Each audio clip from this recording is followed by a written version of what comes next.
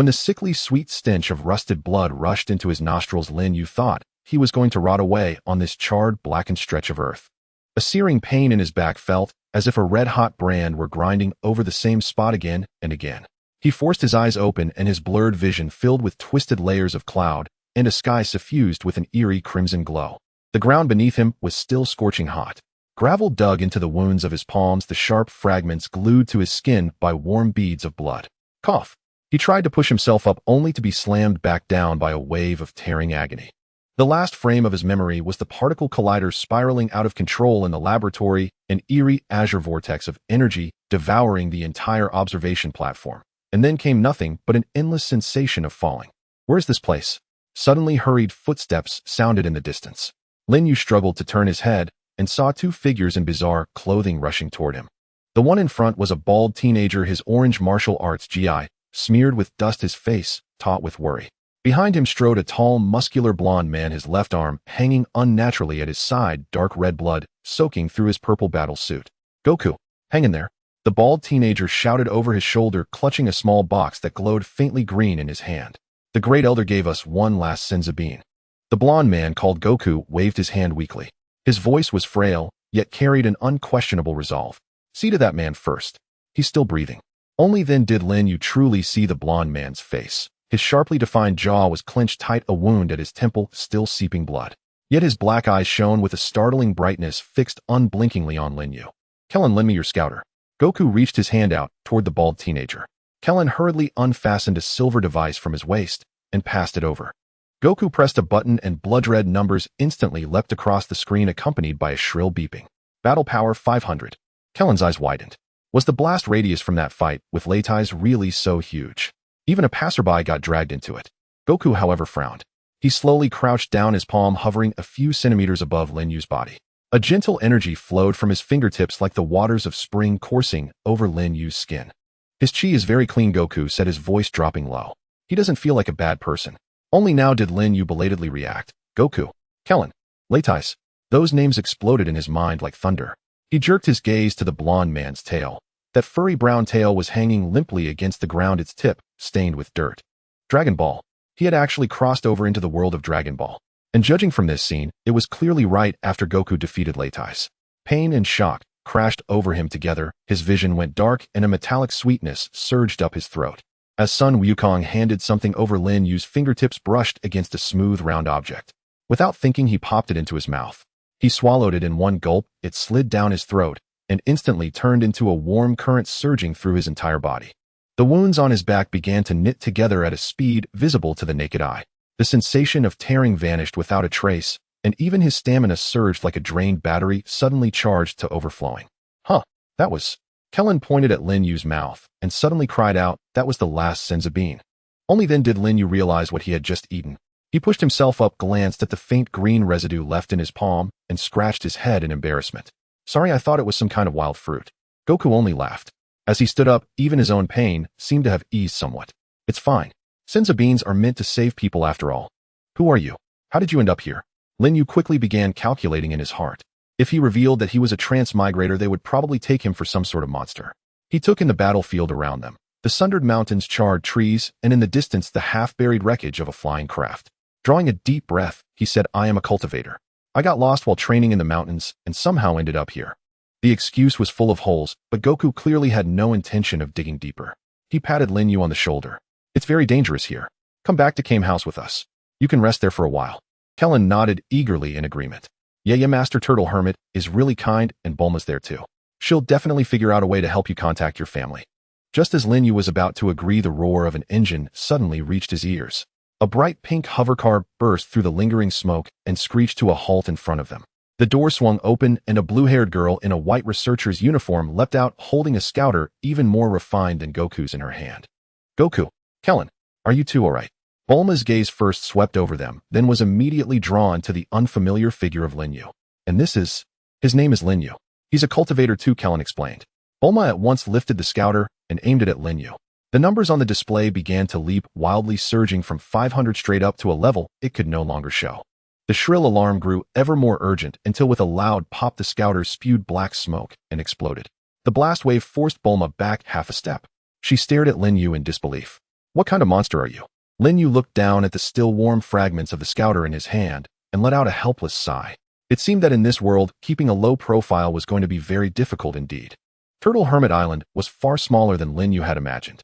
A crooked little house stood on the beach, a wooden plaque reading, Turtle Hermit House, hanging by the door with several martial arts uniforms washed to a faded white drying beside it. Waves crashed against the reefs, and the sunlight baked the sand until it was pleasantly warm. A few seagulls circled overhead. This is where we live. Krillin led Lin Yu through the yard and pointed at Goku, who was doing push-ups. Goku is training. He does this every day. Following his gesture, Lin Yu looked over to see Goku bracing his hands against the ground, his body rising and falling so quickly it almost left afterimages. The beach beneath him had already been pressed into a dense pattern of shallow pits. Judging by the number, there had to be at least several thousand. 1,987. 1,988. Goku was still counting under his breath. Sweat slid from his chin onto the sand, vanishing the instant it touched. A shock rippled through Lin Yu's heart as he watched. So this was the basic standard of combat power in the Dragon Ball world. If ordinary daily training was already at such intensity, no wonder they could unleash world-shattering power later on. Goku, take a break, Krillin called out. Goku stopped, stood up, casually grabbed a towel, and wiped his face. Lin Yu, how are you feeling? Feeling much better thanks to you, Lin Yu replied sincerely. Actually, I came here this time with a rather presumptuous request. I want to take you as my master. Lin Yu drew in a deep breath and bowed low. I know I'm very weak right now, but I want to become strong. I want to learn to control my own power, at the very least to be able to protect myself. He was not lying. In this perilous world, someone without sufficient strength was nothing but a lamb waiting for the slaughter. Goku was undoubtedly the best possible teacher, immensely strong yet possessing the purest heart for martial arts. Goku was stunned. He scratched his head and gave an embarrassed smile. No need for formal discipleship. We can just train together. If you want to learn how to control chi, I can teach you the basics. Really? Lin Yu's eyes lit up. Yeah. Goku walked down to the water's edge and pointed at the distant reefs. Chi is the energy that exists within everyone's body. Try to sense it the way you would sense the flow of the wind. Lin Yu obediently closed his eyes. Following Goku's instructions, he cleared his mind and tried to perceive the energy within his body. At first, he felt nothing at all, only the beating of his heart and the coursing of his blood. Yet he did not give up. He recalled the warm current brought by the Senzu bean earlier and tried to seize hold of that sensation. Time ticked by. Krillin watched from the side, yawning. When Gohan learned this, it took him an entire day. Lin Yu, don't rush. Before he could finish, he saw a faint white halo shimmer into existence around Lin Yu's body. I can feel it. Lin Yu's eyes snapped open, his face alight with irrepressible excitement. It's like a ball of warm water swirling in my belly. Goku's eyes widened in surprise as well. That was fast. Even faster than Gohan. You have real talent. At that moment, Bulma walked out of the house with a stack of instruments in her arms. Seeing the aura around Lin Yu, she arched a brow. Oh, our little monster has started learning to use chi. She set the instruments down, took out a notebook, and began recording, muttering to herself. Chi fluctuation frequency 1. 2 Hz, energy stability at 98%. This guy's chi fluctuations are so strange, she continued. They're nothing like Goku's gentle chi and nothing like Vegeta's aggressively invasive feel either. Lin Yu walked over to her and glanced at the waveform graph pulsing across the notebook screen. Is it really that strange? Of course it is. Bulma's pen paused. Normal chi should be a single frequency sine wave. Yours, however, is 3 waveforms superimposed together like. She thought for a moment. Like Goku's, Vegeta's, and Frieza's chi, all mixed into one. Lin Yu's heart gave a sudden lurch. Could it be the effect of the particle collider from when he crossed over? Stop studying it for now. Take a break.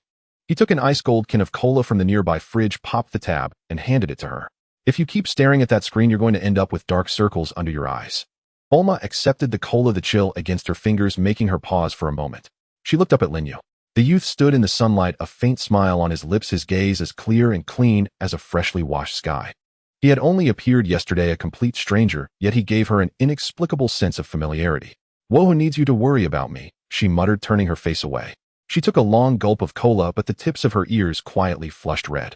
I'm just curious, that's all. After all, you're the first human ever to make my detector explode. Lin Yu simply smiled and did not press further. He turned back to Goku. What should I learn next? Try concentrating your chi in your hand. Goku extended his palm, and a white sphere of light gradually condensed in his hand. Like this. Use your will to control its size. Lin Yu followed the example, attempting to gather the chi in his body into his palm. At first, the energy sphere flickered weakly like a candle guttering in the wind, but he quickly grasped the knack. In less than 10 minutes, a stable white orb of light shone in his palm, its brightness even surpassing Goku's. Amazing. Krillin clapped and cheered. Goku nodded in approval as well. Starting tomorrow, let's train in the gravity chamber. Lin Yu tightened his fingers around the orb of chi in his palm, feeling that surging, inexhaustible power. His heart brimmed with anticipation. In this world, he had finally found a path to becoming stronger. The night on Turtle Island was quiet. The sound of waves crashing against the shore was like a lullaby, occasionally accompanied by a gentle evening breeze that brought in a faint salty scent. Lin Yu lay in bed, yet he was unable to fall asleep. The scenes of his daytime training replayed in his mind. Yukong demonstrating how to infuse chi into his punches and kicks, Krillin cheering him on from the side, and Bulma bustling about with her instruments. Everything felt too real to be a dream. He got up and walked to the window, gazing at the moon over the distant sea. It had been 2 days since he crossed into the Dragon Ball world, and he was gradually coming to terms with this reality. But new questions arose. How long could he stay here? Would he ever return? Click. A faint sound of a door opening came from the next room. Lin Yu peeked in and saw Bulma tiptoeing towards the laboratory, holding a laptop, an additional small room next to the turtle house rumored to be her secret base. Lin Yu hesitated for a moment, but decided to follow her. The laboratory was illuminated by harsh white lights cluttered with various instruments, and a screen on the wall displayed complex energy waveforms. Bulma sat in a chair, her fingers rapidly typing on the keyboard, her brow furrowed in concentration. The most prominent feature on the screen was 3 waveforms of different colors, red representing Yukong blue for Vegeta, and the flashing purple waveform in the center clearly belonged to Lin Yu. Still studying this? Lin Yu's voice suddenly rang out. Bulma jumped, nearly spilling her coffee on the keyboard. She whipped around to see Lin Yu leaning against the doorframe, holding 2 cans of cola. "Do you walk without making a sound?" she exclaimed, clutching her chest in surprise. "You were just too focused," Lin Yu replied as he walked over and placed 1 can of cola beside her. "Chilled to help you stay awake." Water droplets from the can dripped down the table edge, forming a small wet patch on the floor. Bulma looked at the can of cola, then back at Lin Yu, and suddenly sighed. "Who exactly are you?" "A lost cultivator." "Stop lying," Lin Yu said, cracking open his can of cola and taking a sip. Bulma turned the laptop towards him. "Look, Yukong's chi is purely fiery. Vegeta's has a cold aggressiveness, while yours," she pointed at the purple waveform, "has 3 peaks corresponding to the attributes of heat, cold, and neutrality. This does not conform to any known biological energy structure." Lin Yu stared at the waveforms on the screen, falling silent. He couldn't exactly say he was from another world, could he? That his body had been irradiated by particles from an alternate universe. Chi, in essence, doesn't have a fixed form, does it? He changed his approach. Just like water, it can be ice or steam, but its essence is still H2O. Bulma raised an eyebrow. "Are you trying to say your chi can change attributes at will?" "Pretty much." Lin Yu extended his hand. "Want to feel it?" Bulma hesitated. Having studied energy for so many years, this was the first time she had encountered such peculiar chi. Curiosity ultimately overcame her hesitation, and she tentatively extended her wrist. Lin Yu gently grasped her wrist. The girl's skin was delicate and cool to the touch. He carefully released a thread of chi that flowed through his fingertips into her body. When that thread of chi first entered Bulma's body, it was warm like the sunlight of spring, but in the next moment it turned icy, reminiscent of a mountain spring. Finally, it transformed into a gentle warmth that slowly coursed through her veins. "How does it feel?" Lin Yu asked softly. Bulma shivered as if struck by an electric current, pulling her hand back abruptly. She felt her heart racing and her cheeks heating up as if she could fry an egg. In that instant, she distinctly sensed 3 completely different energies flowing within her, yet they harmonized like a complete melody. Who wants to feel your chi?" She turned her face away, her voice slightly shaky. "I was just conducting an experiment." Lin Yu looked at the tips of her flushed ears and couldn't help but chuckle. "All right, the experiment is over. Can we take a break now, researcher Bulma?" I got it, Bulma replied as she shut down the computer and stood up. "I just wanted to understand your energy structure, not that I wanted to stay up late." Though that's what I said. Her footsteps slowed down. When she reached the door, she suddenly turned back. "Hey, the renovations to the gravity room will be completed tomorrow, so you'll be there on time," Lin Yu interjected. Bulma nodded, quickly returning to her room. As she closed the door, she leaned against it, touching her still tingling wrist, her heart still racing. That guy? He seemed to be about the same age as them, yet always appeared so composed. Moreover, he was so powerful, yet had no airs about him. Lin Yu smiled as he looked at the closed door. He picked up the notebook on the table, where the 3 waveforms still lingered on the screen. He knew Bulma's curiosity was strong, but some secrets he had to keep to himself. He turned off the lights in the laboratory and walked back to his room. The moon outside had hidden itself behind the clouds, and the sea churned with dark waves like it held countless secrets. The gravity room was more rudimentary than Lin Yu had imagined. Though called a room, it was merely a cube constructed from a special alloy, its walls lined with silver pipes, and a display screen in the corner showing gravity multiplier 10x. This is modified from the engine of a spaceship, Bulma proudly stated, patting the wall. It can be adjusted up to 100 times gravity, but for now it's stable at 50 times. I've changed into my black training uniform, Goku said, stretching his limbs. Lin Yu, since it's your first time in the gravity room, let's start with 10 times. Lin Yu nodded, took a deep breath, and pushed open the door of the gravity room. As soon as the door cracked open, an overwhelming pressure rushed at him, as if an invisible mountain was pressing down on his shoulders. Lin Yu stumbled slightly, but managed to steady himself as he stepped into the gravity room. Bang! The door slammed shut behind him, and the 10 times gravity took immediate effect. Lin Yu felt his bones groan under the weight. His knees buckled uncontrollably, nearly sending him to the ground. He tried to raise his hand, but his arm felt as heavy as if it were filled with lead, every movement requiring tremendous effort. Cough, cough. He coughed twice, feeling the air in his lungs compressed, making breathing exceptionally difficult. Concentrate your energy in your dantian, like a tree establishing its roots. Goku's voice came from the other side of the room. He stood there, beads of sweat on his forehead, but his breathing was steady and his posture was upright, seemingly unaffected. Lin Yu gritted his teeth and attempted to follow Goku's advice, trying to push the energy within him downward. But the energy was like a mischievous child darting around inside him, refusing to settle. His body began to tremble uncontrollably, and his vision started to blur. Keep going. Krillin's voice came from the observation window. Goku couldn't even stand up when he first used 5 times gravity. Lin Yu wanted to laugh, but didn't have the strength even to twitch his lips. He felt his combat power rapidly depleting, dropping from over 600 during the day down to 400. Don't think about resisting the gravity. Try to integrate with it, Goku said as he approached Lin Yu, his voice deep and powerful.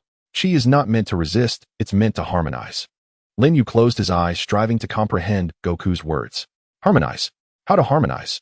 He recalled the waves he had seen by the sea earlier that day, how they always found a way around even the largest rocks.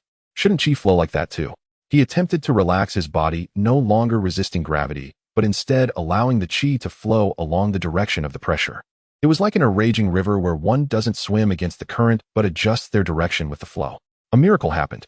The oppressive weight seemed to lighten, his body stopped trembling, and his breathing became a little easier. He slowly lifted his head, though it was still difficult. He could at least stand firm. Yes, that's it, Goku said approvingly. Lin Yu gritted his teeth and began to attempt movement. Each step felt like walking on cotton, while simultaneously being trapped in a marsh. The soles of his shoes made a creaking sound against the ground. Sweat soaked through his training uniform, clinging tightly to his skin and revealing the slightly bulging muscle lines of the young man as he exerted himself. With each step Lin Yu took, his knees creaked under the burden. Sweat dripped down his jawline, splashing on the metallic floor and creating tiny droplets. Huff, huff. He gasped for air, and Goku's figure in his view started to sway. The 10 times gravity felt like an invisible shackle compressing his bones to the point of creaking, and even the flow of blood felt thickened. Try throwing a punch, Goku's voice penetrated the heavy air. Suddenly Goku assumed a stance in front of Lin Yu, his fist slicing through the air with a swiftness like lightning even under 10 times gravity. Let your chi follow the punch, don't let gravity trap it. Lin Yu clenched his teeth, focusing all his will. He felt the energy in his dantian ignite like a spark slowly climbing through his arm's meridians. When the chi reached his fist, he exerted force suddenly. His fist barely rose less than 30 centimeters, hitting an invisible wall of cotton and dropping down feebly. Ugh! Frustration pierced his heart like a needle, and Lin Yu, unwilling to give up, exerted himself again, only to feel a tearing pain in his shoulder. Stop! Goku quickly stepped forward, pressing his hand on Lin Yu's shoulder. Your muscles are at their limit, you'll get injured if you keep going. He pressed a button on the wall, and the gravity multiplier slowly lowered to 1x. The moment the pressure abruptly vanished, Lin Yu's legs gave way, and he collapsed on the ground, trembling, as if all his strength had left him. He looked at his palm where the warmth of the chi still lingered, but he couldn't grasp that power. That was quite impressive. Goku handed him a towel. When I first entered the 10 times gravity room, I was carried out after just 3 minutes. Lin Yu took the towel to wipe his face and heard Krillin's exclamation from outside the observation window. Goku, you actually had such an embarrassing moment. Bulma crossed her arms and snorted. Someone was yelling like a slaughtered pig just now. Who yelled? Lin Yu's cheeks flushed. He indeed couldn't help but grunt a few times in pain. Bulma suddenly tapped on the observation window. Hey monster, want to see something cool? She pressed a button on the control panel and the walls of the gravity room gradually turned transparent. This is modified from Frieza's army's reflective alloy, capable of real-time monitoring of muscle fiber stress. A 3D model of Lin Yu appeared on the screen, with red stress points predominantly concentrated around his spine and thigh muscles. Bulma pointed at the model and explained, your muscle density is 1.5 times that of an average person, but your muscle fiber resilience is insufficient, which is why you fatigue more easily than Goku. How can I improve that? Lin Yu immediately asked. Weighted squats. Goku squatted down, wrapping his arms around his knees. Doing squats in the gravity room will most effectively increase your muscle resilience. He demonstrated a standard squat, slightly denting the metallic floor beneath him. Do 300 a day, and it'll teach you new moves after a week. For the next 3 days, Lin Yu immersed himself in the gravity room. Squats under 10 times gravity were more torturous than he had imagined. With each squat, it felt as if his knees would be crushed, and standing up felt like carrying a mountain on his shoulders. His training uniforms were soaked through, and his muscles ached to the point that he could barely hold chopsticks, yet he never skipped a session. On the 4th morning, as Lin Yu completed his 300th squat under 10 times gravity, he suddenly felt the chi in his dantian explode. Warm energy surged through his veins to his limbs, and the once sore muscles instantly filled with strength, his bones emitting a pleasant crackling sound. Instinctively, he threw a punch. His fist cut through the air with a howling wind, creating a faint ripple of chi. Combat power 800. Krillin cheered, holding up a detector. Goku also wore a surprise smile. Great. Let's try 20 times gravity today. Lin Yu looked at the control panel on the wall, took a deep breath, and pressed the 20x button. The familiar heavy pressure struck him again, but this time, he didn't feel as flustered as before. The chi flowed automatically within him, creating an invisible armor to protect his bones. Though his muscles still ached, they were able to support his body steadily. It seems that the Senzu beans not only heal injuries, but also subtly modified your physique. Bulma's voice came from the observation window, holding a new detector with the numbers on the screen stabilizing at 800. But don't get cocky, that's just barely passing. Lin Yu moved his wrists, feeling the surging strength within him, and suddenly grinned at the observation window. Want to make a bet? He'll be able to run under 20 times gravity within a week. Bet it is. Bulma raised an eyebrow. The loser has to help me wash experimental instruments for a month. Sunlight streamed into the gravity room through the transparent walls, casting a golden sheen over the young man's upright figure. Lin Yu assumed his stance once again. This time his punches were delivered with conviction and strength. On the 7th dawn, Turtle Island's beach lay veiled in a silvery mist. Lin Yu had just completed his 5-kilometer run under 20-fold gravity. A sweat dripped from his hairline onto the sand, darkening it with small spreading stains. He shook out his arms, feeling the surging chi coursing through his veins. The scanner's reading held steady at 120, nearly half again higher than it had been a week prior.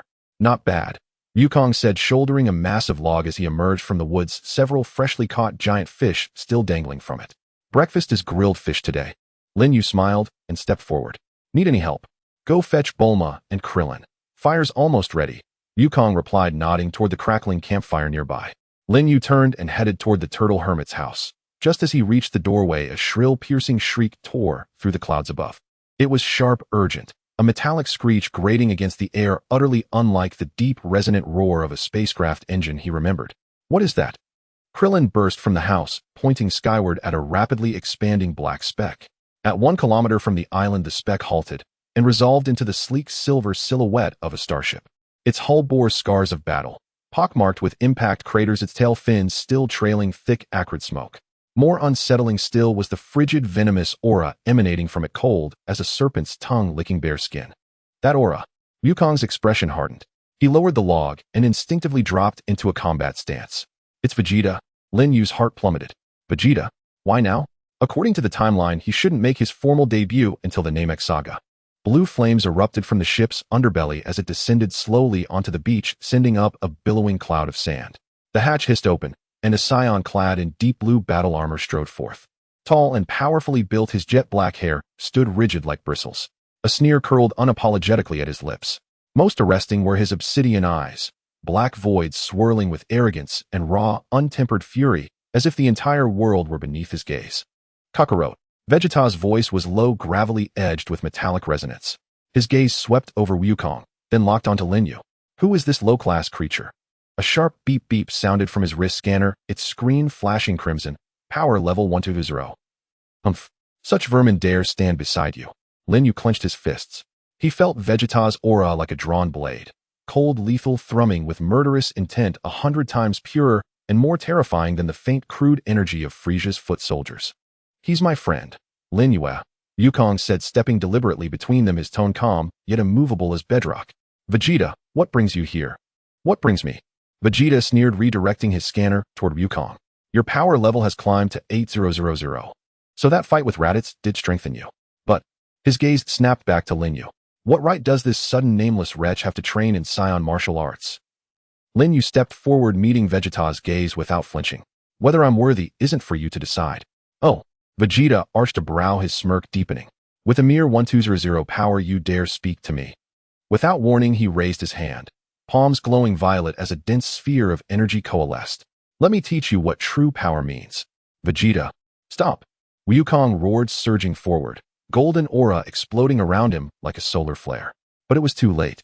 Vegeta's energy blast screamed toward Lin Yu, leaving afterimages in its wake.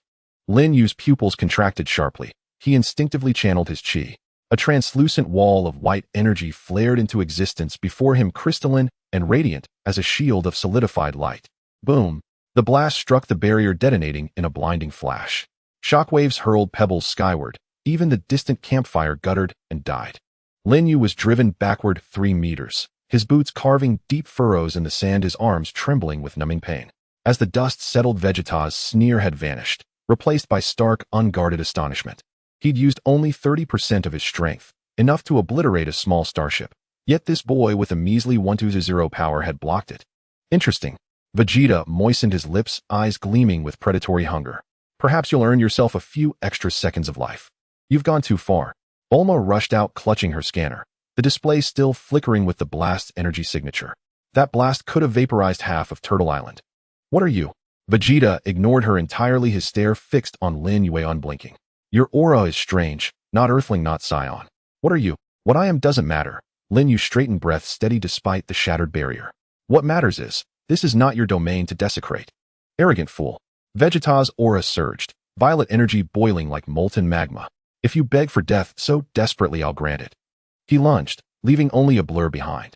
Wukong moved to intercept, but was shoved aside by a casual wave of ki. Kakarot, keep out of this. Vegeta commanded, voice ringing with absolute authority. This is between him and me.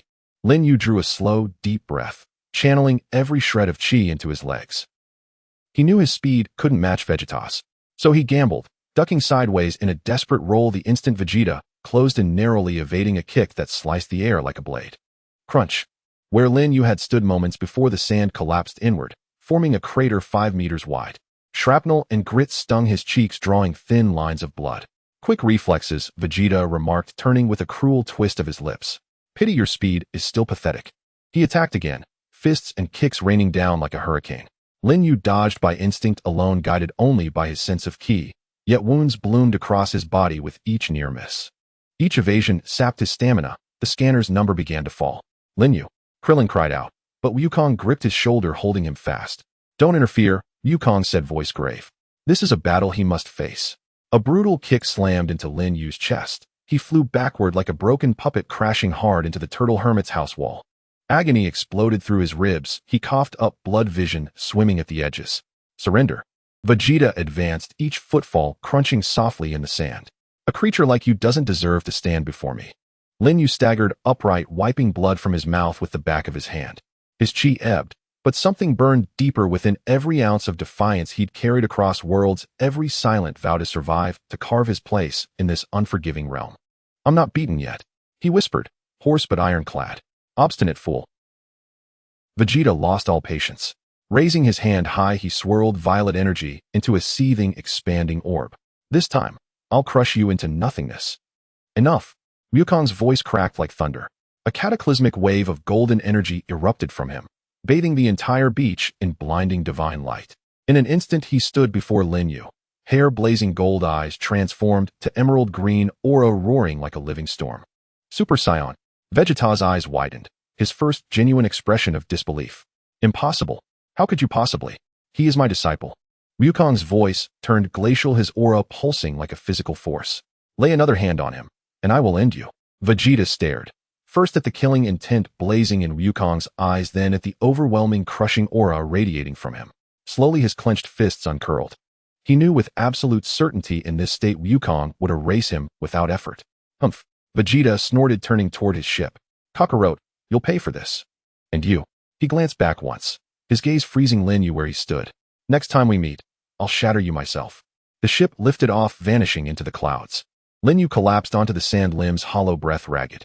He stared at the empty sky where Vegeta had disappeared, heart hammering against his ribs. For that fleeting moment, he had tasted death itself. Are you alright? Wukong approached, offering a senzu bean. Lin Yu accepted it, swallowing whole. Warmth flooded his veins, pain receding like tide from shore. He shook his head. I'm fine. Thank you. Vegeta's nature is harsh, Wukong said, sitting beside him as his golden hair faded back to black. But he's right. You're still too weak. I know. Lin Yu studied his palms, the lingering heat of the blast still tingling in his skin. I will grow stronger. Bulma approached, scanner still glowing with Vegeta's reading, 1800. She looked at Lin Yu, her expression unreadable. Why didn't you dodge? You could have, with your speed. Dodge once, dodge forever. Lin Yu cut her off, voice unwavering. If I can't withstand his attacks, how can I ever protect anyone? Bulma froze. Gazing at the quiet resolve etched across the boy's face, she realized, suddenly, the numbers on her scanner meant absolutely nothing. Krillin bounded over, waving a skewer of grilled fish. No more brooding. Eat up. Wukong's fish is legendary. Lin Yu took the skewer and bit deep. The rich, smoky flavor bloomed on his tongue, dispelling the shadow of dread. As he watched the sun rise over the horizon, gilding the waves, and sand in molten gold, one thought filled his mind. Strength. Strength greater than any other. The mornings on Turtle Island are always awakened by the sound of waves, but for Lin Yu, the recent mornings have been disturbed by the alarm from the gravity chamber. Beep. Beep. Warning, abnormal cabin pressure, gravity stability at 78. Lin Yu suddenly sprang up from the floor, his back drenched in cold sweat. He had just fallen asleep under 20 times gravity, his body kept in a semi-squat position, and his knees had gone numb to the point of losing sensation. Another night in the gravity chamber. Bulma's voice came from the observation window, holding a coffee cup with faint dark circles under her eyes. If you keep this up, my gravity generator will break down ahead of schedule. Lin Yu moved his stiff neck, leaving circles of sweat on the metal floor. After Vegeta's provocation, he had spent all his time in the gravity chamber, going from barely standing under 20 times gravity to now being able to manage basic punching and kicking training. Let's try condensing a ki blast today. Goku walked in wearing loose martial arts clothes, holding 2 heavy sandbags. Concentrate the ki in your palms and imagine it turning into a solid stone. Lin Yu stood still as instructed, taking a deep breath. The 20 times gravity felt like an invisible hand pressing down on his shoulders, making the flow of ki within him sluggish. He attempted to gather the ki into his palms, but as soon as the white halo appeared, it was torn apart by gravity, dissipating into scattered points of light. Don't use brute force. Goku strapped the sandbags to his wrists, saying, feel the flow of ki under pressure, like swimming underwater, moving along with the resistance. Lin Yu closed his eyes, envisioning a stream flowing around rocks in his mind. He no longer forced the ki to compress, but allowed it to rise slowly along the direction of gravity, like vines wrapping around a tree trunk. This time the white halo stabilized in his palms. Although it was only the size of a fist, it felt exceptionally solid. Very good, Goku nodded. Try to push it out. Lin Yu aimed at the distant target and forcefully pushed the ki blast out. As soon as the ki blast left his palms, it began to fall, hitting the ground just beside the target and creating a fist-sized shallow pit. Off target, Krillin said, leaning against the observation window to record data. Gravity will affect the trajectory of the ki blast. You need to calculate the lead time. For the next 3 hours, the gravity chamber was filled with the dull sounds of exploding ki blasts. Lin Yu's arms were numbed by the recoil and blisters formed on his palms, but his eyes grew brighter. Each failure deepened his understanding of the relationship between gravity and ki, and the accuracy of his ki blasts steadily improved. Let's take a break, Bulma said as she walked in with a nutrient solution. Your glycogen reserves are running low. If you keep practicing, you'll collapse. Lin Yu took the nutrient solution and drank it in one gulp. The cool liquid slid down his throat, warming his tense muscles. He looked at the stray hairs on Bulma's forehead and suddenly noticed the dark circles under her eyes. You stayed up late again. Isn't it because of you? Bulma opened her notebook, filled with wave diagrams of ki. Your ki exhibits quantum entanglement under 20 times gravity. This doesn't conform to existing physical laws. She pointed at the jumping curve on the screen. A normal ki sphere should be a smooth parabola, but yours jumps around like an electrocardiogram. Lin Yu leaned closer to look at the screen, seeing the purple curve representing his ki continuously splitting and reassembling under the influence of gravity, moving as if it were alive. He suddenly recalled the fragments of other worlds that flashed in his mind when the Elder developed his potential. Could this be related to dimensional travel ability? Perhaps. It's adapting to different physical rules. Lin Yu said tentatively. Bulma paused, suddenly looking up at him. What do you mean? It's nothing. Lin Yu avoided her gaze, not ready to confess the secret of dimensional travel. Maybe my key is just a bit special. Bulma stared at him suspiciously for a few seconds before suddenly grabbing a wrench from the table and tossing it at him. Catched.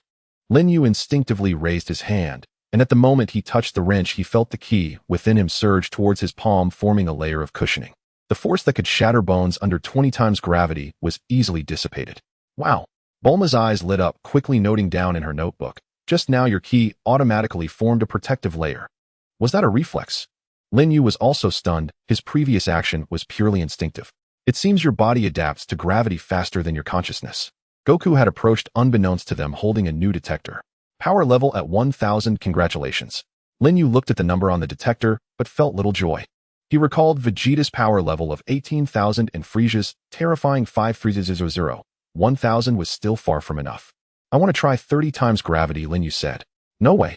Bulma immediately objected. Your bone density isn't up to standards. 30 times gravity will break all your bones. I can progress gradually. Lin Yu looked at Goku. Increase by 1 time each day to adapt slowly. Goku pondered for a moment and nodded in agreement. But I must be there to watch. If anything abnormal happens, we stop immediately. In the following 10 days, the gravity multiplier in the chamber increased by 1 each day. Lin Yu's body quickly evolved through pain and adaptation, with his bone density increasing to 3 times that of an average person and his muscle fibers becoming as tough as steel. When the gravity reached 30 times, he was already able to run and jump freely inside.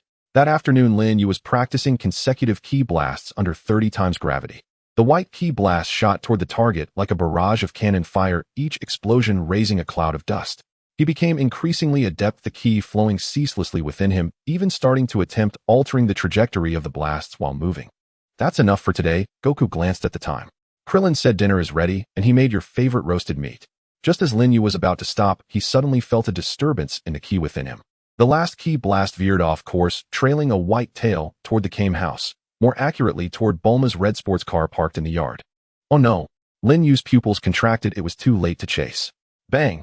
The ki blast accurately struck the hood of the sports car, the immense impact lifting it 3 meters into the air, and it landed while still spewing black smoke. Bulma's scream came from inside the house. Lin Yu. That was my newly modified engine. Lin Yu looked at the smoking car, scratching his head in embarrassment. That was the limited edition that Bulma had spent 3 months modifying, said to be capable of brief low-altitude flight. I'm sorry.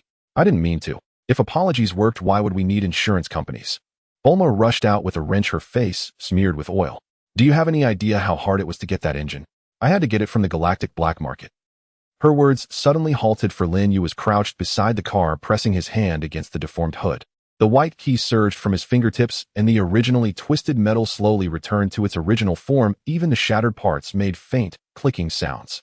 5 minutes later, when Lin Yu withdrew his hand, the car started up perfectly aside from some surface scratches, emitting a steady roar from the engine. This is. Bulma's wrench clattered to the ground. Ki can not only destroy but also repair. Lin Yu's ki is quite special, Goku explained with a smile. It can be as scorching as flames and as gentle as flowing water. Lin Yu stood up, brushing off the dust from his hands. Can it still run?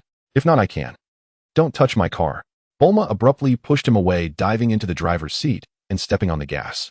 The sports car shot off like an arrow, tracing a beautiful arc across the beach. Watching her excited figure, Lin Yu couldn't help but smile helplessly. She's actually quite happy. Goku patted him on the shoulder. She just finds it hard to admit. The sunset stretched their shadows long as the waves lapped against the rocks, producing a gentle sound.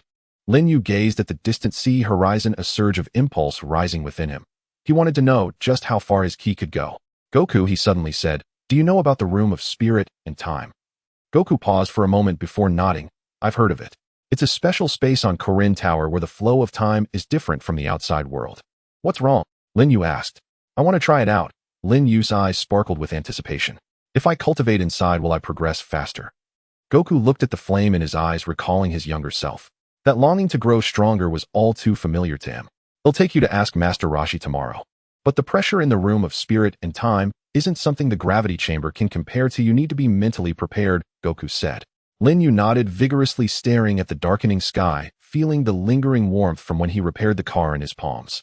He could feel that he was getting closer to that goal of being strong enough. The Kalantabi Tower was steeper than imagined. The spiraling tower pierced the clouds, with each brick marked by the scars of time. Lin Yu followed behind Wukong, climbing with hands and feet. The stamina trained under 20 times gravity proved useful here, but the loose stones on the tower wall nearly caused him to slip several times. We're almost there. Wukong's voice came from above as he leaped between the rocks like a nimble monkey, moving as effortlessly as if strolling on flat ground. After climbing for another half hour, they finally reached the top of the tower. Contrary to the magnificent palace they had imagined, the summit only housed a simple wooden cabin with a bell hanging from the eaves that jingled in the wind. Wukong, you're here again.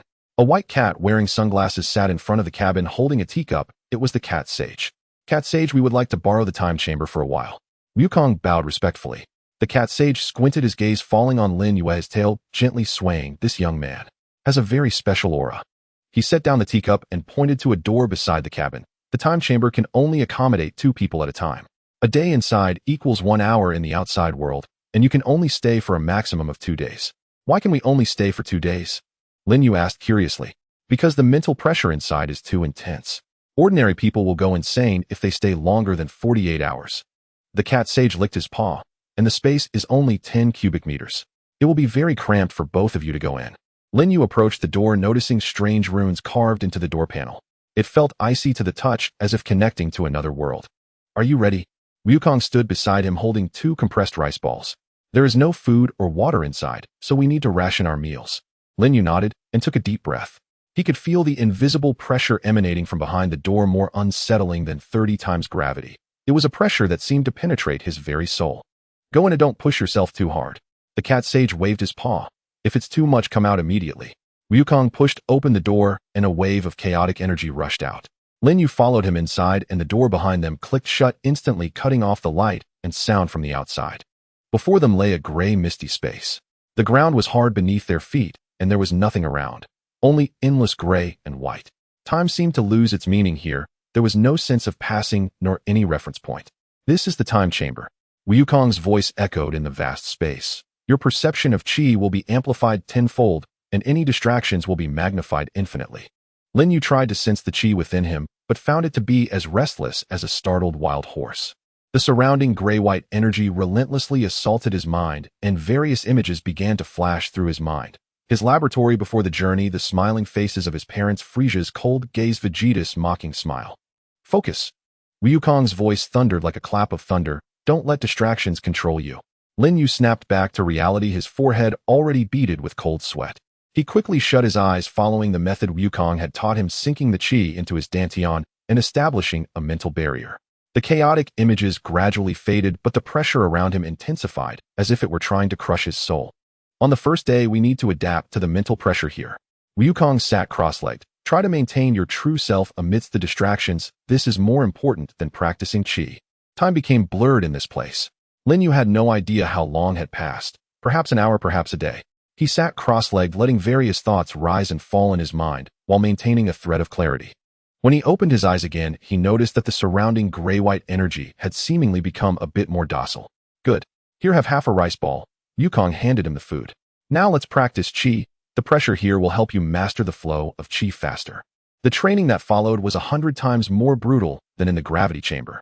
The time chamber not only amplified the perception of chi, but also magnified the pain. Every circulation of chi felt like walking on the edge of a knife. A moment's carelessness could trigger a backlash, causing his head to throb painfully.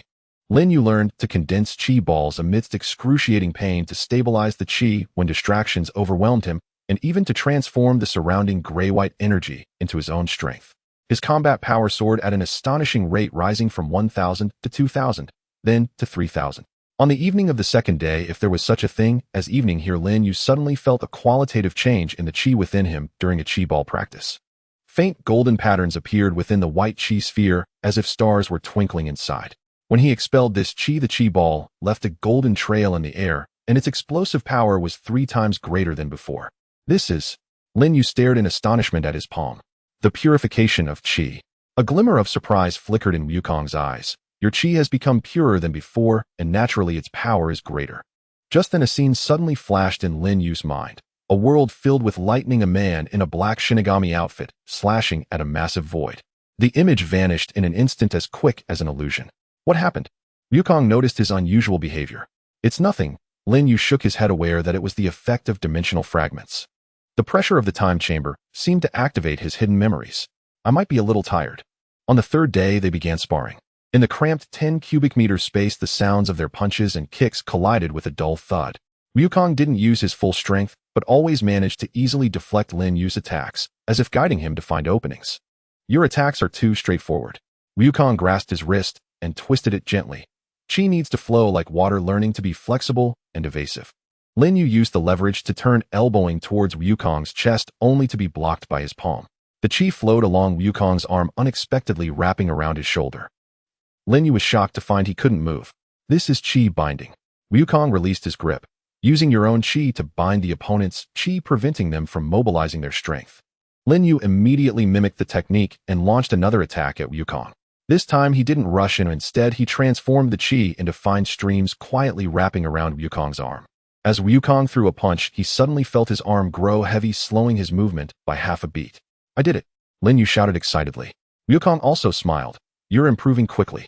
However, suddenly Wukong's figure flickered and appeared behind Lin Yu. Your speed still needs to be faster. Lin Yu turned to counterattack, only to find Wukong had already circled to his side. This kind of back-and-forth sparring continued for an unknown amount of time, until both of them collapsed onto the ground, utterly exhausted. It's about time to go out. Wukong glanced at the invisible sky. It's nearly been 48 hours. Lin Yu nodded, feeling his combat power stabilize around 5,000. The chi within him was pure and condensed like a calm, deep pool. More importantly, his control over the chi had reached an unprecedented level, to the point that he could vaguely sense the energy outside the time chamber. Let's go. Wukong stood up and pushed open the door connecting the two worlds. Blinding sunlight flooded in, causing both of them to squint. The cat sage sat in front of the cabin, still holding the teacup. How do you feel? I've gained so much. Lin Yu bowed sincerely. Thank you, cat sage. The cat sage stroked his beard and looked at him meaningfully. Your chi hides many secrets. Be careful not to let it consume you. Lin Yu's heart stirred. He was about to ask more, but was pulled by Wukong to head down the tower. Let's go back. Bulma and Krillin must be worried. The way down the tower was 100 times easier than the ascent. Lin Yu was even able to sprint down the steep rock face. He could clearly sense the surging power within him. Each step felt like walking on cotton, yet bursting with explosive strength. When they returned to Kame House, the sunset painted the sea red. Krillin ran over holding a detector and gasped, 5,000. Lin Yu, you're too strong. Bulma poked her head out from the laboratory and paused upon seeing Lin Yu, then raised an eyebrow. The time chamber didn't drive you insane. She held a new device. Here, your chi detector has been upgraded. It can display more precise fluctuations in combat power. Lin Yu took the detector and put it on. The numbers on the screen stabilized at 5,000, a five-fold increase from before he left. He looked at the smiling faces of everyone under the sunset and suddenly felt that the pain of those 3 days and nights in the time chamber had transformed into a warm current in his heart. Yet he did not forget the cat sage's words, nor the fleeting image of the world of death that had flashed in his mind. He touched his chest, where the chi flowed calmly, yet seemed to conceal endless secrets. What should we learn next? Lin Yu looked at Wukong, his eyes sparkling with anticipation. Wukong pointed to the distant sea where waves were crashing against the rocks. Tomorrow, I'll teach you Chi Wall. Lin Yu gazed at the white waves, clenching his fists. A combat power of 5,000 was still far from enough. He wanted to grow stronger, strong enough to protect these dear ones, strong enough to face all the dangers that were about to come. As night fell, the lights of Kame House twinkled like stars. Lin Yu stood by the sea, feeling the pure chi within him for the first time, filled with confidence for the future. The morning sea breeze carried a salty tang, causing the training mats on the beach to flutter and rustle. Lin Yu stood at the center of the mat, evenly distributing the chi around his body as instructed by Wukong. A white chi aura enveloped him like a thin veil, glistening subtly in the sunlight. The chi wall is not meant to withstand force heat. It should absorb impact like a sponge. Wukong stood opposite him, holding a wooden stick. I will attack you with varying degrees of force. Try to use the chi wall to dissipate it. Lin Yu took a deep breath and nodded, signaling that he was ready. Wukong swung the wooden stick, the sound of rushing wind accompanying his strike, aimed at Lin Yu's shoulder. Instinctively, Lin Yu directed the chi toward his shoulder, thickening the chi wall in an instant. The stick struck the chi wall with a dull thud, the force cleverly redirected toward the ground. Not bad, Wukong praised, then increased his strength, sweeping the stick horizontally toward Lin Yu's waist. This time ripples appeared on Lin Yu's chi wall. Although it blocked the attack, his body was jolted back half a step. A soreness radiated from his waist as if struck by a heavy hammer. Let the chi flow freely. Wukong's voice carried encouragement. Imagine it as living water capable of directing the impact outward. Lin Yu adjusted his breathing, allowing the chi to circulate within his body. When Wukong's stick came crashing down again, his chi wall rippled like water, directing the force to the sides while his body remained firmly planted.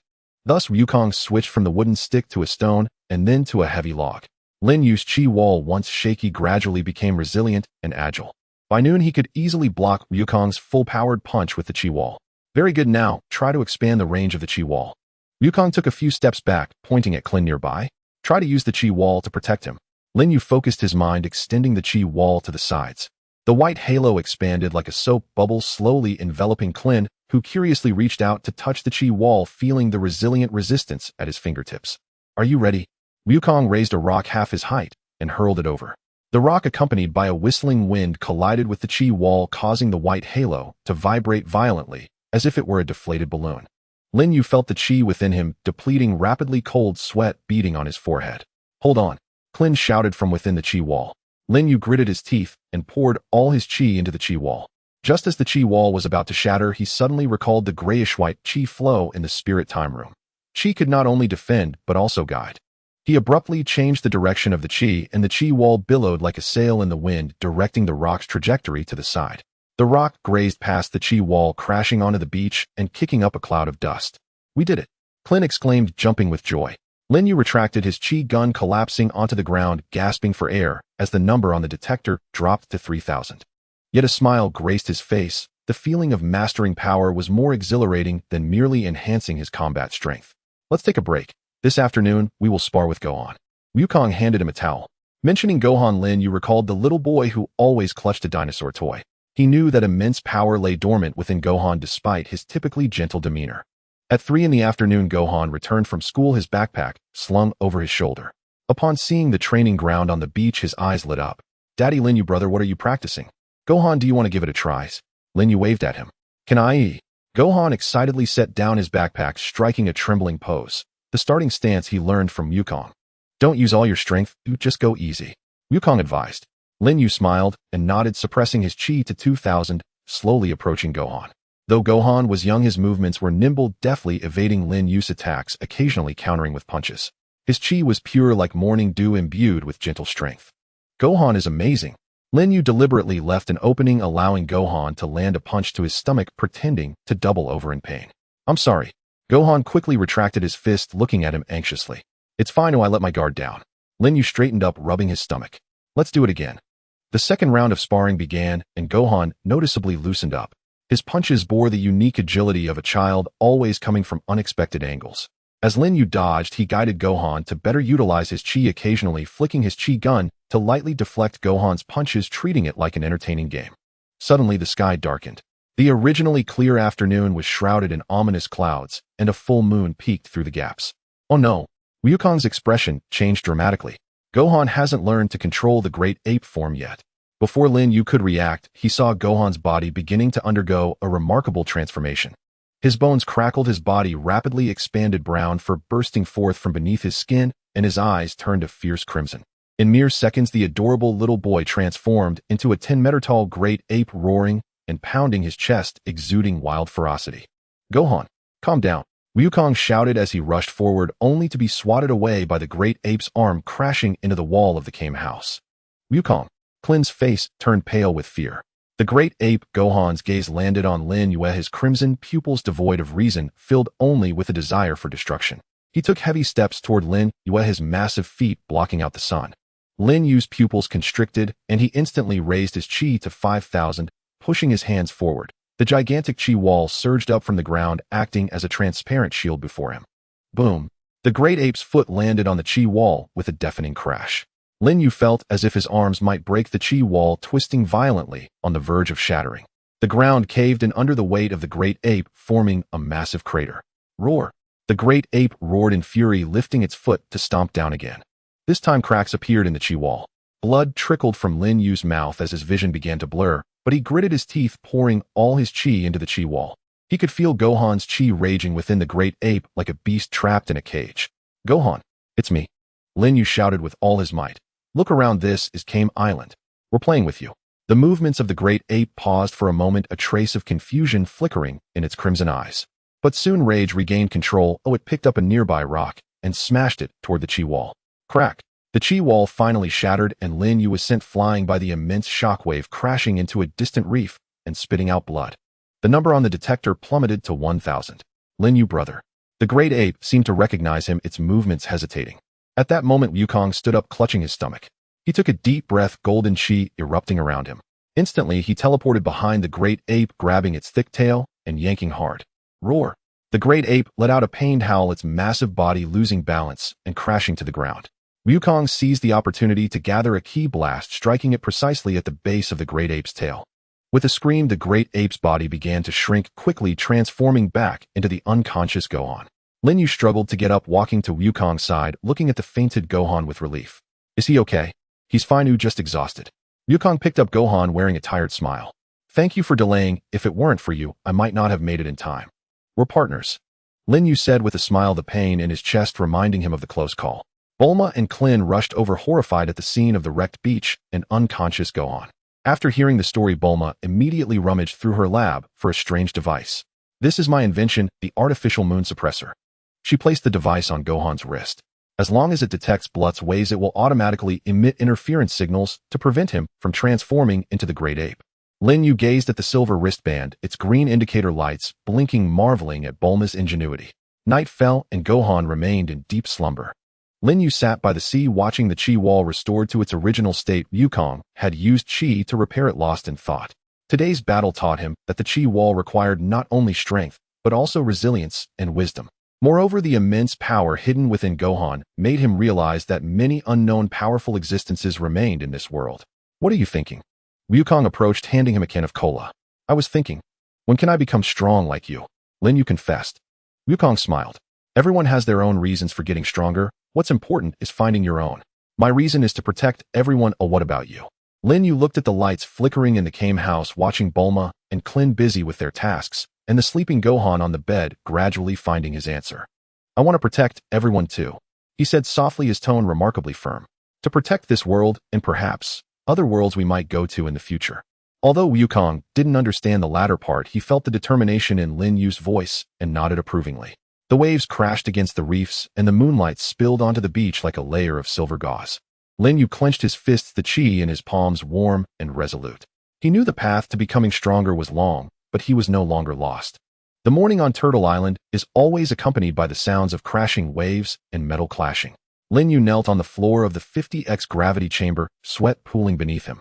He had just completed his 500th weighted squat, and the lead weights on his wrists and ankles were soaked with sweat. Each step felt like dragging a heavy burden.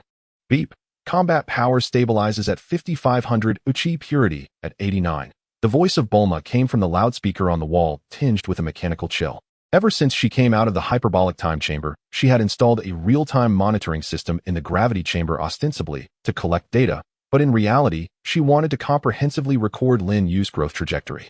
Lin Yu gasped for breath, raising his hand to wipe the sweat from his forehead. The 50x gravity felt like an invisible net, firmly trapping his body, making even breathing a laborious effort. But he did not stop. Instead, he slowly stood up and assumed the starting pose of the Kamehameha that Wukong had taught him. The chi must sink, the intent must coalesce. He murmured, bringing his hands together in front of his chest. A white ball of energy gathered in his palms, initially flickering like a candle in the wind, but as he continuously infused it with power, the ball gradually solidified, emitting a faint humming sound. Kamehameha.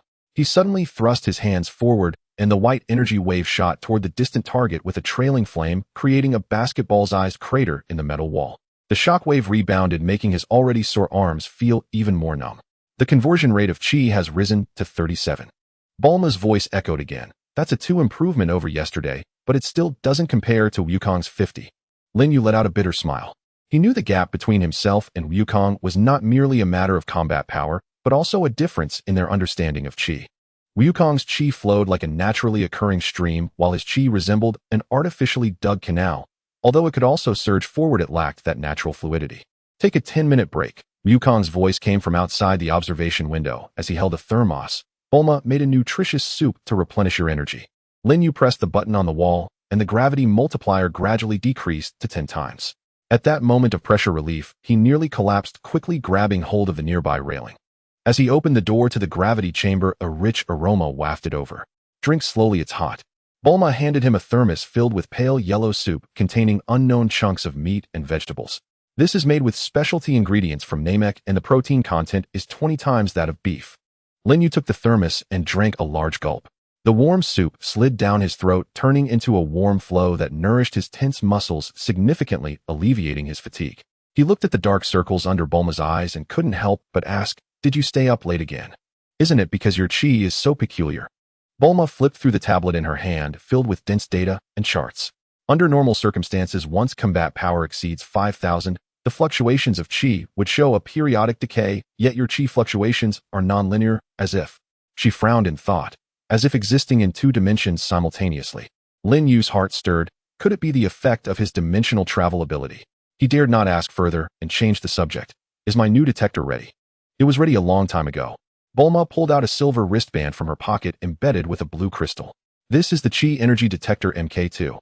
It not only displays combat power, but also analyzes the properties and fluctuation frequency of Chi, is waterproof and shockproof, with a month-long battery life." Lin Yu took the wristband and put it on. The crystal immediately lit up, displaying a line of numbers 5521.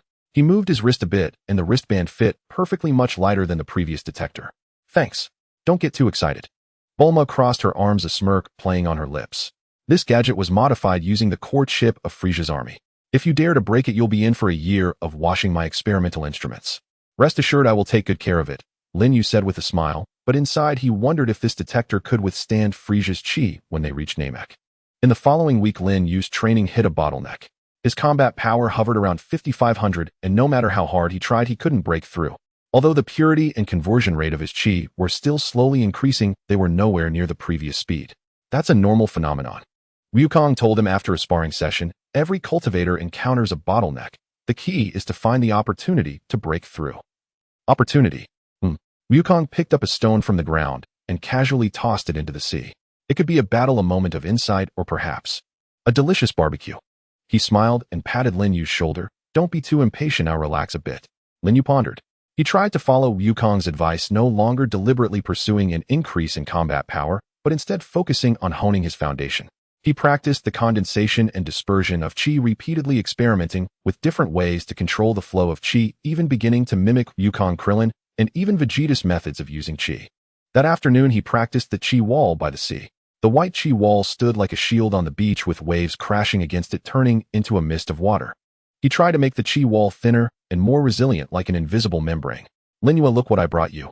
Krillin's voice came from a distance, carrying a huge cage containing a colorful fish. "This is the explosion fish I caught in the deep sea. It said that eating it can enhance explosive power." Lin Yu retracted his chi gun and walked over to examine the fish. Its scales shimmered with a metallic sheen, and with a flick of its tail it emitted small sparks, indeed extraordinary. "Are we grilling it for dinner?" Lin Yu asked with a smile. "Absolutely," Krillin exclaimed excitedly. "They'll go ask Bulma to prepare the seasoning." Watching Krillin run off into the distance, Lin Yu felt much lighter in mood. He reconcentrated the chi wall. This time, he did not intentionally control it, but let the chi flow naturally. A marvelous thing happened. The surface of the chi wall rippled gently, perfectly dissipating the impact of the waves like water ripples, instead of resisting it, as he did before. "This is..." Lin Yu stared at his hands in astonishment. He suddenly realized that he had been too obsessed with control and had overlooked the inherent fluidity of chi. Just as Bulma said, his chi existed in two dimensions simultaneously, perhaps requiring a more flexible method to guide it. He tried to inject two different attributes of chi into the chi wall. One as hot as flames, the other as cold as ice. The originally pure white chi wall revealed intertwining red and blue patterns, becoming even more resilient, with sunlight unable to penetrate. Combat power is rising. The numbers on the wristband began to fluctuate: 55, 21, 5600, 5700. Lin Yu did not stop. He continued to guide the chi within him, allowing them to find balance within the contradiction. The hot chi was responsible for expansion, while the cold chi was responsible for contraction. The two forces interacted, creating a marvelous chemical reaction. 5800. When the numbers stabilized, Lin Yu let out a long breath.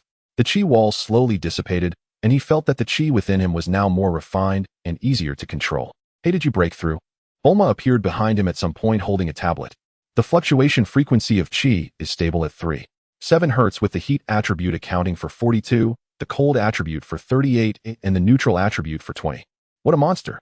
As she called him a monster, her eyes sparkled with excitement, and her fingers quickly recorded the data on the tablet. To be able to simultaneously control two opposing attributes of Chi has never been seen among known cosmic races. Lin Yu joked, maybe it's talent. Talent my foot. Bulma shot him a glare. I analyzed your gene sample and found an unknown sequence in your DNA chain that can adapt to various energy environments. That's why you can quickly master Chi and control multiple attributes. Lin Yu was taken aback, wondering if the particle radiation from his dimensional travel not only granted him the ability to traverse dimensions, but also altered his genes. Don't worry, this sequence is very stable and has no side effects. Bulma seemed to read his thoughts. It even strengthens physical functions. Your recovery speed is 15 faster than Wukong's. Just then Krillin's voice came from Turtle Hermit's house. The barbecue is ready. Come and eat. Lin Yu and Bulma exchanged glances and both smiled. Let's go and taste Krillin's cooking. Lin Yu was the first to head inside the house. Wait a minute. Bulma called out to him, pointing at the detector on his wrist. 5800, you're almost catching up to the early Vegeta. There was a hint of barely detectable pride in her tone. How annoying, I actually got surpassed by you. Lin Yu looked at her slightly flushed ears, suddenly finding the girl who was so dedicated to her research quite adorable. At dinner, the aroma of the explosion fish filled the entire Turtle Hermit's house. The fish meat melted in the mouth and a warm current spread throughout his body, making Lin Yu feel that the chi within him was even more active. Krillin, your cooking skills are getting better and better, Wukong said as he ate heartily, speaking indistinctly. Of course. Krillin proudly raised his chin. When we get to Namek, I'll catch even more impressive fish for you. Mentioning Namek, the atmosphere suddenly turned serious. Lin Yu put down his chopsticks and looked out at the night sky. When are we leaving? Bulma's spaceship will take a week to finish modifications, Wukong said. Then we'll go straight to Namek, find the Dragon Balls, and resurrect everyone. Lin Yu nodded but felt a heaviness in his heart. He knew that the journey to Namek would not be smooth, and the shadow of Frieza loomed over that green planet. By the way, has there been any movement from Vegeta recently? Lin Yu asked. The detector shows he is training on the other side of the universe. Bulma pulled up a screen displaying a flashing red dot. His combat power has risen to 23,000. This guy is also making progress. Lin Yu clenched his fists. The gap between 5,800 and 23,000 was still vast. But he did not feel discouraged. Instead, it only strengthened his resolve to grow stronger. I will become stronger, he said softly, his voice not loud, but heard by everyone present. Wukong nodded in satisfaction. Krillin patted his shoulder firmly, and although Bulma did not speak, the corners of her mouth secretly lifted. As the night grew deeper, Lin Yu stood by the sea, gazing at the number 5,800 on his wristband. He knew this was just a new starting point. The road ahead was still long, with dangers lurking everywhere, but he was no longer afraid. Because he was not fighting alone, he had companions and people to protect by his side. He took a deep breath, letting the chi within him flow slowly, the red and blue light flashing momentarily in his palms. Namek, here I come. Half a year quietly passed during the cultivation on Turtle Island. When the first leaf fell on the floor of the gravity chamber, Lin Yu was enduring the pressure of 50 times gravity, making his final push. His muscle lines were clearer than 6 months ago, his skin soaked in sweat, radiating a healthy bronze hue. The energy detector on his wrist displayed an astonishing number 14987. Just a little more. Lin Yu gritted his teeth, each punch accompanied by a tearing whoosh through the air. White energy spheres condensed at the peak of his fists and exploded as he swung his fists, leaving varying depths of dents on the metal walls. In these past 6 months, his progress was nothing short of miraculous. From stumbling under 10 times gravity to now being able to execute various techniques effortlessly under 50 times gravity, from a combat power of 500 to about to break through 15000. Behind this achievement were countless days and nights of sweat and perseverance, the tempering in the time chamber, and repeated sparring sessions with Wukong and Krillin. Lin Yu had come out for a moment. Wukong's voice came from outside the observation window, his tone carrying a hint of barely concealed excitement. Lin Yu pressed the button and the gravity multiplier slowly decreased to 1. He pushed open the heavy hatch, and the glaring sunlight made him instinctively squint. Wukong, Bulma, Krillin, and Gohan were outside, all wearing smiles. Congratulations, you've completed 6 months of training. Wukong handed over a towel. Today we rest for a day to celebrate. Celebrate what? Lin Yu asked while wiping his sweat. To celebrate your qualification, Krillin replied with a smile. 6 months ago you were a novice with a combat power of 500, and now you're almost at 15000. Gohan leaned in, saying, Lin Yu, you're amazing. You've progressed faster than Dad did back in the day. Lin Yu felt a bit shy from the praise, and looked at Bulma, noticing she was holding a delicate metallic box. What is this? It's your reward. Bulma opened the box to reveal a set of black battle gear, the material appearing quite special. This is made from the fabric of Saiyan battlesuits, lightweight, durable, and it can automatically adjust temperature. Most importantly, she paused, a smile curving her lips, it's dirt-resistant, so you won't look like a muddy monkey after every training session. Lin Yu picked up the battlesuit, the fabric light, yet remarkably tough, with a cool touch. He could feel a faint energy fluctuation emanating from the battlesuit, clearly having undergone Bulma's special treatment. Thank you, he said sincerely. Don't be too pleased yet. Bulma closed the box. This is just the basic version. When you return from Namek, I'll make you an upgraded version. She added, provided that you come back alive. Although her tone was teasing, Lin Yu could hear the concern in her words. He nodded, I will. The celebratory lunch was exceptionally lavish. Krillin grilled a massive explosive fish, Wukong contributed wild game from the mountains, and Bulma prepared various exquisite snacks. Gohan excitedly recounted amusing stories from school, the atmosphere warm and lively. By the way, the spaceship is ready. Bulma took a sip of juice. The super lightspeed engine tests were successful, and the navigation system has been upgraded. It can carry up to 5 people. When do we leave? Lin Yu asked. 3 days later, Wukong replied, giving everyone some time to prepare. Lin Yu nodded, though his feelings were a bit complex. He looked forward to the journey to Namek, yet worried about encountering Frieza. Although his combat power had reached 1500, it was still a huge gap compared to Frieza's 5300. Don't worry, Wukong seemed to see through his thoughts. When we reach Namek, we will face it together. Besides, he smiled mysteriously, my power has also increased significantly. In the afternoon, Lin Yu donned the new battle suit and stepped back into the gravity chamber. He wanted to completely break through the 1500 bottleneck before departure. The 50 times gravity pressed down on him once more, but this time Lin Yu felt no discomfort at all. His chi flowed smoothly within him like a rushing river. He assumed his starting stance and began his final sprint. 1 punch, 2 punches, 3 punches. His movements became increasingly swift, and the fluctuations of his chi grew more intense. The numbers on the wristband danced continuously, 14990, 14995, 14999. Just as he threw his last punch, his chi suddenly erupted like a volcano. The white wave of energy spread out from him, crashing against the walls of the gravity chamber with a humming sound. He felt an unprecedented surge of power coursing through his body, sweeping away all previous fatigue and constraints. The numbers on the wristband froze at 15,000. I broke through. Lin Yu exclaimed excitedly, his white energy swirling around him like an invisible armor.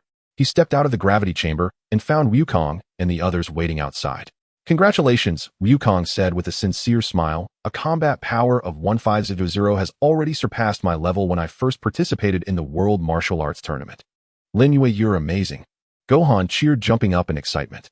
Bulma approached, scanning him with a meter. Looking at the data on the screen, she nodded. Chi purity at 92, conversion rate at 45, and all physical indicators are stable. It seems the hardship of these 6 months was not in vain. Although you still can't compare to my Wukong, you can barely be considered a qualified warrior. Lin Yu smiled, knowing Bulma was being modest. As the sun set, golden rays illuminated Turtle Island, casting a warm glow over everything. Lin Yu stood by the sea, gazing at the distant horizon, filled with anticipation. 6 months of training had not only led to a qualitative leap in his strength, but also helped him find the meaning of survival in this world. He was no longer the confused traveler, but a true warrior with companions, a goal, and things to protect. Namek. Frieza. Lin Yu murmured these names, his gaze firming. I am ready. He tightened his grip on the energy detector on his wrist, the number 1500 shimmering faintly in the sunset. This was not the end, but a new beginning. The road ahead might be fraught with thorns, but he would bravely move forward, carrying the trust and expectations of his companions. 3 days later, as the engine of the super lightspeed spaceship roared and lifted off, Lin Yu glanced back at the increasingly small Turtle Island, silently saying, wait for us to return. The spaceship broke through the atmosphere, sailing into the vast universe. Outside the window were twinkling stars, and the distant planets resembled colorful jewels. Lin Yu sat by the window, feeling the gentle vibrations of the spaceship, a slight smile gracing his lips. The Namek saga had officially begun. In the cockpit of the superluminal spaceship, the ethereal blue glow of the dashboard illuminated Bulma's focused profile. Her slender fingers danced deftly over the control panel as the energy shield of the spaceship rippled effortlessly, dodging a piece of floating space debris. We will arrive at Namek in 72 hours, Bulma said, pulling up the star map as the green planet icon flickered on the screen. The superluminal engine is operating normally with energy reserves at 85, enough for us to make 3 round trips. Lin Yu sat in the co-pilot seat, gazing out the window at the stars whizzing by. Those stars, which once required light years to measure their distance, had now transformed into colorful streaks of light. This speed surpassing the laws of physics made him once again marvel at Bulma's intelligence. Are Goku and Gohan in the training room? Lin Yu asked. What else would they be doing? Bulma replied, pouting slightly as she pressed a button, making the cockpit walls transparent to reveal the adjacent room. Goku and Gohan were engaged in sparring with the shockwaves from their fist collisions, causing the training room's protective layer to tremble slightly. Your master and little disciple have been at it for 12 hours already. Lin Yu chuckled. Goku's dedication to training far exceeded that of ordinary people, while Gohan, influenced by his father, was gradually revealing his Saiyan combat instincts. He glanced towards the other side of the resting area where Krillin was engrossed in a book titled Guide to Surviving in the Universe. Krillin, don't just focus on reading. Lin Yu walked over. Let me teach you a technique called chi compression method. It might help you boost your combat power. Krillin immediately closed the book, his eyes sparkling. Really?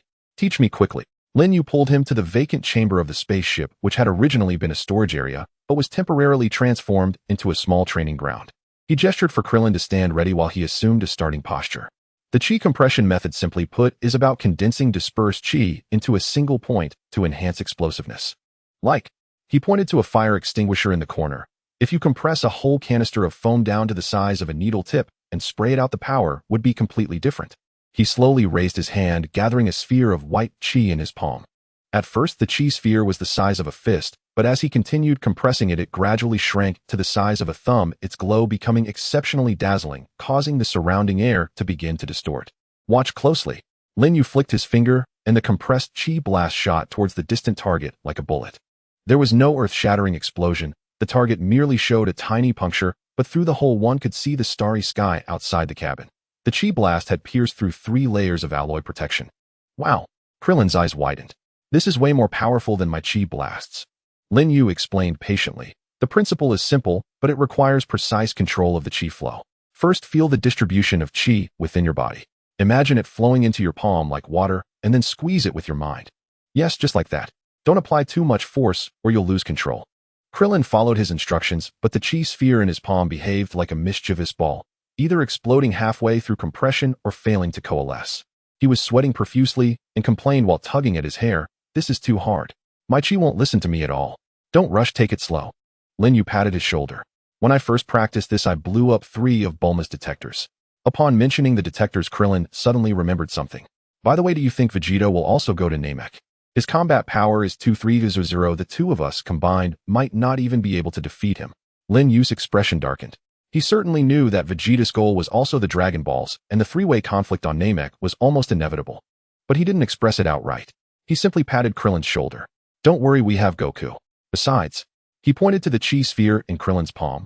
Once you learn the chi compression method, your combat power could increase by at least 30.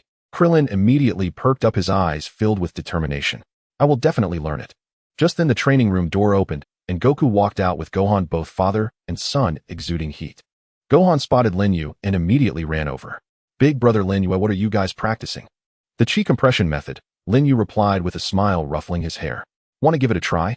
Gohan nodded vigorously, his little hands clumsily mimicking Lin Yu's movements.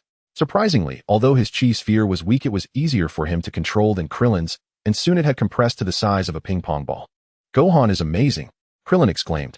Goku also showed an appreciative smile. This kid's sensitivity to chi is getting stronger and stronger. He looked at Lin Yu. Your method is quite special. It can significantly improve the utilization of chi. It's just a little trick, Lin Yu humbly replied. He'll give it a try too. Goku stepped into the center of the training area and closed his eyes. He didn't deliberately gather chi, but a faint golden glow naturally surrounded him. A few seconds later, a chi blast the size of a grain of rice appeared in his palm, seemingly insignificant, yet it caused the air in the entire chamber to freeze. This is... Lin Yu's pupils constricted. He could feel the energy contained in that small chi blast. Once unleashed, it would be enough to destroy half the spaceship. Goku flicked his finger, sending the chi blast towards the target, similarly leaving a small puncture. However, unlike Lin Yu, the area around the hole showed no damage, as if it had merely been pricked by a needle. Perfect compression and control, Lin Yu sincerely praised. This was the foundation of a Super Saiyan. Even without exerting full strength, their understanding of chi surpassed that of ordinary people. Bulma walked in carrying a pile of snacks, raising an eyebrow at the scene in the training area. Oh, has our cosmic training class started? She tossed a bag of chips to Lin Yu. I just received a radar signal. There's an asteroid belt ahead that will need manual navigation to go around. No need to navigate around it. Lin Yu caught the chips, a smile playing at the corners of his mouth. It's a perfect opportunity to test everyone's results. 10 minutes later, the spaceship entered the asteroid belt. Thousands of asteroids floated in space, the largest measuring over 100 meters in diameter, while the smallest were the size of a fist, densely blocking the path. Are you all ready? Lin Yu stood at the weapon control console on the bridge, turning to look at Goku and the others. Goku and Gohan nodded, their bodies radiating chi. Krillin took a deep breath, gathering a compressed chi blast in his palm, while Bulma tightened her grip on the control stick, ready to respond to any unexpected situations. Target clear asteroids with a diameter of over 10 meters. Lin Yu pressed a button, temporarily shutting down the spaceship's defensive shield. Let's go. As soon as he finished speaking, Goku was the first to act. Golden chi blasts shot out like a meteor shower, each one accurately hitting the core of the asteroids, blasting the massive rocks into powder. Although Gohan's chi blasts were weaker, they were densely packed, creating an invisible net that cleared away medium-sized asteroids. Krillin, with a flushed face, shot the chi blast he had been gathering for a long time at a boulder the height of a person. The chi blast penetrated the asteroid, leaving a smooth round hole, but failed to destroy it. So close. Krillin stomped his feet in frustration. Use finesse, Lin Yu's voice came through. He was standing at the top of the spaceship's hatch. The spaceship's special design allowed it to be briefly opened in a vacuum, with a white layer of chi forming a protective shield around him. He flicked his fingers in rapid succession, launching dozens of compressed chi blasts like guided missiles. Each one struck the weak points of the asteroids, precisely disintegrating them into harmless fragments. Awesome, Lin Yu. Krillin watched in awe. Half an hour later, a safe passage was cleared through the asteroid belt. The spaceship reactivated its shields and passed through smoothly. Krillin collapsed onto the ground, breathing heavily. I'm nearly out of chi. Gohan leaned against the wall, his little face flushed, but his eyes were filled with excitement. That was so thrilling. Bulma glanced at the Namek coordinates reappearing on the screen and huffed. I didn't expect you to be somewhat useful. Lin Yu walked over, shaking the bag of chips in his hand with a smile. Since I'm so useful, how about you treat tonight's space dinner? Why should I? Bulma glared at him. Because I helped you save on fuel costs by not taking a detour. Lin Yu leaned closer to her, lowering his voice. Besides, I know you secretly hid those special fruits from Namek in the lab. No need for me to expose you, right? Bulma's face turned beet red instantly as she reached out to cover his mouth. When did you find out? Seeing the two of them playfully arguing, Goku and Krillin both burst into laughter. Gohan curiously asked, Dad, are Lin Yu and Bulma's sister dating? Goku scratched his head, pondering seriously for a moment. Maybe. Just like Shishi is with me, always caring for each other. The spaceship continued to travel through the silent void of space, filled with laughter and joy inside. Lin Yu gazed out the window at the gradually clearer green planet, feeling his unease slowly dissipate. He knew that the terrifying power of Frieza awaited them on Namek, but at this moment, he felt the strength of teamwork. We will arrive in 12 hours. Bulma returned to the pilot's seat, her tone much lighter. Everyone make sure to rest up, especially you, Lin Yu. Once we reach Namek, there will be tough battles ahead. Lin Yu nodded and found a window seat to sit down. He closed his eyes, beginning to silently circulate the chi within his body. The application of the compression method allowed him to have a more refined control over chi, stabilizing his combat power at 1600. Yet he knew this was still far from enough. Frieza, the Ginyu Force, and the hidden Vegeta. The storm on Namek was about to arrive. As the automatic navigation system of the spaceship emitted a faint beep, Lin Yu leaned against the floating pad in the training cabin, studying the data about Namek that Bulma had given him. On the holographic screen, a green planet slowly rotated its continental plates, displaying a peculiar spiral shape, with a red, presumably marking the location of the Dragon Balls, blinking erratically. 3 hours until we enter the orbit of Namek. Bulma's voice came through the communicator, tinged with a barely detectable fatigue. I will check the landing pod, who will take over monitoring the controls for me. He'll do it, Lin Yu replied as he shut off the holographic screen and walked toward the cockpit. Passing by the lounge, he saw Goku and Gohan engaged in low-intensity sparring, while Krillin was nearby, doing stretching exercises, humming an unknown tune. Krillin, help me out. Lin Yu handed him a palm-sized device. This is Bulma's energy tracker. Keep an eye on the energy readings on the screen and notify me immediately if anything unusual occurs. No problem, Krillin replied as he took the device and sat up straight like a dutiful sentry. The cockpit was filled with a faint aroma of coffee. It was clear Bulma had been up late again. Lin Yu sat in the main pilot's seat and brought up the spaceship's status panel. The superluminal engine had switched to conventional propulsion mode. The energy shield strength maintained at 70, all systems normal. He casually picked up the half-drunk coffee that Bulma had left, took a sip, and grimaced at the bitter taste. No wonder the girl always had dark circles under her eyes. Just then, the energy tracker suddenly emitted a rapid beeping sound. Lin Yu's heart tightened, and he immediately switched to the external monitoring display. On the screen, dozens of high-speed objects appeared 50 kilometers behind the spaceship, rapidly approaching them. It's a meteor swarm. Lin Yu quickly analyzed the data. Speed is 30 kilometers per second, mass about 500 tons, and they are accelerating. Everyone pay attention, prepare for impact. Goku, could you reinforce the cargo hold? Understood. Goku's voice responded, accompanied by the roar of energy waves. Lin Yu's hands danced across the control panel as the spaceship sharply turned left, attempting to evade the meteor swarm. But those meteors seemed to have eyes following the spaceship's trajectory closely. Something's not right. Lin Yu frowned. The paths of these meteors are too regular, as if they are being controlled. Krillin, can you detect any life signals? He shouted into the communicator. No life signs, but there is a strong energy response. Krillin's voice was tense. It's coming from the largest meteor. Lin Yu immediately focused the camera on the largest meteor, a rock about 100 meters in diameter, its surface faintly glinting with metallic sheen. Suddenly Lin Yu realized it's an attack device disguised as a meteor. It could be a vanguard from Frieza's army. No sooner had he spoken than the largest meteor cracked open, revealing a dark cannon inside. A purple energy beam shot towards the spaceship, trailing flames behind it, moving so swiftly that dodging was nearly impossible. Maximize the defense shield. Lin Yu slammed the red button, and the energy shield on the spaceship's surface instantly thickened, but it vibrated violently under the impact of the purple energy beam, causing the shield's strength on the screen to plummet to 30. We can't withstand a second attack. Bulma's voice came from the maintenance passage. I'm manually charging the shield, but it will take at least a minute. Leave it to me. Lin Yu opened the emergency exit of the cockpit, a white aura forming a protective layer around him. He took a deep breath and concentrated the chi in his palm, this time not compressing it into a small point, but allowing the chi to spin rapidly in his palm, forming a white energy vortex. Big brother Lin Yu, I am here to help. Gohan's voice came from behind. Goku and Krillin had all arrived. Gohan also gathered a golden energy sphere in his palm. Though weak, it was filled with determination. Goku, you take the left side. Krillin, the right side. Gohan, fight with me in the middle. Lin Yu quickly assigned tasks. Aim for the metallic parts of those meteors. Understood. The four launched their attacks simultaneously, energy spheres of various colors shooting towards the meteor swarm like fireworks. Lin Yu's white vortex energy sphere was the most powerful. Upon hitting a meteor, it did not explode immediately, but drilled into the interior like a drill bit, triggering a chain reaction moments later that shattered the entire meteor into fragments. Goku's golden energy spheres were precise and effective, each explosion taking out a meteor. Krillin's energy spheres, though slightly weaker, were numerous, clearing up stragglers like a machine gun. Gohan focused on protecting the spaceship, his energy spheres always smashing any small meteors that breached their defenses. 10 seconds until the charge is complete. Bulma shouted. At that moment, the largest meteor suddenly split into dozens of smaller meteors attacking from different directions, the cannon once again glowing with purple light. Not good. It's a scattered attack. Lin Yu's pupils dilated. They had exhausted most of their energy and could hardly defend against so many attacks at once. Watch this. Goku suddenly leaped up, golden energy erupting around him. He crossed his arms over his chest and then flung them outward, Kamehameha.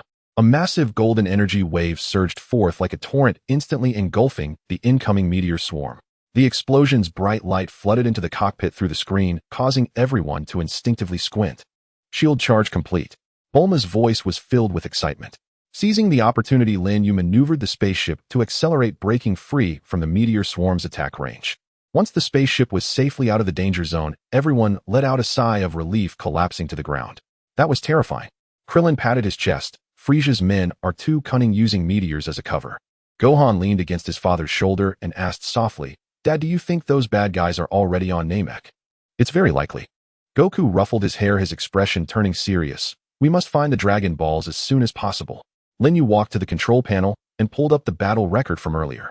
The replay showed that just before Goku's Kamehameha hit the largest meteor, a small escape pod was ejected, disappearing into the cosmic dust. They got away with one. Lin Yu pointed at the screen. They might report to Frieza. What should we do? Krillin panicked. Our position has been exposed.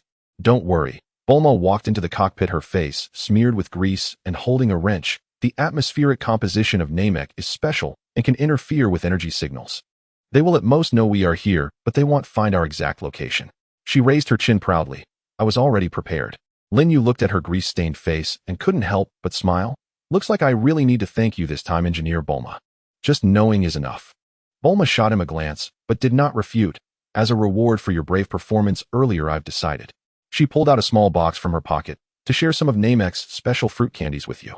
The small fruit candies emitted a faint, pleasant aroma. When placed in the mouth, a burst of sweet juice exploded on the taste buds instantly, dispelling the fatigue from the battle. Delicious. Gohan's eyes lit up. Krillin also enjoyed it, saying, "These are way better than Earth's fruit candies." Lin Yue, with candy in his mouth, gazed out the window at the approaching green planet. The outline of Namek was becoming clear, its atmosphere displaying a beautiful emerald hue. He could sense a gentle and pure energy permeating the planet, yet in a corner a chilling malice lurked. Half an hour until landing, Bulma fastened her seatbelt. The target coordinates have been set near the largest Namekian village. We should be able to find clues about the Dragon Balls there. Lin Yu nodded and buckled his seatbelt. He checked the energy detector on his wrist, which displayed a combat power of 16000. After the earlier battle, he had become more adept at harnessing the rotation of chi. Perhaps he could develop new techniques. By the way, Lin Yu, Bulma suddenly spoke up. What was the principle behind the rotating energy sphere you used earlier? I noticed its energy trajectory is quite special, it looks like. Like a tornado. Lin Yu completed her thought. It's actually just allowing the chi to rotate at high speed to create centrifugal force, enhancing its penetrative power. I named it Cyclone Sphere. Cyclone Sphere. Bulma pondered as she noted it down in her notebook. If it can be integrated into the spaceship's weapon system, its power should increase significantly. Watching her fall back into her research mode, Lin Yu chuckled helplessly. This girl never forgot her inventions, no matter the time. The spaceship slowly passed through Namek's atmosphere, the green sky growing nearer. Below lay rolling hills with strange plants swaying in the wind and distant lakes sparkling like sapphires embedded in the earth. Prepare for landing. Bulma's voice was laced with excitement. The spaceship's landing gear extended slowly, smoothly touching down on a vast plain. As the engines shut off, silence enveloped the surroundings, broken only by the rustling of the wind through the plants. We have arrived. Lin Yu opened the hatch, fresh air rushing in filled with the fragrance of earth and foliage. Goku, Krillin, and Gohan followed him out of the spaceship, curiously examining the unfamiliar planet. Are Namekians here? Gohan asked softly. They should be nearby. Lin Yu closed his eyes, sensing the surrounding chi. Not far away, several weak, yet gentle chi signatures were approaching. Sure enough, shortly after, several green-skinned aliens with antennae came into view.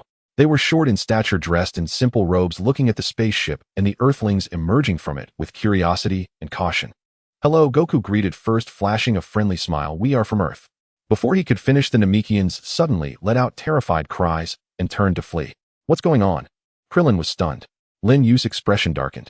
He abruptly turned to look in the northwest direction. There came a familiar and repulsive chi carrying a strong sense of aggression. It's Frieza's subordinates. Lin Yu clenched his fists. They arrived before us and have already harmed the Namekians.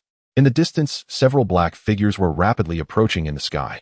The energy detector displayed fluctuating numbers indicating their combat power: 5,000, 6,000, 8,000. The battle on Namek had begun ahead of schedule. Krillin, take Gohan and hide in the spaceship. Lin Yu's voice turned icy as white energy began to coalesce around him. Goku, prepare for battle. Goku nodded, golden energy erupting instantly. The sunlight shone on his back, casting a long shadow resembling an immovable mountain. Lin Yu took a deep breath, concentrating the chi in his fist. The energy of the cyclone sphere whirled in his palm, emitting a low hum. He gazed at the approaching enemies, his eyes firm. This time he would not back down. The soldiers of the Frieza force landed on a clearing 100 meters away from the spaceship. The green dust they kicked up obscuring their outlines. At the forefront was a burly purple alien with 3 bone spikes protruding from his head, a sneer revealing sharp teeth as the red digits 8,000 blinked on the scanner's screen. "5 found you the remnants of the Saiyans and the Earth Monkeys." The purple alien's voice rasped like sandpaper against metal, and the 2 subordinates behind him raised their arms, energy projectiles flickering in their palms. The boss said to tear apart anything alive we encounter, especially that golden-haired Saiyan. Lin Yu stepped half a pace in front of Goku, the cyclone ball in his palm already taking shape. The white energy vortex spun rapidly, the airflow blowing his bangs as he declared, "Don't mistake your opponent. You have to get through me first. You." With a battle power of 16000. The purple alien laughed mockingly, scanning Lin Yu with the device. "Weaker than the intel on Vegeta, perfect for me to practice on." Suddenly he roared and lunged forward like a blur, his fist the size of a cauldron smashing toward Lin Yu's face. Too slow. Lin Yu sidestepped, pushing the cyclone ball forward. The white vortex grazed the alien's arm, instantly plowing a deep trench into the ground, the flying debris striking the spaceship's hull with a loud crackling sound. The purple alien broke into a cold sweat, realizing that this Earthling was no ordinary foe. He howled in anger, turning to gather more energy in his hands. "Die." Lin Yu to the left. Goku's voice suddenly rang out. He had somehow circled to the side, launching a golden energy ball, like a shooting star, toward another soldier, interrupting his attack. The soldier screamed as the energy ball struck him his body, turning to ashes in the explosion. Taking advantage of the moment, Lin Yu rushed in, pressing his left hand against the purple alien's wrist, while his right hand concentrated energy to strike at his chest. With a dull thud, the purple alien spewed green blood, his body flying back like a broken kite, crashing into a boulder and losing consciousness. The last soldier, sensing danger, turned to flee, but was pierced through the chest by a golden beam. Gohan had run out from the spaceship, his small hands still in the position of launching an energy ball, his pale face determined as he exclaimed, "Don't hurt my brother Lin Yu and Dad." "Gohan, who told you to come out?" Krillin rushed over, pulling him behind him, angrily stomping his foot. "Did I not tell you to stay on the spaceship?" "But..." Gohan bit his lip, pointing at the unconscious purple alien on the ground. "I saw him trying to sneak attack brother Lin Yu." Lin Yu walked over, ruffling Gohan's hair as the cyclone ball in his palm slowly dissipated. "Good job, but next time listen to Krillin. You need to protect yourself to be able to help others." He looked at Goku. "Did you take care of it?" Goku nodded, casually, gathering energy to blow up 2 corpses. "Frieza's soldiers are getting weaker, but that also means their main forces are not far off." Lin Yu continued, his gaze directed northwest. The energy there, though weak, bore a chilling pressure like a giant beast lurking in the shadows. And it's not just one force. Bulma ran out from the spaceship with a laptop, the screen displaying 3 moving red dots. "I just detected 3 energy reactions. Besides the group we took down, there's one with a battle power of 200 approaching from the northwest, and another." She frowned. "Very strange, flickering in and out, as if deliberately hiding." "It's Vegeta," Lin Yu affirmed. He was all too familiar with that proud, yet sinister energy like a poisoned blade. "He's waiting for an opportunity." Goku's expression turned grave. "We need to find the Dragon Balls quickly." "Krillin, do you remember the Elder's location?" "I do. I've studied the map of Namek. The Elder should be in a village to the east." Krillin took out the holographic map, made by Bulma, several light points marked on the green 3-dimensional model. "But we need to pass through this canyon. There might be patrols from Frieza there." "He'll scout ahead," Lin Yu volunteered. "My energy is more concealed than yours. I can escape if danger arises." "He'll go with you." Gohan immediately raised his hand, his eyes sparkling. "I can hide my energy too." Lin Yu looked at Goku, who nodded in agreement. "Gohan's perception is strong, but just be careful and stay in touch." Bulma pulled out 2 small communicators from her backpack. "Put these on. It's an encrypted channel that Frieza's scanners can't intercept." "And this?" She handed Lin Yu a metal test tube. "The atmosphere on Namek interferes with energy condensation. This is an energy stabilizer. It can boost your explosive power by 30 in critical moments, so use it sparingly." Lin Yu took the communicator, and the test tube warmth flooding his heart. This girl, who always had a sharp tongue, was actually more thoughtful than anyone else. "Let's go." He led Gohan into the shadows of the canyon, their energies instantly retracting to the utmost, like drops of water merging into the environment. The canyon walls rose high into the clouds, displaying a strange purple hue, with glowing vines growing in the crevices, casting a hazy light along the path. Gohan closely followed Lin Yu, his small hand clutching the hem of his shirt, his steps light, yet soundless. "Brother Lin Yu, do you think the Namekians will dislike us?" Gohan asked softly, a hint of worry in his voice. "They ran away when they saw us earlier." "They won't." Lin Yu crouched down to meet his gaze. "They're just afraid of Frieza's people. Once we defeat those bad guys, they'll understand we're here to help." He recalled the fear in the Namekians' eyes earlier, feeling a tinge of discomfort. These kind aliens shouldn't have to bear such terror. Gohan seemed to understand, nodding his head and suddenly pointing ahead. "There's light." At the end of the canyon, soft light peeked through, accompanied by intermittent singing. The 2 approached cautiously, hiding behind a rock to peek. There, in a clearing filled with blue flowers, several Namekian children surrounded an elder, listening to him tell a story. The elder had a crystal bead hanging from his antennae, radiating a warm glow. "It's a Dragon Ball," Gohan exclaimed softly, quickly covering his mouth. Lin Yu also recognized it as the 2-star ball, a rush of joy filling his heart. However, he soon noticed that the elder's energy was very weak, as if he had been gravely injured, and the children's energies were tinged with sorrow. "They're talking about Frieza." Gohan's hearing was sharper than most, allowing him to vaguely understand the Namekian language. "It seems their family members have been captured to force the elder to reveal the whereabouts of the Dragon Balls." Lin Yu's fists clenched silently. Frieza was indeed unscrupulous in his pursuit of the Dragon Balls. Just as he was about to step out to negotiate, the communicator suddenly crackled with Krillin's voice. "Lin Yu, trouble." Goku was ambushed at the canyon entrance by Zarbin and Dodoria. Lin Yu's heart sank. Zarbin and Dodoria were Frieza's capable subordinates, both with battle powers over 20,000. "We need to head back immediately." He grabbed Gohan and turned to leave, but was stopped by Gohan clutching his shirt. Gohan pointed at the sky. The originally clear green sky was now filled with dark clouds, golden lightning flashing within. It looks like it's going to rain. Lin Yu looked up suddenly, noticing the bizarre shape of the clouds resembling a giant face coldly gazing down at the earth. A chill crawled up Lin Yu's spine as he suddenly recalled Gohan's earlier dream. The Namekian planet shrouded in darkness, countless people crying. What's wrong? Gohan sensed his unease and asked with concern. It's nothing. Lin Yu suppressed the anxiety in his heart, tousling Gohan's hair. Let's go help Goku. We can talk about the Dragon Balls later. He pulled Gohan and turned around, his pace involuntarily quickening. For some reason, the clearing filled with blue flowers kept reminding him of the graveyard on Earth. As they ran out of the canyon, they saw golden energy waves soaring into the sky, colliding with purple and gray energies, producing deafening explosions. Goku's figure darted through the energy storm, his golden hair burning like flames, each punch carrying world-shattering power. Dad! Gohan couldn't help but shout. Zarbin noticed them sneering. Here come two more to die. Dodoria, take care of that little brat. I'll handle this, Saiyan. Dodoria, the overweight alien, turned with a creepy laugh, gray energy coalescing in his palm. Little one, your battle power may only be 500, but you'll be tender when roasted. Not a chance. Lin Yu shielded Gohan behind him, the cyclone ball in his palm forming once again. This time he added the energy stabilizer given by Bulma, the white vortex shimmering with a faint silver light. Your opponent is me.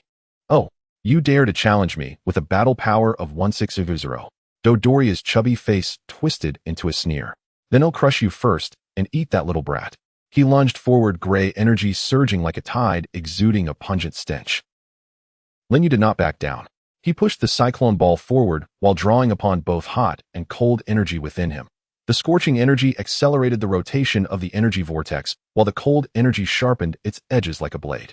The white and silver cyclone ball collided with the gray energy wave, slicing through it as easily as cutting butter, heading straight for Dodoria's face. What? Dodoria was taken aback, hurriedly dodging to the side, but the cyclone ball still grazed his shoulder, leaving a bloody mess. You're seeking death. Dodoria clutched his bleeding shoulder, his eyes flashing with a crazed, killing intent. Since you want to die quickly, I'll grant your wish. He took a deep breath, his stomach swelling like a balloon as gray mist began to emanate from his body. Be careful. It's poison gas. Goku's voice called out. He was entangled with Zarbin and had no energy to spare. His poison gas can corrode energy defenses. Lin Yu immediately condensed his energy into a shield, protecting himself and Gohan behind him. But Dodoria's poison gas spread rapidly, the green mist coiling around like a living thing, causing the surface of the energy shield to bubble and emit a hissing sound of corrosion. Brother Lin Yu. Gohan's small face turned red with anxiety, golden energy flickering in his palm, but Lin Yu pressed him down. Don't be impulsive. Lin Yu watched Dodoria's swelling belly, suddenly recalling this guy's weakness from the storyline. His poison gas needs charging. Now is the moment of vulnerability. He abruptly channeled all his remaining energy into the shield while rolling to the side. At the moment when Dodoria expelled a large volume of poison gas, Lin Yu dashed out from the gap in the smoke, his fist charged with scorching energy, smashing fiercely against Dodoria's swollen belly. Pooh! Dodoria burst like a popped balloon, gray poison gas mixed with green blood splattering everywhere, his body crumpling to the ground as he completely lost his life force. Having dealt with Dodoria, Lin Yu immediately turned around to support Goku. Zarbin was in his transformation state, blue skin covered in scales, his battle power soaring to 2300. Although Goku had the upper hand, he was struggling to secure victory. Saiyan, your opponent is me. Lin Yu called out, the cyclone ball forming once more, targeting Zarbin's blind spot. Zarbin was forced to turn and defend, giving Goku an opportunity to unleash a golden energy ball like a waterfall crashing down. Kamehameha. Under the combined assault, Zarbin quickly fell into a disadvantage, Goku's punch smashing through the energy shield and sending him crashing hard to the ground. He looked at the two who were closing in on him, fear flashing in his eyes, suddenly transforming into a blue light and shooting into the sky, trying to escape. Trying to run. Lin Yu sneered, flicking his fingers to launch 3 small energy balls, accurately hitting Zarbin's engine. The blue figure paused midair before spiraling out of control and plummeting into the distant canyon. Don't chase him. Goku blocked Lin Yu from pursuing. He's already lost his combat ability, and he glanced toward the northwest. Vegeta is coming. Lin Yu followed his gaze and saw a silver figure standing atop the canyon, black hair fluttering in the wind. It was Vegeta. His scanner was aimed at them, a cold smile on his lips, his eyes filled with calculation. It seems our ally has finally decided to show himself. Lin Yu clenched his fists, the lingering heat of the cyclone ball still in his palms. Vegeta didn't approach, he merely cast a distant glance at them before vanishing into the shadows of the canyon. He wants to reap the benefits. Goku's voice became somber. We need to pick up the pace. Lin Yu nodded, looking at Gohan beside him. The little guy was staring at the direction where Zarbin fell, his face pale, yet resolute. He suddenly recalled the clearing filled with blue flowers and the sorrowful song of the Namekian children. Let's go. Lin Yu took Gohan's hand. We're going to save their families. The sunset stretched the shadows of the four, casting them on the green land. In the distance, the dark clouds gradually dispersed, revealing a bright purple planet. Lin Yu knew this was just the beginning of the battle on Namek, and even more powerful enemies awaited them. But he held Gohan's small hand tightly, feeling the warmth in his palm, and suddenly his heart was filled with strength. No matter how much darkness lay ahead, he would protect this warmth. Vegeta's spaceship hovered in the synchronous orbit of Namek, the cabin windows reflecting the green planet's arc light. He sat before the control panel, his fingertips gliding across the fluctuating battle power data on the screen, a cold smirk tugging at the corners of his mouth. 16000. Has Kakarot already reached 25000? Vegeta's knuckles turned white from the pressure as the red dot representing Goku on the detector emitted a blinding light. And that earthling named Lin Yu just 6 months ago had a battle power of 500, and now unexpectedly. The battle power curve of Lin Yu on the screen resembled a steep cliff, skyrocketing from 500 to 16000 in just 6 months. This growth rate even surpassed the legendary Super Saiyan. Impossible. Vegeta growled softly, slamming his fist on the control panel, sparks flying. He would never allow a lowly earthling to surpass him, nor would he permit anyone to threaten his goal of becoming the strongest in the universe. Beep, beep. The detector suddenly emitted a frantic alert, and new red dot appeared on the screen with a battle power reading of 530. Vegeta's pupils constricted abruptly, his body instinctively tensing up. This number was like a cold dagger piercing through all his pride. It was Frieza? The cosmic emperor who instilled fear in the Saiyan race had arrived on Namek. Calm down. Vegeta calmed down. He took a deep breath, forcing himself to analyze the situation coolly. Frieza's goal was the Dragon Balls. As long as he could find them first and wish for immortality, he could gradually increase his power and one day defeat that purple monster. But before that, he had to eliminate Lin Yu and Kakarot, the two potential threats. Especially Lin Yu, that guy's aura was too enigmatic, lacking the Saiyan's ferocity and the Earthling's gentleness, like an elusive mist. Let's start with you, Earthling. Vegeta brought up Lin Yu's movement trajectory. They were heading towards the eastern village where the Grand Elder resided, the area with the highest concentration of Dragon Balls. Let me see just how much substance is behind your battle power of 16000. He activated the spaceship's cloaking mode, the engines expelling pale blue flames, silently diving towards the surface of Namek. At this moment, Lin Yu and the others were traversing through the eastern jungle. The plants on Namek grew exceptionally tall, with trunks as thick as barrels and leaves displaying a semi-transparent green. Sunlight filtered through the leaves, casting mottled shadows, while the air was filled with the sweet fragrance of flowers. According to the map, we just need to cross this jungle to reach the Grand Elder's village. Krillin compared the holographic map, clearing away the obstructing vines. The Namekian child just now said that the Grand Elder can sense the location of all the Dragon Balls and can also unlock human potential. Unlock potential? Gohan asked curiously. Like Dad. Sort of, but gentler. Lin Yu explained, recalling the scene where the Grand Elder unlocked Gohan and Krillin's potential in the story. He can help you unleash hidden power without injury. Goku nodded in agreement, adding, I was also unlocked by Master Roshi when I was a kid, and my battle power increased several times after that. Bulma, lagging at the back of the group, adjusted the device in her hands as she walked. Strange, why is my Dragon Ball radar malfunctioning? The screen was filled with garbled characters. She tapped the device's housing. Could it be the magnetic field interference from Namek? It's not interference. Lin Yu suddenly stopped, closing his eyes to sense the surrounding aura. Someone is using an energy shielding device covering this entire jungle. His brow furrowed tightly. And there are multiple energy sources. Besides Frieza's men, there's also Vegeta. Goku and Lin Yi spoke in unison. Almost simultaneously, a silvery figure descended from the sky, landing on the open ground before them, the dust rising, obscuring his face. As the dust settled, Vegeta's arrogant face was revealed to everyone, his black pupils glinting with a cold, murderous intent. Long time no see, Kakarot. Vegeta's gaze swept over Goku, finally landing on Lin Yu. And you, lowly earthling. I didn't expect that in just half a year you could raise your battle power to 16000. It's truly a surprise for me. Vegeta, what do you want? Goku stepped forward, golden aura beginning to gather around him. This isn't a place for you to run wild. I don't want anything. Vegeta spread his hands, his tone dripping with sarcasm. I just want to see what kind of trash dares to call themselves a warrior in front of me. His detector aimed at Lin Yue, emitting a beeping sound. 1600, just barely enough for me to warm up. Lin Yue stepped forward, standing shoulder to shoulder, with Goku white aura swirling in his palms. Enough with the banter. If you want to fight, come at me. He knew reasoning with Vegeta was futile. This guy only recognized strength. Refreshing. Vegeta laughed, but there was no warmth in his smile. Then let me see if your battle power of 1600 can take a single blow from me. He suddenly vanished from his spot, reappearing in front of Lin Yue the next second, his fist accompanied by a purple energy wave aimed at his face. The speed was so fast it left an afterimage in the air. Watch out. Goku wanted to assist, but Vegeta locked onto him with his peripheral vision. As long as he dared to move, another punch would immediately shift towards Gohan and Krillin. Lin Yue's pupils constricted, channeling all his energy into his fists. Fiery energy formed a shield, while cold energy transformed into spikes. He didn't evade, but met Vegeta's fist heat in taking the blow directly. Boom! The two fists collided, producing a deafening sound. The purple energy wave intermingled with the whiter energy, exploding and uprooting the surrounding trees, creating a 10-meter-wide crater in the ground.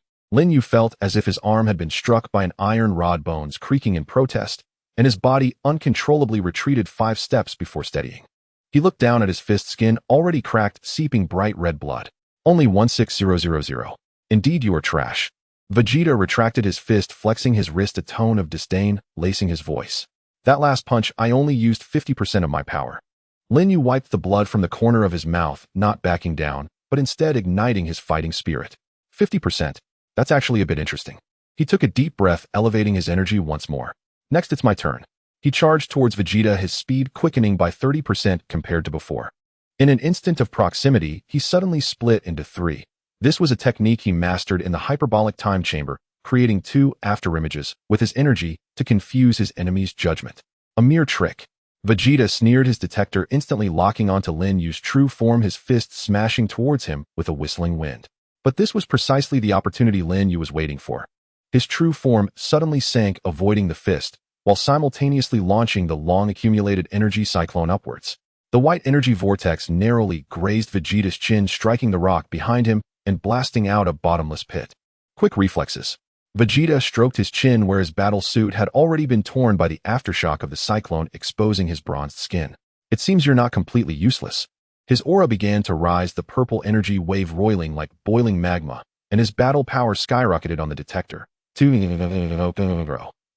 This is my true power. Vegeta's gaze sharpened like a knife. Now do you still think you can withstand a few of my blows, eh? Lin Yue clenched his bloodied fist, feeling the surging energy within him. 1600 against 230. The gap was indeed vast, but he felt no fear.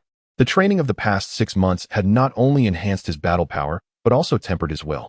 We'll find out when we try. Lin Yue's energy began to rise, as well, golden patterns swirling within his white aura. This was the result of integrating Goku's fighting techniques into his own energy method. Cyclone barrage.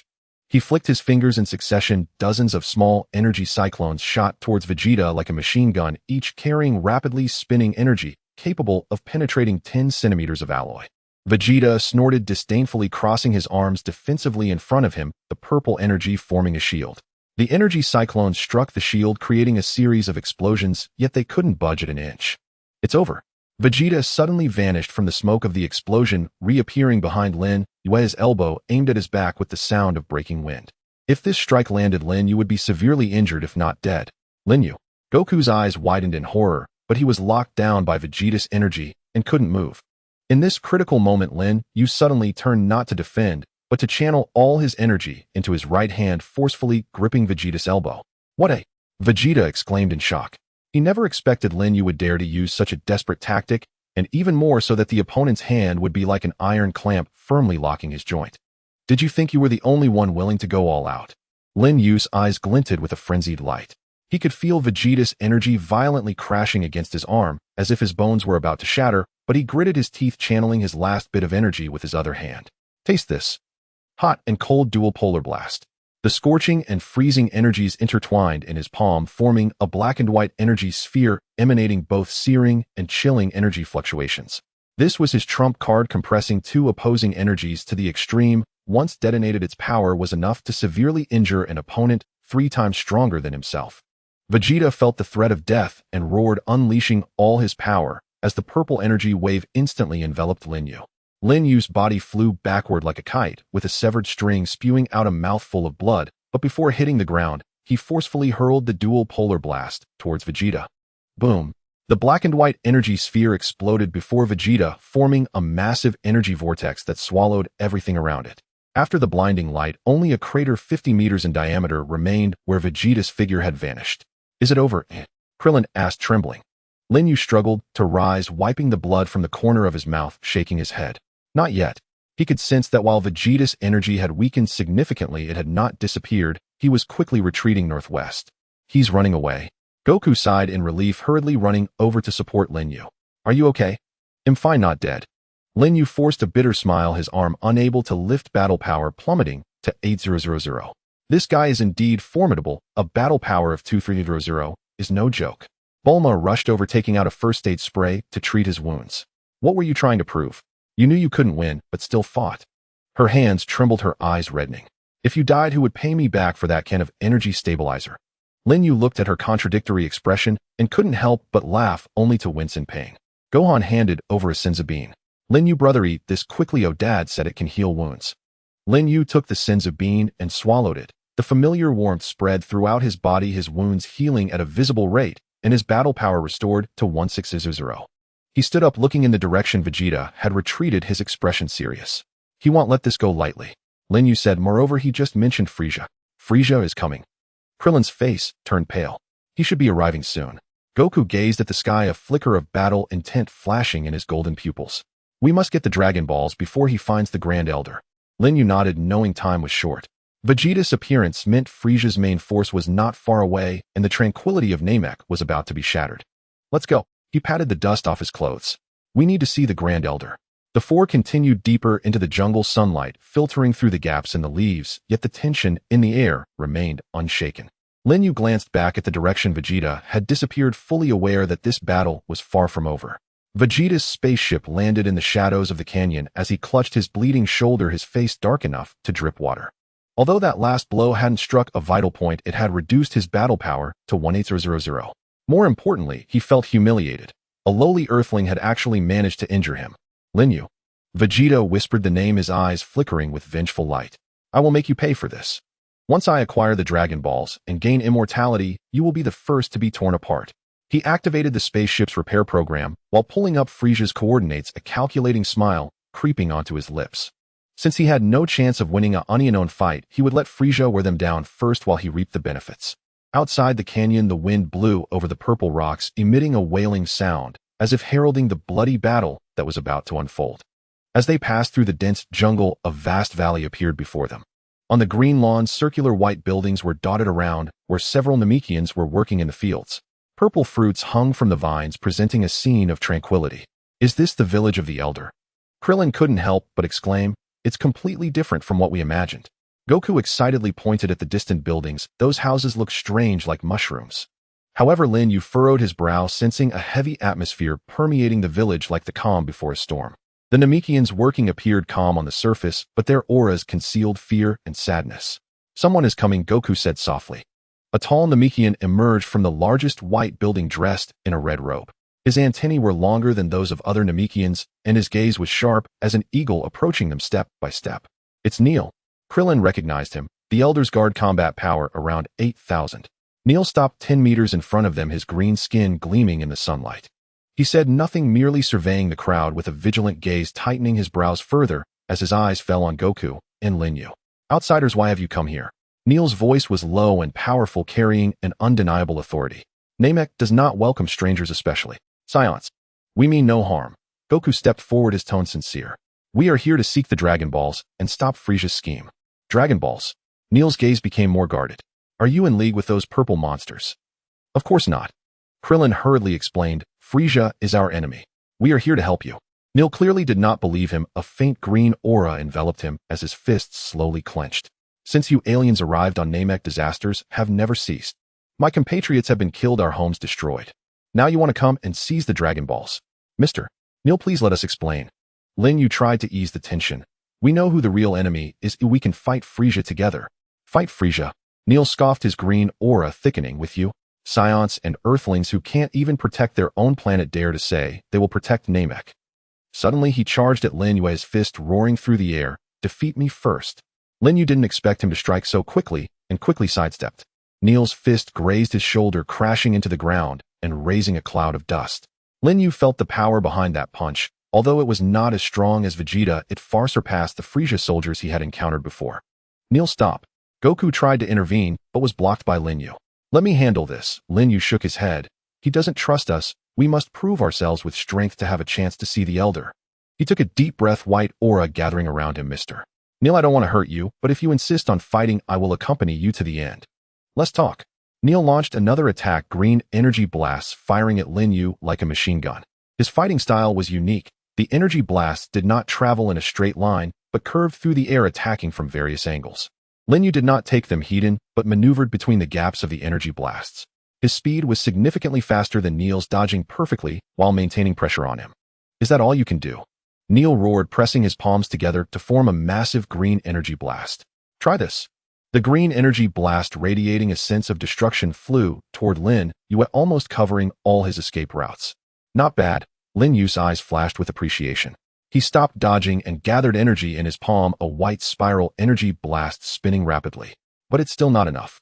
He suddenly thrust the spiral blast forward, the white energy vortex colliding with the green energy blast, creating a deafening roar. The two forces tore and canceled each other out before exploding simultaneously, forming a massive energy mushroom cloud. As the dust settled, Lin Yue and Neil stood their ground, both slightly disoriented. Neil looked at Lin Yue, his hostility diminishing, replaced by surprise and confusion. Your aura is very unique. Neil spoke slowly. It is neither as violent as that of a scion nor as gentle as that of an earthling, who rather it resembles. He pondered the chaotic energy from the beginning of the universe. Lin Yue's heart stirred. Neil could actually perceive the uniqueness of his aura. We really are here to help, Lin Yue explained again. Frieza not only wants the Dragon Balls, but also aims to destroy Namek. We know his weaknesses and have the ability to fight his subordinates. Neil was silent for a moment, clearly weighing the pros and cons. Just then, an elderly voice came from the largest white building. Neil let them in. Upon hearing this voice, Neil immediately retracted his aura and respectfully lowered his head. Yes, Elder. He stepped aside to clear the way and told Lin Yue and the others, the Elder wishes to see you. But I warn you, if you dare to disrespect the Elder, I will kill you immediately. Understood. Lin Yue nodded and followed Neil into the white building. The interior of the building was more spacious than expected. On the central stone platform lay a massive Namekian, his body occupying half the room, his skin somewhat shriveled and his antennae drooping lifelessly, clearly very old. Yet his eyes shone brightly like two deep stars, as if able to see through the hearts of men. Welcome, guests from afar. The Elder's voice, though aged, carried a strange allure, compelling one to calm down involuntarily. I am the Elder of Namek Manit. Greetings, Elder. We are from Earth. Goku began to introduce themselves, but was interrupted by the Elder. I know who you are and your purpose. The Elder's gaze swept over the crowd before finally landing on Goku. Kakarot, the orphan of the Scions, you harbor no evil, only a thirst for battle and a desire to protect your friends. His gaze turned to Krillin. Krillin, the martial artist from Earth, though not strong, has a resolute spirit and a kind heart. Then there is Gohan, son Gohan, a hybrid of Scion and Earthling, possessing immense power within, but despising battle, yearning for peace. Finally, his gaze rested on Lin Yue, his expression growing complex. Lin Yue, a soul from another world, your aura contains fragments from countless realms, both light and darkness. You do not belong here, yet you are intricately connected to this place. Lin Yue was taken aback. The Elder actually knew he was a transmigrator. Don't be surprised. The Elder smiled, wrinkles forming deep creases on his face. I can sense the pulse of the universe and see the essence of souls. Your arrival may be a turning point for Namek, or it could lead to new disasters. Elder, we are here to seek the Dragon Balls. Lin Yue steadied himself and stated their purpose. Frieza has already arrived on Namek. He wishes to wish for immortality, and we must stop him. Dragon Balls. The Elder sighed. They are the hope of Namek, but also the root of disaster.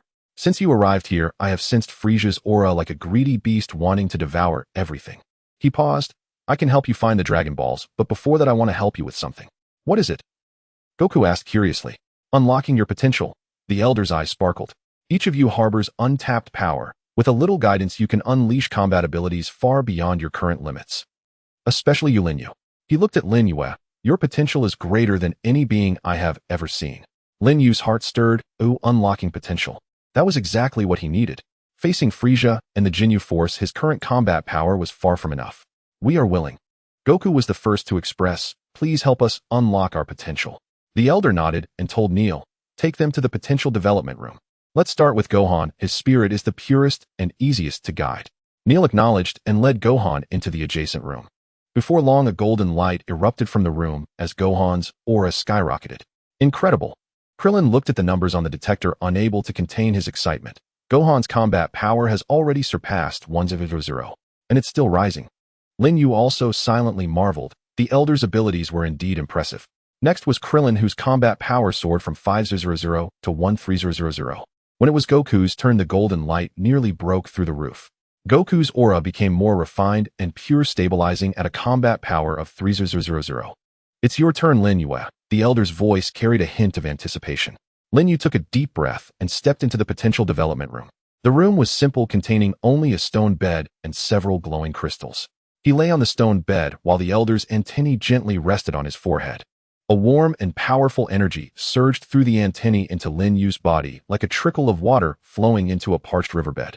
He could feel every cell in his body rejoicing, awakening the dormant power within. Unlike Gohan and Krillin, countless images began flashing through Lin Yu's mind. A skull flag waving on a blue ocean, a figure in black wielding a Zanpakuto, ninjas darting through the woods, and super warriors battling in the cosmos. All worlds he was familiar with before transmigrating. I see. The elder's voice echoed in his mind. Your soul is connected to countless dimensions. This is the secret of your aura. But be careful. This power can easily spiral out of control, consuming your true self. Lin Yu wanted to respond, but couldn't make a sound.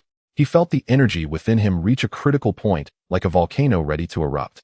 Various colors of light began to emerge from the white aura, representing the energies of different worlds. Boom! The energy exploded, fully enveloping Lin Yu's body in golden light, and the entire Namek could feel this powerful aura. His combat power wildly fluctuated on the detector, 1800. When the light dissipated, Lin Yu slowly opened his eyes, feeling like the entire world had changed. He could distinctly sense the aura of every life around him, see the energy flowing in the air, and even vaguely touch the barriers of space. It worked. The elder withdrew his antennae, a satisfied smile on his face. Your combat power has surpassed 2000, and more importantly, you have awakened a latent ability, dimensional travel. But remember, do not use this power lightly. It will cause turmoil in the universe. Lin Yu stood up, stretching his body, feeling unprecedented strength. He deeply bowed to the elder. Thank you, elder. No need to thank me. The elder waved his hand. Now I will tell you the location of the Dragon Balls. Neil will take you to find them. I hope you can stop Frieza and save Namek. Lin Yu exited the room, where Goku, Krillin, and Gohan gathered around him, their faces filled with excitement. Lin Yu, your combat power really exceeded 2000. Krillin exclaimed, holding up the detector excitedly. Goku nodded with a smile. How do you feel? Do you feel like you have endless energy? Lin Yu smiled. Indeed, it is very strong. But we must not let our guard down. The elder said Frieza's main force will arrive soon. As soon as he finished speaking, Neil came over with a map marking the locations of the 7 Dragon Balls. I have marked all the Dragon Balls locations. We can set off now. The group followed Neil out of the white building, the sunlight warming them. But Lin Yu knew that the calm was only temporary. The real battle was about to begin. He looked up at the sky, though under the green canopy he seemed to see Frieza's massive spaceship slowly approaching. The Ginyu Force, Frieza's transformations, Goku's decisive battle with Frieza. The familiar plots were unfolding step by step. But this time, with his involvement, the outcome might be different. Let's go. Lin Yu clenched his fist, the energy in his palm warm and firm, to retrieve the Dragon Balls. The group headed toward the location of the first Dragon Ball, their figures gradually disappearing into the greenery of the jungle. From this moment on, the fate of Namek was tightly intertwined with these warriors from Earth. In the canyon on the Namek planet, the wind howled, whipping grit along and scraping across the purple rock faces like a mournful cry. Lin Yu and his group were advancing along the gorge toward the location of the first Dragon Ball. Nier led the way, his steps steady, a green robe snapping in the wind. Pass through the narrows ahead, and you'll reach the village that keeps the 2-star ball. Nier pointed to the narrow mountain mouth ahead, where the silhouettes of white buildings could just be made out. But that place may already be. He did not finish his sentence before a piercing crack of displaced air cut him off. 5 figures fell like meteors onto the canyon walls on either side. Dust kicked up so thick it obscured their features. When the dust settled, 5 aliens in matching combat uniforms came into view. At their head stood a blue-skinned, white-haired alien with a feral stare, Beside him, a squat furried alien fidgeted with a scanner. The other three were a burly purple-skinned man, a lanky creature with compound eyes, and a small green-skinned being. The Ginyu special team. Lin Yu's pupils constricted, his heart sinking. They arrived sooner than he had expected. The blue-skinned leader, Ginyu, smirked with a cold curl of his lips. His scanner swept over Lin Yu and the others with a series of beeps. Oh ho, we found some interesting specimens. Saiyan Kaka Luote power level 30,000. Earthling Lin Yu a power level 20,000 plus 2 scrubs and a Namekian. Gudu the squat furried alien rubbed his hands together in excitement, his compound eyes glittering with greed. My time stop will be perfect for this. Don't be hasty, Gudu. Ginyu waved a hand, his gaze shifting over Lin Yu and Wukong. Let's have a bit of fun first. Lord Fu Lisa hasn't arrived yet. Good time to limber up. Then he'll start with that brat and the fat earthling. Gudu cackled and vanished from sight, reappearing before Kulin and Wu Fan the next instant. He slammed his hands onto the ground. Time stop. An invisible energy radiated outward from Gudu and everything nearby froze. The grains of sand hanging suspended Nier's open mouth locked halfway. Kulin and Wu Fan fixed in terror, even the wind seeming to cease its flow. Ha, you can't move now. Gudu crowed, striding up to Kulin as a purple energy orb formed in his fist. First I'll crush you, Earth Fatso. Just as his fist was about to descend, a white surge of energy suddenly erupted from Lin Yu. The surge did not strike in a straight line, but rolled through the air like ripples on water. Wherever it passed, the frozen space quivered with waves. What a... Gudu's grin froze into a mask of shock. He realized with rising dread that his time seal was being undone. Lin Yu slowly raised his hand. A white vortex orb spun rapidly in his palm, his gaze frosty as frost. Your time technique is useless on me. Training in the Chamber of Temporal Spirit had given him an uncanny sensitivity to space, and after awakening his potential under the Elder, his perception of dimensions allowed him to faintly sense the threads of time. Though Gudu's time stop was uncanny, its essence was an energy lock on a pocket of space, and Lin Yu's chi happened to shatter that lock. Impossible. My time stop has never failed. Gudu frantically increased his energy output, trying to regain control of the space, but Lin Yu's tidal chi kept surging, and the frozen field crumbled at a visibly rapid pace. It's over. Lin Yu snapped his fingers and flicked the vortex orb like a white bolt toward Gudu. No.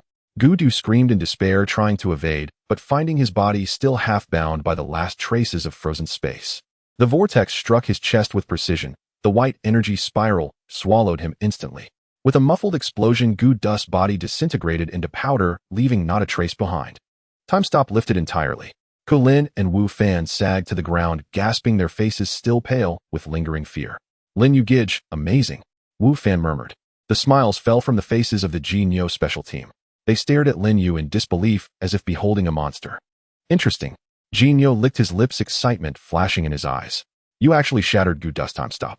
You're more intriguing than I thought. He stepped forward as blue ripples of energy washed around him. He'll play with you, Earthling. Your opponent is me.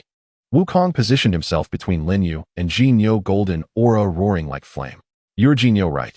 Let me see what Lord Fu Li SAS Ace can do. Saiyan, you have courage. Jinyu's ripples of energy intensified until the gorge shimmered blue. Then he'll show you what it means to be a top warrior of the cosmos. He lunged at Wukong, a blue fist tearing at space itself. Wukong did not dodge. His golden fist met the blow heated. Boom. Their fists collided with an earth-shattering roar. Blue and gold energy exploded outward, rattling the canyon walls and showering the cliffs with falling debris. Lin Yu seized the moment to pull Kulin and Wu Fan back and shouted to Nier, Mr. Nier, take them and secure the Dragon Ball. Leave this place to us. But Nier glanced toward Wukong, who fought Ginyu with all his might, worry etched across his features. Hurry. Lin Yu's tone brooked no argument. Only by getting the Dragon Ball can we stop Fu Li Sa. Nier gritted his teeth and nodded. Be careful. He hauled Kulin and Wu Fan and sprinted toward the Narrows. Trying to run. Not that easy. Roared the purple-skinned brute Li Kum as he charged after them, only to be intercepted by Lin Yu. Your opponent is me. White waves of chi washed over Lin Yu, his power reading spiked to 20,000 on the scanner. Don't you dare interfere with them. A mere 20,000 and you dare block me. Li Kum bellowed, purple energy erupting like a volcanic blast. Taste my power. He streaked forward so swiftly, he left afterimages behind. Lin Yu did not underestimate him. He unfolded his stance and danced around Li Kum's assaults. Li Kum's strength was tremendous. Each punch could hurl meters-high rubble, but his speed was relatively slow, exactly the weakness Lin Yu exploited. Only dodging coward. Li Kum roared as he condensed a vast purple energy orb in his hands. Li Kum's super flash. The purple sphere redolent of destruction flew toward Lin Yue, threatening to envelop the entire canyon. Lin Yu inhaled deeply and infused his vortex orb with both Hotan cold dual attributes. Redan black veins appeared within the white spiral, emitting waves of searing heat and bone-chilling cold. Hot cold dual polar orb. The tricolored energy sphere, black, white, and red, collided with the purple orb in a cataclysmic roar. The two forces tore and annihilated each other, forming a massive energy singularity that swallowed everything nearby. When the energies dissipated, Lin Yu and Li Kum stood where they had been, both breathing raggedly. Li Kum stared at Lin Yu, his scorn turning to shock. Your chi. How can it be? That's the difference between you and me. Lin Yu's gaze chilled. Seizing the instant Li Kum was distracted, he flashed behind him and drove his elbow hard into Li Kum's back heart. With a crisp crack, Li Kum screamed in pain and crumpled, his body going limp, utterly defeated. With Li Kum neutralized, Lin Yu turned his attention back to the battle between Wukong and Ginyu. Their fight had reached a fever pitch. Gold and blue energies clashed and detonated, making the canyon tremble beneath their blows. Wukong had the upper hand, yet Jinyu's technique was unervingly strange. He could always counter from seemingly impossible angles. I should help Wukong, Lin Yu thought. Just then Lin Yu felt a familiar aura rapidly approaching. Vegeta. His brow tightened. That fellow arriving now could mean he intends to reap the rewards from the aftermath. At that moment, Ginyu suddenly leapt back and disengaged. He regarded Wukong with a peculiar smile. Saiyan, your body is splendid. I quite like it. Wukong blinked, puzzled. Ginyu assumed a strange posture, crossing his hands over his chest as his blue aura grew wildly unstable. This is my final technique. Body exchange. A blue beam shot from Gu Dust's forehead. No, from Jinyu's, straight for Wukong's brow. Wukong, watch out. Lin Yu yelled as he rushed forward, intending to shield him, but it was too late. The blue beam struck Wukong's forehead, and both bodies erupted in blinding light. When the light faded, a shocking scene unfolded. Jinyu's soul now inhabited Wukong's body, while Wukong's soul was trapped within Jinyu's form. Success! Ginyu now in Wukong's body flexed golden arms and reveled in the surging power. So this is a 30,000 power level body. Marvelous! The Jinyu-possessed Wukong laughed exultantly. The soul imprisoned in Jinyu's body, Wukong himself, roared and lunged for his own body, but was easily thrown back by a single punch. Stop struggling, Saiyan. From now on, I am the universe's strongest warrior. Lin Yu watched the sudden reversal and felt his heart sink. A body exchange. This was the last development he had hoped to avoid. Worse still, Vegeta's aura was now right on them. His scanner indicated the 30,000 power level of Wukong Ginyu, and a greedy gleam shone in his eyes. In an instant, the situation in the canyon grew bewilderingly complex. The canyon's rock walls trembled violently, echoing with a rumbling sound as debris continuously fell from above. The body of Ginyu, occupying Wukong's form, excitedly moved its limbs, golden waves of energy swirling around him, yet they appeared sluggish, as if wearing ill-fitting clothes. This body is fantastic. Ginyu in Wukong's body laughed maniacally, throwing a punch at a nearby rock, which instantly turned to dust. Meanwhile, Wukong, trapped within Jinyu's body, roared in fury and charged forward again. His blue energy, though faint, carrying and unyielding, will return my body. You despicable scoundrel. On what grounds? Ginyu in Wukong's body sneered, evading the attack with a sidestep, while delivering a kick to Wukong in Jinyu's body's chest. Now this body is mine. You just stay in that pathetic body and watch me rule the universe. Wukong in Jinyu's body was sent flying by the kick, crashing against the rock wall and spitting out a mouthful of blood. He pounded the ground in anger, feeling helpless as he watched his body controlled by the enemy. This sense of powerlessness was more painful than any injury. Lin Yu clenched his fists, his mind racing. The current situation was extremely unfavorable. Wukong was trapped in Jinyu's body, with a combat power below. Ginyu had taken over Wukong's body, but seemed not to have fully mastered the power of a Super Saiyan. Meanwhile, Vegeta had appeared at the entrance of the canyon, watching the farce with keen interest, clearly waiting for an opportunity to benefit. What about the others from the Ginyu force? Lin Yu suddenly realized that besides Ginyu and the defeated Goldo and Raikum, 2 members were missing. As soon as he finished speaking, 2 figures leaped out from behind the canyon walls, revealing the remaining G's and Berta. Captain Ginyu, we're here to help you. Berta's speed was like lightning, almost invisible as he appeared before Wukong in Jinyu's body, his fist crashing down with a sound of breaking air. Be careful. Lin Yu wanted to assist, but it was too late. He could only watch as Wukong in Jinyu's body was knocked out with a single punch. G's raised both hands, purple energy orbs forming in his palms. Captain Ginyu, should I completely destroy this Scion's soul? No. Ginyu in Ryukon's body waved his hand, a calculating glint flashing in his eyes. He might still be useful. Once I fully master this body, I can slowly torment him. Now it's your turn, Earthling. Lin Yu took a deep breath, the white energy swirling around him. Even if you've taken over Ryukon's body, it doesn't change the fact that you are a despicable villain. You're quite stubborn. Ginyu in Ryukon's body snorted coldly, the golden energy waves intensifying. Let you experience the might of a 3-0 power level. He charged at Lin Yu at his speed, several times faster than Raikam's before. Lin Yu unfolded his form to dodge, but found Jinyu's speed far exceeded his expectations, narrowly avoiding several hits. How is this possible? Lin Yu was shocked. Ginyu had clearly not fully mastered Ryukon's body, so why was he so fast? He quickly noticed something amiss. Ginyu in Ryukon's body was fast, but his moves lacked coherence, as if he were mimicking Ryukon's fighting style without grasping its essence. His advantage lay merely in the strength of Ryukon's body, not in his control over the power. I see. Lin Yu felt a surge of joy as he discovered his opponent's weakness. A mere imitator, no matter how powerful the body, is still just a waste. No longer just dodging, he began to counterattack actively. Every time Ginyu in Ryukon's body executed Ryukon's signature moves, Lin Yu was able to anticipate and strike at the openings. Damn it. Ginyu in Ryukon's body was thrown into disarray by Lin Yu's cunning attacks, roaring as he conjured a golden energy orb, Kamehameha. The massive golden energy wave carrying a sense of destruction shot towards Lin Yu and nearly engulfing the entire canyon. Now's my chance. Lin Yu's eyes sparkled with determination. He did not brace for impact, but concentrated all his energy into his legs and leapt sharply to the side. At the moment the energy wave was about to hit him, his body suddenly made an incredible twist in midair, narrowly escaping the attack. Boom! The golden energy orb struck the canyon's rock wall, creating an earth-shattering explosion. Huge rocks fell from above, the entire canyon shaking as if it might collapse at any moment. Taking advantage of the billowing dust, Lin Yu swiftly circled behind Jeez, delivering a powerful blow from a white energy cyclone to the back of his head. Jeez fell straight down without a sound. Jeez! Berta roared as he charged towards Lin Yu at his speed, leaving a trail of afterimages. Lin Yu was prepared. He infused cold energy into the ground, and the purple rock wall was instantly covered with a thin layer of ice. As soon as Berta stepped onto the icy surface, he lost his balance, and his body uncontrollably slid forward. Now, Lin Yu flicked his fingers. 3 small energy orbs accurately struck Berta's joints. Berta let out a painful scream, his speed instantly slowing down. Seizing the opportunity, Lin Yu closed in his fist, charged with intense energy, smashing hard against Berta's chest. Berta's body flew backward like a kite, with a severed string crashing against the rock wall and losing consciousness. In an instant, only Ginyu occupying Ryukon's body remained of the Ginyu force. You?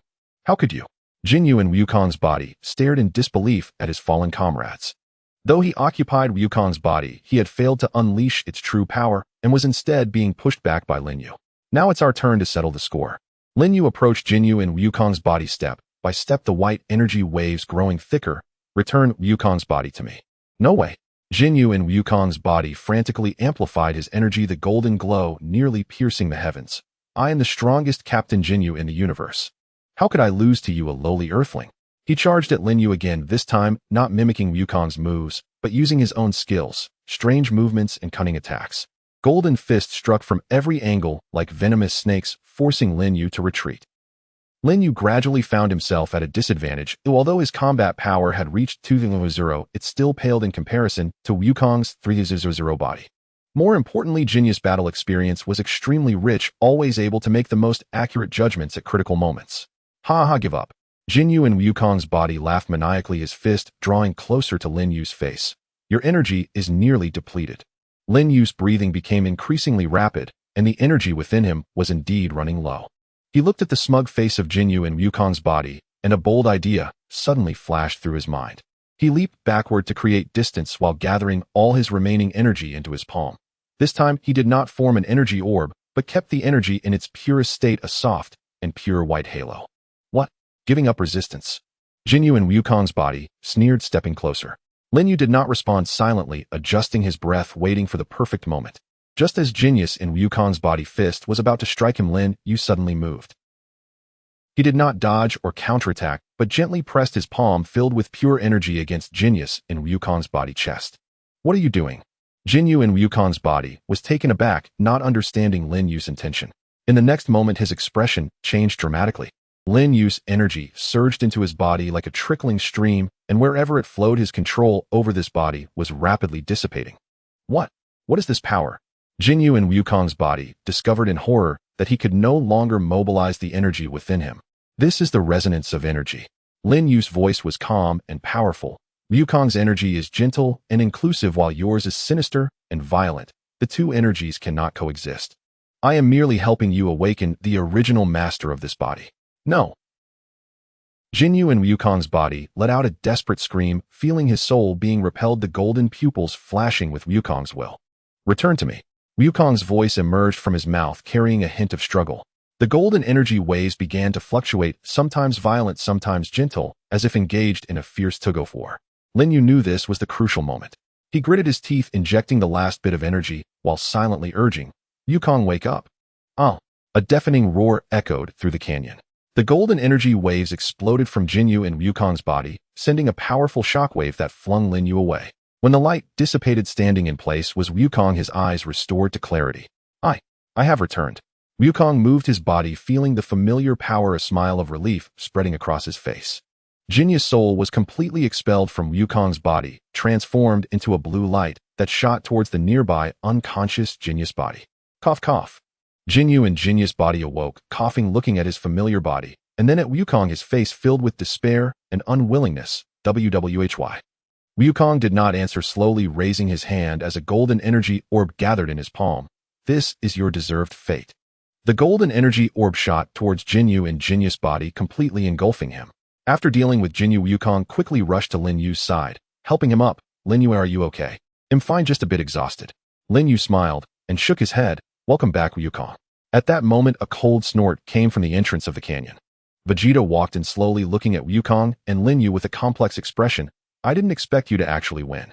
However, his gaze fell on Wukong, a glint of battle intent flashing. "Kakarot, it seems your combat power has increased again." "Yes." Wukong nodded. "Thanks to Lin Yu, I was able to reclaim my body. Moreover, being in Jinyu's body deepened my understanding of energy." "Is that so?" Vegeta licked his lips, excitement flickering in his eyes. "Then let me see just how strong you are now." Lin Yu knew a new battle was about to begin. But this time he felt no worry, for he knew the real Wukong had returned. Outside the canyon, beneath a green sky, a dark cloud slowly drifted in, as if heralding the arrival of an even greater storm. Frieza, the most terrifying entity on Namek, was drawing ever closer to them. The swamps of Namek exuded a pungent, earthy stench of decay. Vast lotus leaves floated upon ink-green waters, while bioluminescent venomous insects darted intermittently among their submerged rhizomes. Lin Yu pushed aside thick purple vines blocking his path. The Dragon Ball signal on his scanner grew steadily stronger. The two-star ball lay hidden on the island at the swamp's heart. Gohan slowed down. Krillin panted as he scrambled after them, his pant legs already soaked with thick, clinging mire. "It's too dangerous here." Yet Gohan bounded ahead like a nimble fawn, leaping from stone to stone that broke the water's surface, his golden hair blazing vividly beneath the emerald canopy. "But the Dragon Ball is right ahead." Lin Yu Gij said, "We must find it quickly." Lin Yu brought up the rear, faint wisps of ki coiling around his fingertips, a technique he'd mastered after unlocking latent potential under the Elder Guru's guidance, enabling him to sense energy fluctuations within a 50-meter radius. Suddenly, a nauseating, corrosive aura surged from the swamp's depths. "Stop!" Lin Yu barked low and sharp, yanking both Gohan and Krillin behind him. Bubbles erupted violently at the swamp's center, and from the churning water rose a portly, gray-skinned figure. Dodoria's deeply creased face twisted into a grotesque leer as viridian green energy coalesced in his palms. "Found you at last, brat of a scion and mongrel of Earth." "It's Dodoria." Krillin's face blanched, his scouter flashed 15000. "Didn't Vegeta drive him off?" "Seems Frieza's henchmen are more tenacious than we imagined." Lin Yu stepped forward, shielding Gohan as white ki began to swirl about his frame. "Fall back, I'll handle him." "Fall back. Not so easily." Dodoria roared with manic glee, swelling the viridian green energy in his hands into a pulsing orb. "Taste my toxin bomb." This is carrion mist, a corrosive fog capable of dissolving alloy. Not even your bones will remain. With a thunderous crash, he hurled the bomb into the water. Viridian mist detonated outward like a tidal wave. Where it swept, the ink-green lotus leaves withered instantly into blackened husks. The water foamed acridly, and the very air thickened into a suffocating sludge. "No, hold your breath." Krillin clapped a hand over his mouth and nose, dragging Gohan backward, but the toxins spread faster than thought. Within moments, the viridian haze engulfed a 10-meter radius, its rancid stench inducing vertigo and nausea. Gohan's small face flushed crimson. He was seconds from gasping. Lin Yu's gaze hardened, and his ki erupted inward. The white ki did not radiate outward. It contracted, forming a translucent spherical barrier around the three. Strangers, still the air within the sphere was rapidly evacuated, leaving behind a fleeting vacuum. This is... Krillin stared in awe as the insidious toxin recoiled upon contact with the barrier, repelled as if by an invisible wall. No trace could penetrate. A variant of the ki barrier. Lin Yu murmured, sweat beading at his temples. Maintaining the vacuum shield demanded far greater exertion. Toxin requires air to propagate. Cut off the air, and you cut off its path. Even as he spoke, he flicked 3 ki blasts from his fingers. White projectiles piercing the vacuum sphere, striking the mire beneath Dodoria's feet with surgical precision. An explosion tore through the swamp, hurling mud high. Dodoria staggered, his toxin emission momentarily disrupted. Damn Earthling. Do you think this flimsy dome will hold? Once your oxygen runs out, you die, just the same. He gathered another toxin bomb, 3 times larger than before, its viridian fog staining half the swamp with lethal hue. Lin Yu Gidge, your ki is dropping. Gohan pointed to the scouter on Lin Yu's wrist. The reading plummeted from 18000 to 15000. Let me help. Don't act rashly. Lin Yu gripped his shoulder, eyes sharpening like drawn blades. His ki is unfocused. That's his flaw. At the instant Dodoria hurled the colossal toxin bomb, Lin Yu dropped the vacuum shield. Not entirely, but retained only a thin layer of breathable air above them, channeling every remaining iota of ki into a slender needle-thin projectile. Now, the white ki needle shot forth like an arrow loosed from heaven, piercing the dispersing toxin cloud and striking Dodoria's right hand, the very locus where his energy coalesced. The needle didn't detonate. It drilled inward with spiraling force, embedding itself deep into his energy core. Arg! Dodoria shrieked as the half-formed toxin bomb detonated violently in his palm. Instinctively, he raised his left hand to shield himself, only for his own toxin to sear flesh from bone in an instant. Seizing that split second of agony and distraction, Lin Yu snatched up Gohan and seized Krillin's arm, sprinting toward the island at the swamp's heart. Behind them, the vacuum barrier sealed once more, impenetrable absolute, leaving the spreading toxin utterly contained. That was close. Krillin collapsed onto the island's soft grass, gulping air, staring across the water at Dodoria, writhing in toxic agony. Lin Yu, you were incredible. Using vacuum to block poison. That's genius. Gohan nodded vigorously, eyes wide with adoration. Lin Yu Gidge is amazing. Even more powerful than Dad's Kamehameha. Lin Yu smiled faintly and ruffled Gohan's golden hair. That maneuver had been a razor's edge gambit. If Dodoria's toxin hadn't relied on atmospheric transmission, or if Lin Yu hadn't possessed such exacting control over ki density, it would have failed utterly. He approached the island's center. There, embedded in an ancient stone stele, gleamed a crystalline Dragon Ball, its star emblem shimmering under the sun. After securing the Dragon Ball, Lin Yu turned toward the opposite shore. Dodoria had vanished into the toxic haze, leaving only a bubbling viridian pool. We must seek the Elder Guru. Lin Yu gazed eastward where the air hung warm and heavy, like the breath of a slumbering volcano. Only he knows where the remaining Dragon Balls lie, and only he may yet unravel the mystery sealed within my body. Krillin and Gohan exchanged a glance, and in each other's eyes they saw unwavering resolve. Silhouetted against the setting sun, the three departed the swamp. Behind them, the toxin mist slowly thinned, revealing a scarred, pockmarked surface, the latest wound upon Namek and a grim omen of fiercer battles yet to come. On the crimson plains of Namek, the gravel was scorched by the midday sun. Lin Yu crouched down to inspect the green blood on the ground. The temperature he touched had not yet dissipated.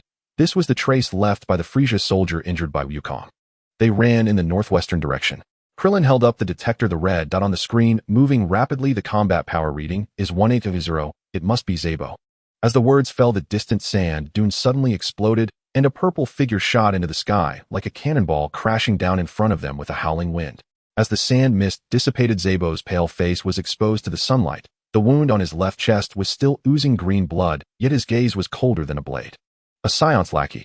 Zebo's eyes swept over Lin Yu, a mocking curve forming at the corner of his mouth. Where is Kakarot? Are you here to die in his place? Lin Yu slowly straightened his body, white energy flickering around him. You won't need Wukong to deal with me. Arrogant. Zebo stomped his foot fiercely, a purple shockwave erupting from him, sending the crimson gravel soaring into the air. Let me show you the true power of a cosmic elite warrior. His body suddenly emitted crackling sounds, bones rising beneath his skin, pale flesh splitting with fine cracks, revealing deep blue scales underneath. His originally handsome face twisted into a grotesque form, two curved bone spikes protruding from his head, and his aura skyrocketed. The numbers on the detector jumped wildly, finally stabilizing at 18000. This is my battle form. Zebo's voice turned hoarse, bearing a metallic rasp. Now do you still think you can win? Lin Yu did not answer, merely condensing his energy in front of him.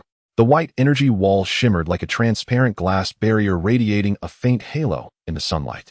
Through the trials in the gravity chamber and the hyperbolic time chamber, his energy wall was no longer merely a defense, but had integrated the essence of flow, capable of dissipating impacts like flowing water. Die. Zebo transformed into a purple shadow, charging at him, his deep blue fist carrying the power to tear through the air as it slammed into the energy wall. Bang! The energy wall trembled violently like the surface of a lake struck by a massive stone. Lin Yu's feet carved two deep grooves in the sand, a tingling pain shooting through his arms, but he gritted his teeth, pouring more energy into the barrier. Within those seemingly fragile white halos flowed chi of both hot and cold properties, like countless small gears operating at high speed, breaking down Zebo's impact layer by layer. How is this possible? Zebo's pupils constricted. This punch of his could shatter alloys, yet it was halted by this earthling's energy wall. But what shocked him even more was the pure energy fluctuations coming from the wall, completely devoid of impurities, like unpolluted glacial meltwater. Seizing the moment Zebo was distracted, Lin Yu maintained the energy wall with his left hand while quietly condensing an energy sphere with his right. The white energy vortex spun rapidly in his palm, the edges glimmering with an icy light. This was a new technique where he infused cold energy into the energy sphere, increasing its penetrating power by 30%. Break. Lin Yu flicked his fingers. The energy sphere shot towards Zebo like a white lightning bolt, grazing the edge of the energy wall. Zebo instinctively raised an energy shield, a purple halo igniting around him. But this time the energy sphere did not explode. Instead, it drilled into the shield like a rotating drill bit, accompanied by a sharp screech. With a crisp snap, the energy shield, capable of withstanding thousands of attacks, was suddenly pierced, leaving a round hole. Puff! The energy sphere grazed Zebo's shoulder, drawing a string of green blood droplets. He staggered back a few steps, looking incredulously at the wound on his shoulder where the scales had been neatly shaved off, exposing the bleeding muscle underneath. Zebo thought, this is impossible. His combat power is clearly only 15000. How could he penetrate my shield? This chi, terrifyingly pure, devoid of any excess fluctuations, even more refined than the power of King Frieza. What exactly is this earthling's background? Do you want to continue fighting? Lin Yu dispersed the energy wall, the white energy still swirling in his palm. Your shield is broken. If this continues, it will be you who suffers. Zebo stared at the energy in Lin Yu's palm, then glanced at the golden energy mass rapidly approaching in the distance. That was Wukong's returning energy.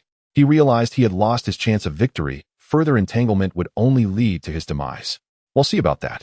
Zebo glared at Lin Yu with resentment and transformed into a purple shadow, darting toward the sky, quickly disappearing at the horizon of the Crimson Plains. Krillin sighed in relief, plopping down on the sand. That scared me. I thought you were going to collapse just now. His power is indeed formidable. Lin Yu rubbed his sore shoulder, but he relies too much on his transformed state. The foundation of his chi is less stable than it appears. He picked up a grain of gravel from the ground, lightly blowing on it with his fingertips. The gravel instantly turned to powder. True strength lies in the purity of chi rather than sheer quantity. A golden light flashed across the distant sky as Wukong's figure landed before them, his golden hair still gently swaying. Zebo ran away. Yes, driven away by Lin Yu. Krillin exclaimed excitedly. He was so powerful after transforming, but thankfully Lin Yu was even more impressive. Wukong looked at Lin Yu, approval flashing in his eyes. Your chi is becoming more and more refined. Lin Yu smiled. Still not as good as you. By the way, where is Gohan?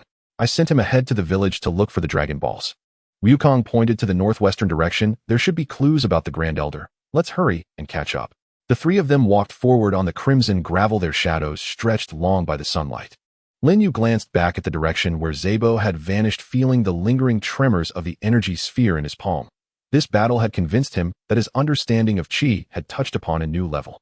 Meanwhile, Zebo, flying high in the sky, was gasping heavily. He held his bleeding shoulder, replaying in his mind the moment Lin Yu's energy sphere pierced through his shield, a chill creeping up his spine. That pure chi, terrifyingly so, was like a thorn embedded in his heart, making him waver for the first time about King Frieza's absolute power. This earthling must be eliminated quickly. Zebo gritted his teeth, accelerating his flight, his purple figure tracing an uneasy trajectory beneath the green sky of Namek. In the eastern highlands of Namek, the air carries a faint fragrance of flowers.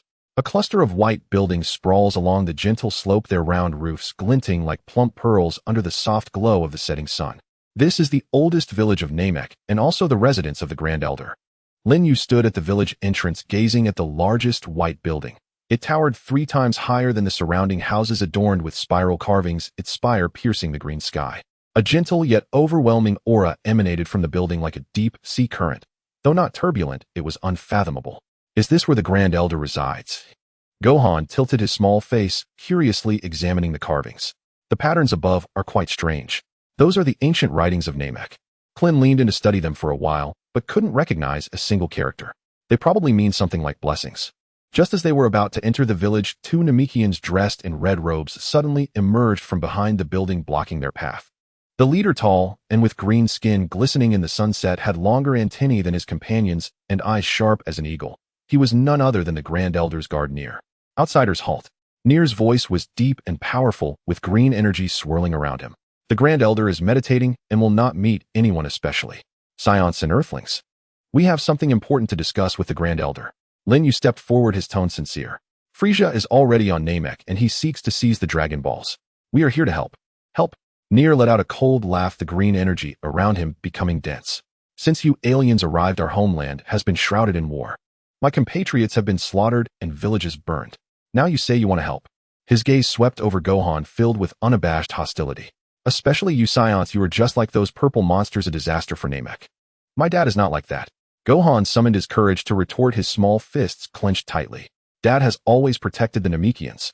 What does a child know? Nier glanced disdainfully at him, returning his gaze to Lin Yu. If you want to see the Grand Elder, you must defeat me. Otherwise, take your companions and leave. Do not tarnish this land. Lin Yu frowned. He could sense that Nier's energy was pure, carrying a protective intent, not evil, but this stubborn hostility was like an invisible wall blocking their path. I do not wish to fight you. Lin Yu slowly shook his head. Our enemy is Frieza, not each other. Enough talk. Nier clearly did not believe him. He suddenly charged at Lin Yu, his green fist creating a whistling wind as it came crashing down. Take my punch. If you can block it, I will listen to your explanation. This punch contained a power of 8,000 battle strength, the fist's wind sweeping over the ground, stirring up a series of white energy waves. Lin Yu did not dodge, nor did he even gather a chi wall. He simply sank his chi into his dantian, his right hand forming a fist as he swung it toward Nier's punch. Lin Yu. Klin exclaimed in surprise. He hadn't expected Lin Yu to choose to take it heat in. At the moment the 2 fists collided, there was no earth-shattering bang, just a dull bang. Nier felt a gentle yet resilient force coming from the opposing fist. His own punch, like crashing into a pile of cotton, silently dissipated. What shocked him even more was that the opponent's energy, seemingly plain, carried a peculiar inclusiveness, as if it could absorb all impacts. This is impossible. Nier's pupils constricted. He could feel his arm tingling slightly, yet Lin Yu's fist remained steady as a rock. Lin Yu did not take the chance to counterattack. He simply withdrew his fist and calmly looked at him. Your punch carries a heart of protection, yet lacks killing intent. This indicates that you do not truly wish to harm us. You are merely blinded by hatred. Nier's expression shifted as he stared into Lin Yu's eyes, attempting to find traces of deception, but saw only sincerity. The sensation from the previous punch still lingered at his fingertips. It was an incredibly pure energy, devoid of any impurities, cleaner than any Namekian warrior he had ever encountered. You? Nier opened his mouth, wanting to say something, but was interrupted by an elderly voice coming from the building. Nier, let them in. Upon hearing this voice, Nier's body trembled, and he immediately withdrew his energy, respectfully lowering his head. Yes, Grand Elder. He stepped aside, his gaze towards Lin Yu becoming far more complex, filled with surprise, confusion, and a hint of unnoticeable admiration. Lin Yu nodded at Nier, leading Klin and Gohan into the largest white building.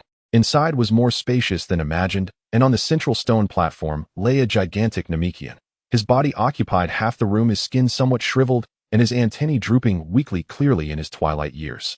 Yet his eyes were exceptionally bright, like 2 deep stars, seemingly able to see through the deepest secrets of the human heart. Outsiders, your energy is quite unique. The Grand Elder's gaze fell on Lin Yu, his aged voice carrying a strange, penetrating power. You possess the resilience of a scion, the gentleness of an earthling, and also conceal an energy not belonging to this universe. Lin Yu's heart jolted, instinctively clenching his fist. The Grand Elder could actually see through his secret.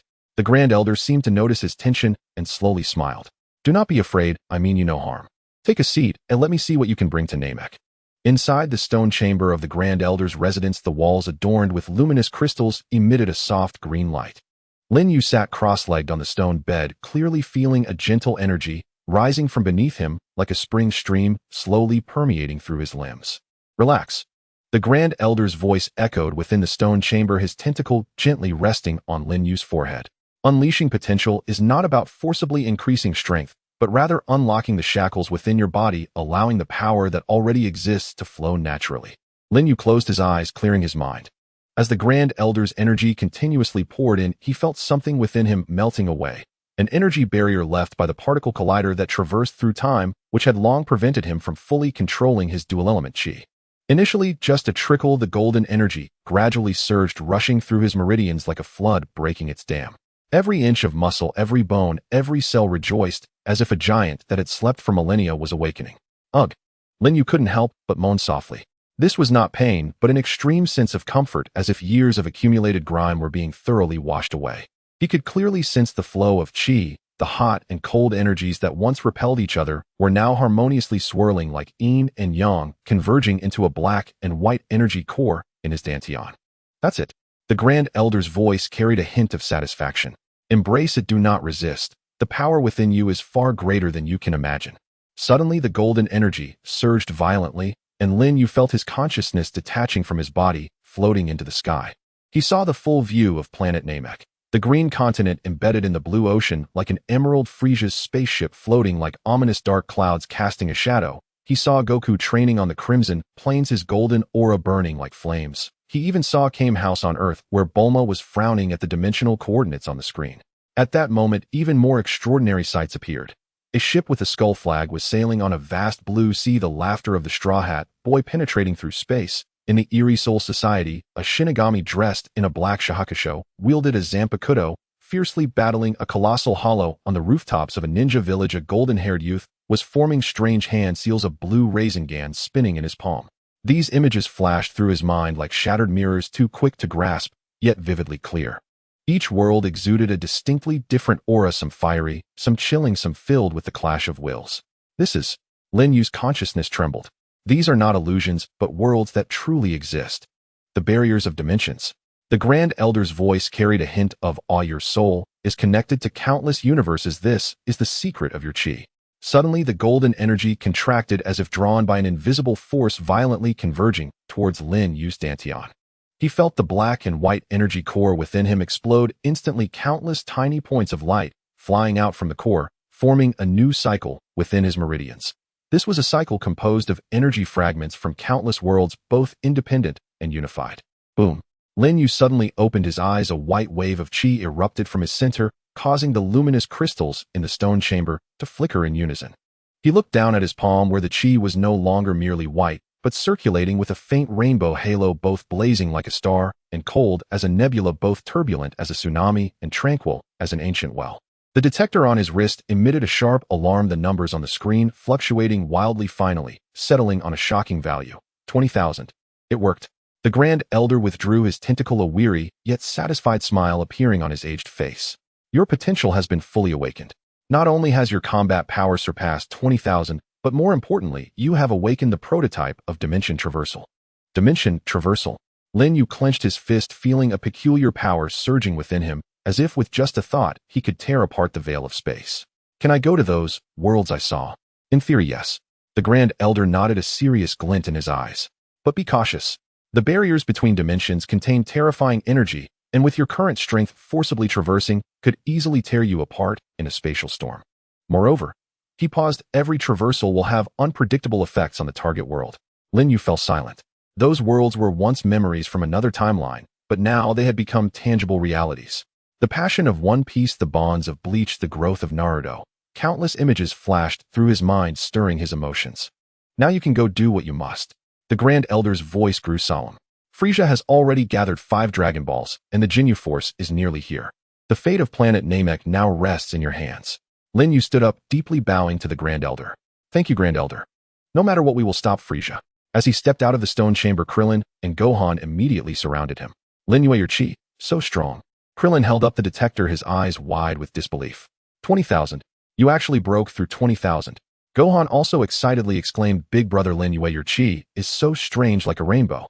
Lin Yue smiled and was about to say something when the detector suddenly emitted a rapid alert sound. 5 red dots rapidly approached on the screen, the lowest combat power being 12,000 and the highest, displayed as It's the Ginyu Force. Lin Yue's eyes instantly sharpened. They've arrived. In the distant sky, 5 figures broke through the clouds, descending with a destructive aura. The leader, a blue-skinned alien, wore a cold smile. It was none other than Ginyu, the captain of the Ginyu Force. The true storm of planet Namek was finally upon them. Lin Yue tightened his fists, feeling the dimensional power flowing within him, and in his heart, there was no fear, only an unprecedented determination. No matter whether the future held Frieza's terrifying power or the Ginyu Force's bizarre techniques, he would not back down. For he not only aimed to protect planet Namek, but also to safeguard those worlds that shone in his memories. This was the mission of a traveler, and it was the path he must continue on. The sky of Namek suddenly darkened. It was not the clouds that obscured it, but 5 streams of icy energy pressing in like dark clouds, thickening the air. Lin Yue stood in front of the elder's residence, clenching his fists. The 5 red dots on the detector were like blood-red brands approaching at an alarming speed. They're coming. Klin's voice trembled as he instinctively shielded Gohan behind him. Their battle power is above 1000. The highest one cannot be detected. Before the words left his mouth, 5 figures had already landed around the square, the shockwaves lifting the stone slabs from the ground. The leader, a blue-skinned alien, played with the detector in his hands, his white hair glaring under the green sky. It was none other than Ginyu, the captain of the Ginyu Force. Behind him stood the short and stout Guldo, the purple-skinned Rikum, the tall and lean Berta, and the armored G's, their combined auras forming a suffocating energy net. Oh, we found you. Jinyu's gaze swept over Lin Yue before finally landing on the Dragon Ball in the distance, a cruel smile creeping on his lips. Where is the elder? Hand over the Dragon Ball obediently, and maybe you can die a quicker death. No way. Neil roared as he charged forward, green energy exploding around him. I will never let you harm the elder. You ignorant native, Rikum sneered as he sidekicked the purple energy, striking Neil in the chest like a whip. Neil screamed as he flew backward, crashing into the stone wall and losing consciousness. Neil. Gohan's eyes turned red with anxiety as golden energy began to gather in his palms. Gohan, don't move. Lin Yue pressed down on his shoulder, looking coldly at the Ginyu Force. There's no need for a child to intervene against them. You're quite bold. Guldo wobbled forward, his compound eyes flashing with eerie light. Let me teach you how to respect the strong. He suddenly pressed both hands to the ground and shouted sharply, time, stand still. An invisible energy spread out from Guldo. Lin Yue watched helplessly as Rikum's fist froze in midair, as Ji's energy ball hung motionless in his palm, and Klin's terrified expression was frozen on his face. The entire world seemed to have hit the pause button, leaving only him and Guldo able to move. Ha ha ha, you can't move, can you? Guldo laughed triumphantly, waddling up to Lin Yue and poking his fat finger into Lin Yue's chest. Now you are the lamb waiting to be slaughtered. I will first twist off your arms then. His words were cut short, for there was no fear in Lin Yue's eyes, only a chilling cold. At the instant time standstill was activated, Lin Yue clearly felt space being forcibly frozen by an external force like thin ice forming on the surface of a lake. And the dimensional perception awakened when the elder unlocked his potential, allowed him to see the cracks densely packed on that icy layer. This level of spatial confinement dares to be called time standstill, Lin Yue said softly, his voice not loud, yet carrying a power that could pierce through anything. He slowly raised his hand, and the energy within him began to tremble at a peculiar frequency. It was not a direct impact, but resonated within him like sound waves transmitting through his palm into the surrounding space. This was a technique he comprehended from the fragments of dimensions, using his own energy to simulate the frequency of spatial fluctuations, thereby shattering external interference. Buzz. White energy rippled out from Lin Yue. The solidified air began to form fine cracks like shattered glass. Guldo's smile instantly froze on his face as he fearfully realized that his proud time standstill was collapsing. No. Impossible. Guldo frantically poured in energy, trying to reinforce the spatial freeze, but Lin Yue's energy trembled like waves, each ripple expanding the cracks in space further. Guldo's thoughts, what kind of power is this? My time standstill has never failed before. His energy is shaking the space. This is not a power that should exist in this universe. Monster. He is a monster. Crack. A crisp sound of shattering rang out as the frozen space completely collapsed. Rikum's fist struck nothingness, Ji's energy ball exploded chaotically, and Klin and Gohan staggered to regain movement, their faces filled with bewilderment. Meanwhile, Lin Yue had already appeared in front of Guldo. Your trick is over. Lin Yu's fist infused with white energy carried no unnecessary flares, smashing towards Guldo's face with a whoosh. Oh! Guldo let out a desperate scream as he attempted to instantaneously teleport away, only to find that space was still in disarray from the earlier tremor, making it impossible to lock onto coordinates. This punch landed solidly on his face, and his plump body flew backward like a kite, with a broken string crashing into the wall of the Elder's residence and falling to the ground lifeless. The remaining 4 members of the Ginyu Force changed their expressions drastically. They had never imagined that Guldo, known for his absolute defense, would be killed in one hit, and in such an unbelievable manner. Jinyu's expression grew serious as he re-evaluated Lin Yu. The numbers on the detector stabilized at 200, but he knew that this number could not represent the true strength of the Earthling before him. Interesting, Ginyu licked his lips, a glimmer of excitement flashing in his eyes. It seems King Frieza's intel was wrong. You are more intriguing than anticipated. He stepped forward, blue energy waves erupting like a tsunami. Next, let me show you what I can do, Ginyu, captain of the Ginyu Force. The blue waves of energy stirred a storm in the square, forming a visible barrier of energy around Jinyu's body, grinding the stone slabs beneath into powder. He flexed his fingers, each joint crackling, as if tearing the air, his gaze locked onto Lin Yu like a predator eyeing its prey. Earthling, you are quite fortunate, Jinyu's voice had a metallic quality. To have me, Ginyu, personally take action is your honor. Lin Yu did not waste words, white energy coalescing in his palm into a spiraling blast. After the battle with Gudu, he had become more adept at manipulating spatial tremors. The spiraling blast not only spun at high speed, but also carried subtle spatial fluctuations, emitting a buzzing sound. Try this. Lin Yu flicked his fingers, and the spiraling blast shot towards Ginyu like a white lightning bolt.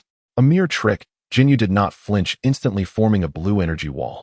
But just as the spiraling blast was about to collide with the energy wall, Ginyu suddenly vanished from sight, leaving only an afterimage. Too slow. Jinyu's voice came from behind Lin Yu, laced with a chilling smirk. Lin Yu was startled and quickly turned to block. Jinyu's fist grazed his shoulder, the resulting energy tearing through his battle suit and leaving a blood mark. Lin Yu could feel the power contained in that punch, far exceeding that of Lycum and Gudu, at least above 25000. Your speed is impressive, but still not enough. Jinyu's figure flickered around the square, leaving a series of afterimages, each appearance accompanied by a fierce attack. Give up, you cannot defeat me. Lin Yu did not respond, instead raising his energy to the limit. His figure darted among the afterimages, white energy colliding with blue energy, creating deafening roars. The stone slabs in the square were sent flying by their energies, revealing the red soil beneath like a series of ghastly scars. This won't do, Lin Yu thought quickly while evading. His speed and power surpass mine. I must find his weakness. Just then Ginyu suddenly ceased his attack, retreating 10 meters away. He looked at Lin Yu, a strange smile curling at the corners of his mouth. I've had my fun. Now let me show you my true ultimate move, body exchange.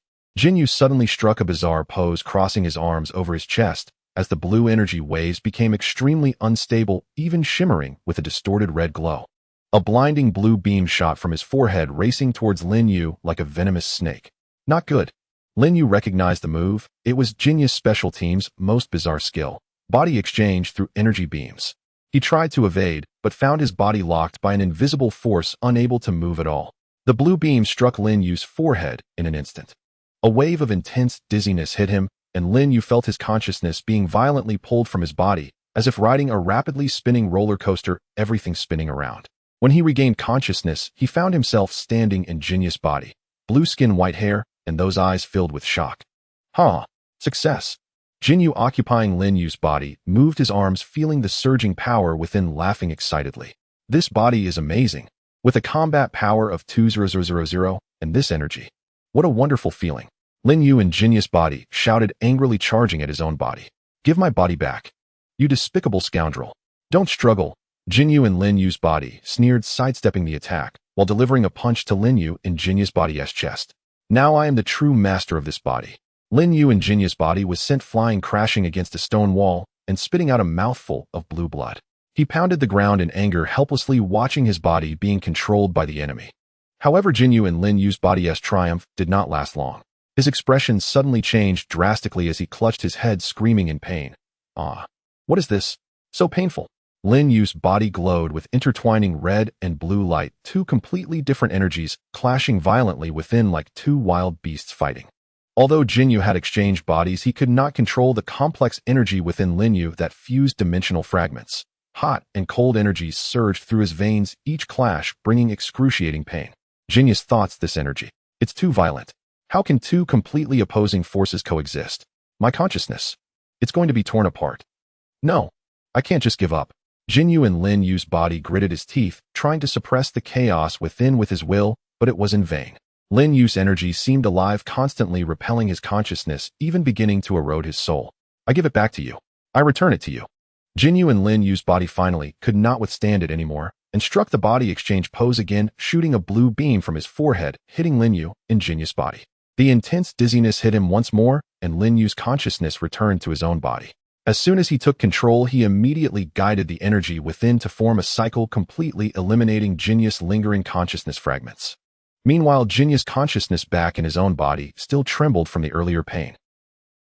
He stared at Lin Yu in terror, his eyes filled with disbelief and a hint of barely perceptible fear. What? What kind of monster is your energy? Lin Yu did not answer, simply slowly raising his hand. Having experienced the body exchange, he gained a deeper understanding of his energy, not merely of dual attributes of heat and cold, but a fusion of energies from countless worlds, something no being from this universe could control. It ends here. Lin Yu's energy coalesced again, and this time he held nothing back. The white spiraling blast infused with the power of spatial tremors shot towards the still trembling Ginyu like a pillar of judgment. Ginyu tried to dodge, but found his body had not yet recovered from the previous energy impact. He could only watch helplessly as the spiraling blast struck him, his blue body completely engulfed in the white energy vortex. With Ginyu dealt with, Lin Yu turned to the remaining battle and JIS. The two were already pale with fear, and upon witnessing Ginyu being defeated in an instant, they transformed into two streaks of light, fleeing towards the horizon in panic. Lin Yu did not pursue. He could sense a stronger energy approaching. That was Goku's energy, radiating familiar warmth and immense power rushing towards him from the east. The square finally returned to calm, with only the debris and the unconscious Neil remaining. Krillin and Gohan rushed over, their faces filled with relief. Lin Yu, are you okay? Krillin looked him up and down, afraid he might be swapped again.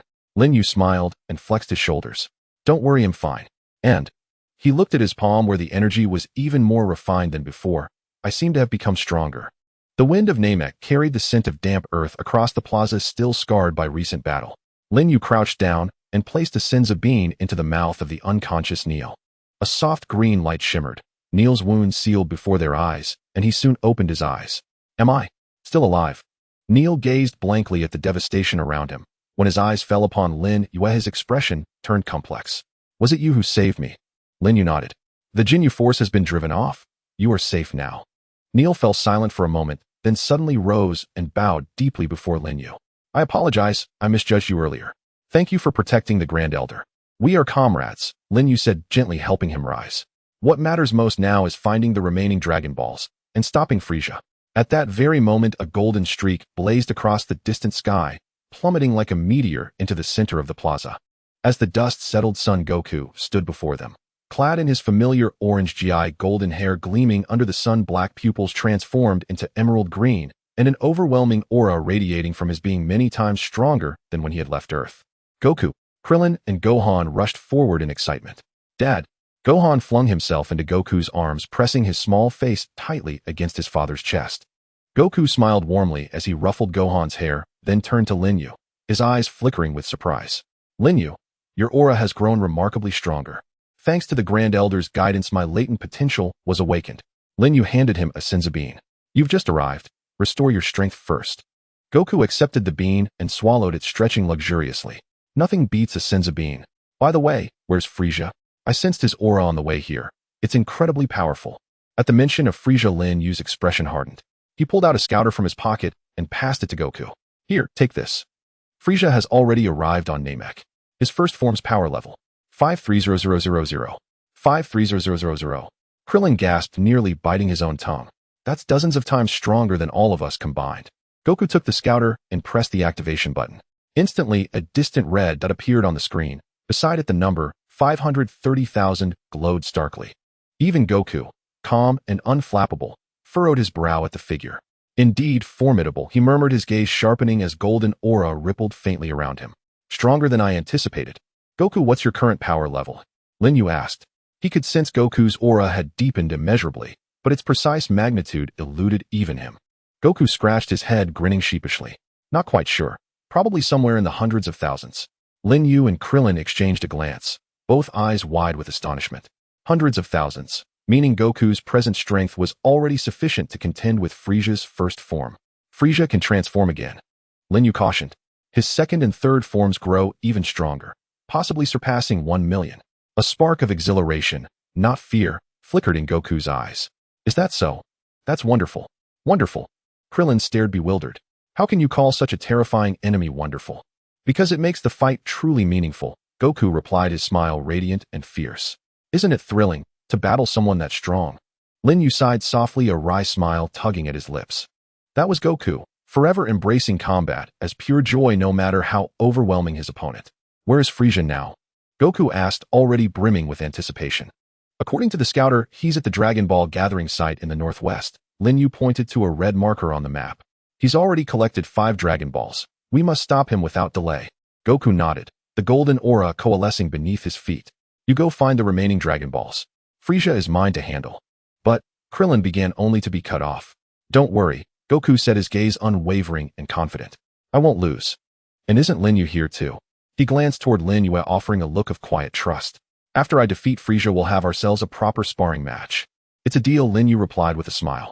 Without another word, Goku shot forward, a golden streak tearing through the verdant sky, leaving behind a luminous trail that cleaved the heavens. Watching the fading golden silhouette, Krillin still fretted. Lin Yu, can Goku really beat Frieza? 530,000. Believe in him. Lin Yu clapped Krillin on the shoulder. He is Sun Wukong, the hope of us all. Turning to Neil, he asked, Mr. Neil, where are the remaining Dragon Balls?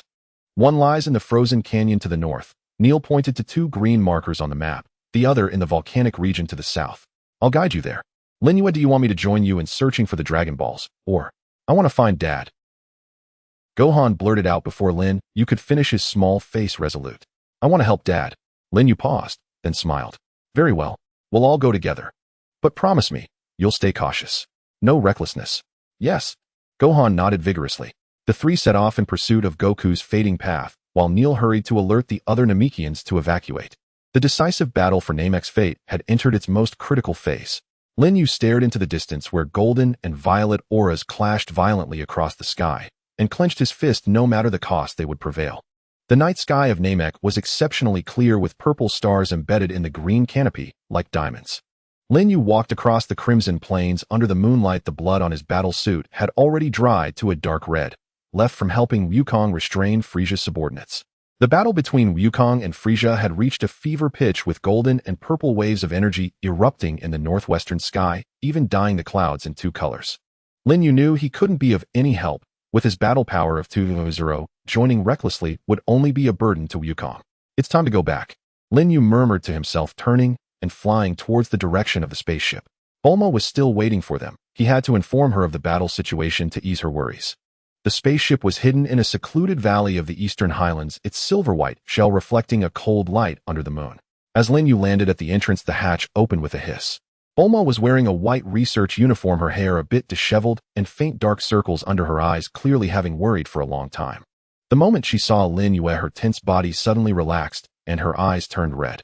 Lin Yu. Bulma could no longer hold back, rushing towards Lin Yu and tightly hugging his waist, burying her face in his chest, her voice choked with emotion. I'm so glad you're okay. I saw the energy reactions on the detector over there were so intense. I thought. The words left unspoken lingered in the air, but Lin Yu could feel her body trembling. He gently raised his hand, tenderly stroking her back, feeling her soft body and rapid heartbeat. I promised I would come back. Lin Yu's voice was soft, carrying a soothing power. I'm sorry for making you worry. Bulma said nothing, only tightened her embrace. Lin Yu could feel his shirt being soaked by her tears. A wave of sour emotion surged in his heart. This girl, who always pretended to be strong and was never soft-spoken, actually cared more than anyone. After a while, Bulma slowly released her grip, shooting him a reedy glare. If you scare me like this again, next time I'll turn your energy detector into a bomb. She said this while helping Lin Yu tidy up his disheveled collar, her movements gentle and unlike her usual self. Yes, my fault. Lin Yu chuckled, letting her fuss over him. Where's Wukong? Is he okay? Bulma asked, her eyes filled with worry. He's fighting Frieza. Lin Yu's expression turned grave. Frieza is very strong. His first form has a battle power of 530, but Wukong has also improved a lot. He should be able to handle it. 53000. Bulma exclaimed, nearly dropping the wrench in her hand. Isn't that more than 10 times stronger than Vegeta? Wukong. Trust him. Lin Yu held her hand. Her hand was cool and still slightly trembling. He is Wukong. He will definitely create miracles. Bulma looked at Lin Yu's determined eyes. Her worries alleviated a bit. She nodded and turned to enter the spaceship. I've heated up some food for you. You must be hungry. The spaceship was filled with the aroma of food. Bulma placed a steaming bowl of nutritious porridge in front of Lin Yu made with ingredients she specifically brought from Earth. Lin Yu was indeed starving, picking up the spoon and gulping it down. Eat slowly, no one is going to snatch it from you. Bulma sat across from him, propping her chin up to watch him. You seem to have gotten stronger again since you came back. Is that Ginyu force very powerful? Especially their leader Ginyu, who has a very strange body-switching ability. Lin Yu briefly recounted the battle, omitting some excessively bloody details, but in the end I defeated them. Body switching. Bulma frowned and immediately started jotting notes. What is the principle of this ability? Is it based on a soul level or an energy level exchange? If we could analyze it, perhaps we could develop. Watching her fall into research mode again, Lin Yu couldn't help but smile. This was Bulma, who could never forget her inventions at any time. By the way, here, take this. Bulma suddenly remembered something, pulling out a silver wristband from her pocket. This is my new dimensional anchor device. It can help stabilize your spatial coordinates. Did you not awaken dimensional travel? With this, at least you won't end up in two dangerous places. Lin Yu took the wristband, still warm from Bulma's touch. The wristband was exquisite, with a blue crystal embedded with a mini chip, the result of Bulma's recent efforts. Thank you, Bulma. Lin Yu said sincerely. Let's talk. Put it on and try it out. Bulma turned her face away, her ears secretly turning red. Just don't die in another world. No one will reimburse me for the experimental funds. Lin Yu smiled as he put on the wristband, which fit perfectly. He could feel a faint energy emanating from it, resonating with the dimensional power within him, calming the slightly restless energy. It's a perfect fit, Lin Yu said. Just then the spaceship's alarm suddenly went off. The screen displayed that the energy reaction in the northwest was experiencing violent fluctuations. The golden energy was rapidly diminishing, while the purple energy was skyrocketing. It's Wukong. Bulma's face changed dramatically. His energy is decreasing. Lin Yu's heart sank instantly. He rushed to the screen, watching as the red dot representing Wukong grew dimmer, while Frieza's red dot shone like the blazing sun. How could this happen? Lin Yu murmured, clenching his fists. Could it be that Wukong lost? Impossible. Lin Yu, where are you going? Seeing him turn to leave, Bulma hurriedly asked. To help Wukong. Lin Yu's voice was tinged with urgency. But you can't possibly defeat Frieza. Bulma blocked him, her eyes reddening again. It's just going to be a death sentence for you. I know. Lin Yu looked at her, his eyes firm, but I can't just watch him fight alone. Bulma wanted to say more, but Lin Yu gently embraced her. Wait for me to come back. Lin Yu whispered in her ear, then turned and dashed out of the spaceship, the white energy exploding behind him, transforming into a streak of light, heading northwest. Bulma stood frozen in place, her hand lingering where Lin Yu had just touched, her face burning. After a long while, she finally reacted, rushing to the control panel and quickly operating it. You idiot. Fool. I haven't debugged the dimensional anchor for you yet. Her voice was laced with tears, finally unable to hold back, dropping onto the control panel, creating a small puddle of water. Outside the spaceship, the white streak of light had vanished into the night, leaving only the flickering energy dots on the green canopy, like pointers of fate, uncertain of where they were headed. On the scarlet plains of Namek, the traces of battle were shocking. Large craters hundreds of meters in diameter dotted the ground, and the broken mountains looked as if they had been cleaved by a giant axe, with the air thick with the acrid smell of gunpowder. Goku knelt on the ground, his golden hair reverting to black, blood continuously trickling from the corner of his mouth, his breath weak, like a flickering candle in the wind. Before him, Frieza hovered in the air, his purple skin gleaming under the sunlight, a cruel smile playing on his lips, embodying his first form. Saiyans are nothing but this. Frieza's voice dripped with arrogant mockery as the purple energy swirled slowly in his palm. I thought you could last a bit longer, but it seems you won't be able to hold on much longer. Indeed, Saiyans are trash. Goku struggled to rise, but was struck down once again by a flick of Frieza's energy. Coughing up blood, his gaze remained steadfast, showing no signs of surrender. Give up. Frieza slowly descended, walking step by step towards Goku. No one can save you. Your companions are either dead or too scared to show themselves. Today is your day to die. He raised his hand, a purple energy sphere rapidly coalescing in his palm, radiating enough power to annihilate the entire plane. Goodbye, Saiyan. Frieza's smile grew increasingly cruel as the energy sphere was about to descend. Just then a cold voice suddenly rang out like thunder on a clear day. Purple Fatso, who are you talking about? Frieza's movements froze instantly as he turned sharply. Not far away, Lin Yu floated in midair, white energy swirling around him, his eyes coldly fixed on Frieza, the owner of that voice. He hadn't even sensed this person's approach, as if the other had appeared out of thin air. Who are you? Frieza's eyes turned wary, feeling an inexplicable sense of threat from the suddenly appearing earthling. Another clueless Saiyan lackey. Lin Yu did not answer. With a flash, he appeared beside Goku, helping him up and shoving a senzu bean into his mouth, while a white energy wall rose around them, blocking Frieza's puzzled gaze. Lin Yu. Goku swallowed the senzu bean, feeling his strength rapidly returning, and looked at Lin Yu in astonishment. How did you get here? If I hadn't come, you'd be collecting your corpse now. Although Lin Yu's tone carried a teasing note, his eyes were serious. First recover your strength, leave this to me. But he's very strong. I know, Lin Yu interrupted, but I'm not the same as before. Seeing the determination in Lin Yu's eyes, Goku did not argue further, closing his eyes to focus on recuperating. The power of the senzu bean was rapidly taking effect, the golden energy beginning to coalesce within Goku once again. Frieza looked on, his mocking expression shifting to one of fury. This suddenly appearing earthling dared to ignore him, even rescuing Goku right in front of him. It was a blatant insult. You've succeeded in angering me, earthling. Frieza's purple energy surged violently.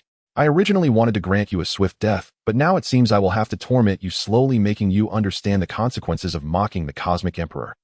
He charged towards Lin Yu, purple energy spheres raining down like a storm, each carrying a sense of devastation. Lin Yu's gaze sharpened as the white energy wall thickened. At the same time, his figure began to flicker behind the energy wall, appearing at different positions. A technique he mastered after grasping dimensional travel, more bizarre and swift than Goku's instant transmission. Are you just going to evade? Oh. Frieza's attacks grew denser, the purple energy spheres enveloping the entire plane. If you have the ability, come out and fight me, heathen. Lin Yu ignored his taunts. He was waiting for Goku to restore his strength, waiting for a chance to counterattack. He knew he wasn't Frieza's match, but he had to buy time to create an opportunity for Goku. Since you want, come out, I'll shatter your turtle shell. Frieza roared, gathering all his energy. A massive purple energy sphere formed above his head, blocking out the sun and exuding suffocating energy. This attack is enough to send you and that Saiyan to hell. Frieza laughed maniacally, hurling the gigantic energy sphere towards Lin Yu's energy wall. Lin Yu took a deep breath, infusing all of his energy into the energy wall, while also channeling dimensional power. The surface of the white energy wall shimmered with a faint rainbow glow, resonating with the energy fragments from countless worlds. Boom! The enormous purple energy sphere collided with the white energy wall, creating a deafening explosion. The entire Namek trembled, the scarlet plains reduced to rubble, forming a massive meteorite crater. The purple energy waves spread out like a tsunami, destroying everything in their path. When the dust settled, Frieza looked at the center of the crater with triumph, believing that Lin Yu and Goku had been completely obliterated.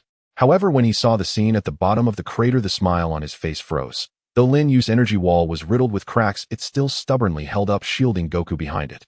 Lin Yu's mouth bled, his face pale as paper, yet his gaze remained icy, showing no signs of retreat.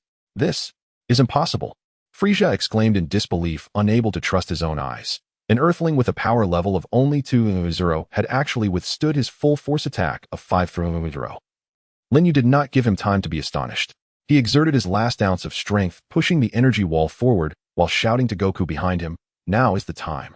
Suddenly, golden light erupted from behind the energy wall, radiating more brilliance than ever before.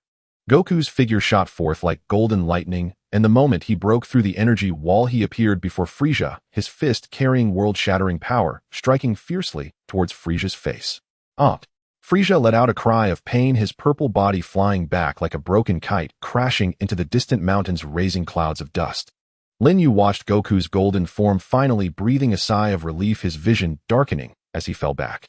Before losing consciousness, he thought he heard Goku's roar, Frieza's roar, and Bulma's anxious calls from the spaceship. The battle on Namek had only just begun. The crimson plains of Namek trembled violently under Frieza's pressure waves as purple energy spread like boiling magma along the fissures in the ground, instantly turning rocks to powder in its wake. Lin Yu knelt half-heartedly at the bottom of the pit, the white energy wall already covered in spiderweb-like cracks, yet the cyclone orb in his palm continued to gather its pure white radiance, glaring even more under the backdrop of purple energy. "Give up, earthling." Frieza hovered 100 meters above, his purple skin glowing faintly with anger. "Your energy wall won't hold for long. That last attack was just a warm-up. Now let me show you the true power of the Cosmic Emperor." He spread his arms wide, and the purple energy waves around him surged violently, forming an energy storm with a diameter of a kilometer. The air pressure at the center of the storm was suffocating as stones from the crimson plains were forcibly sucked into the sky, shattering into dust under the pull of the purple energy.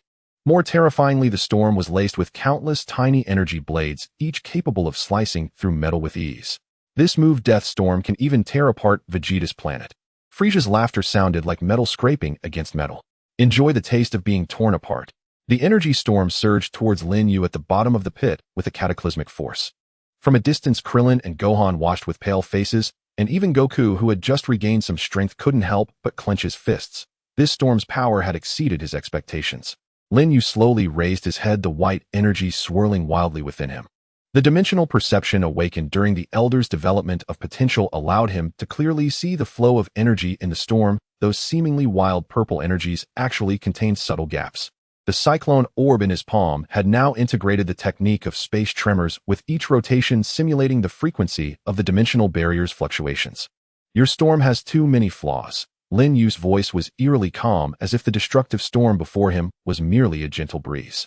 He suddenly hurled the cyclone orb. Unlike before, this energy sphere did not fly in a straight line, but carved a bizarre arc in the air, accurately drilling into the gaps of the energy storm.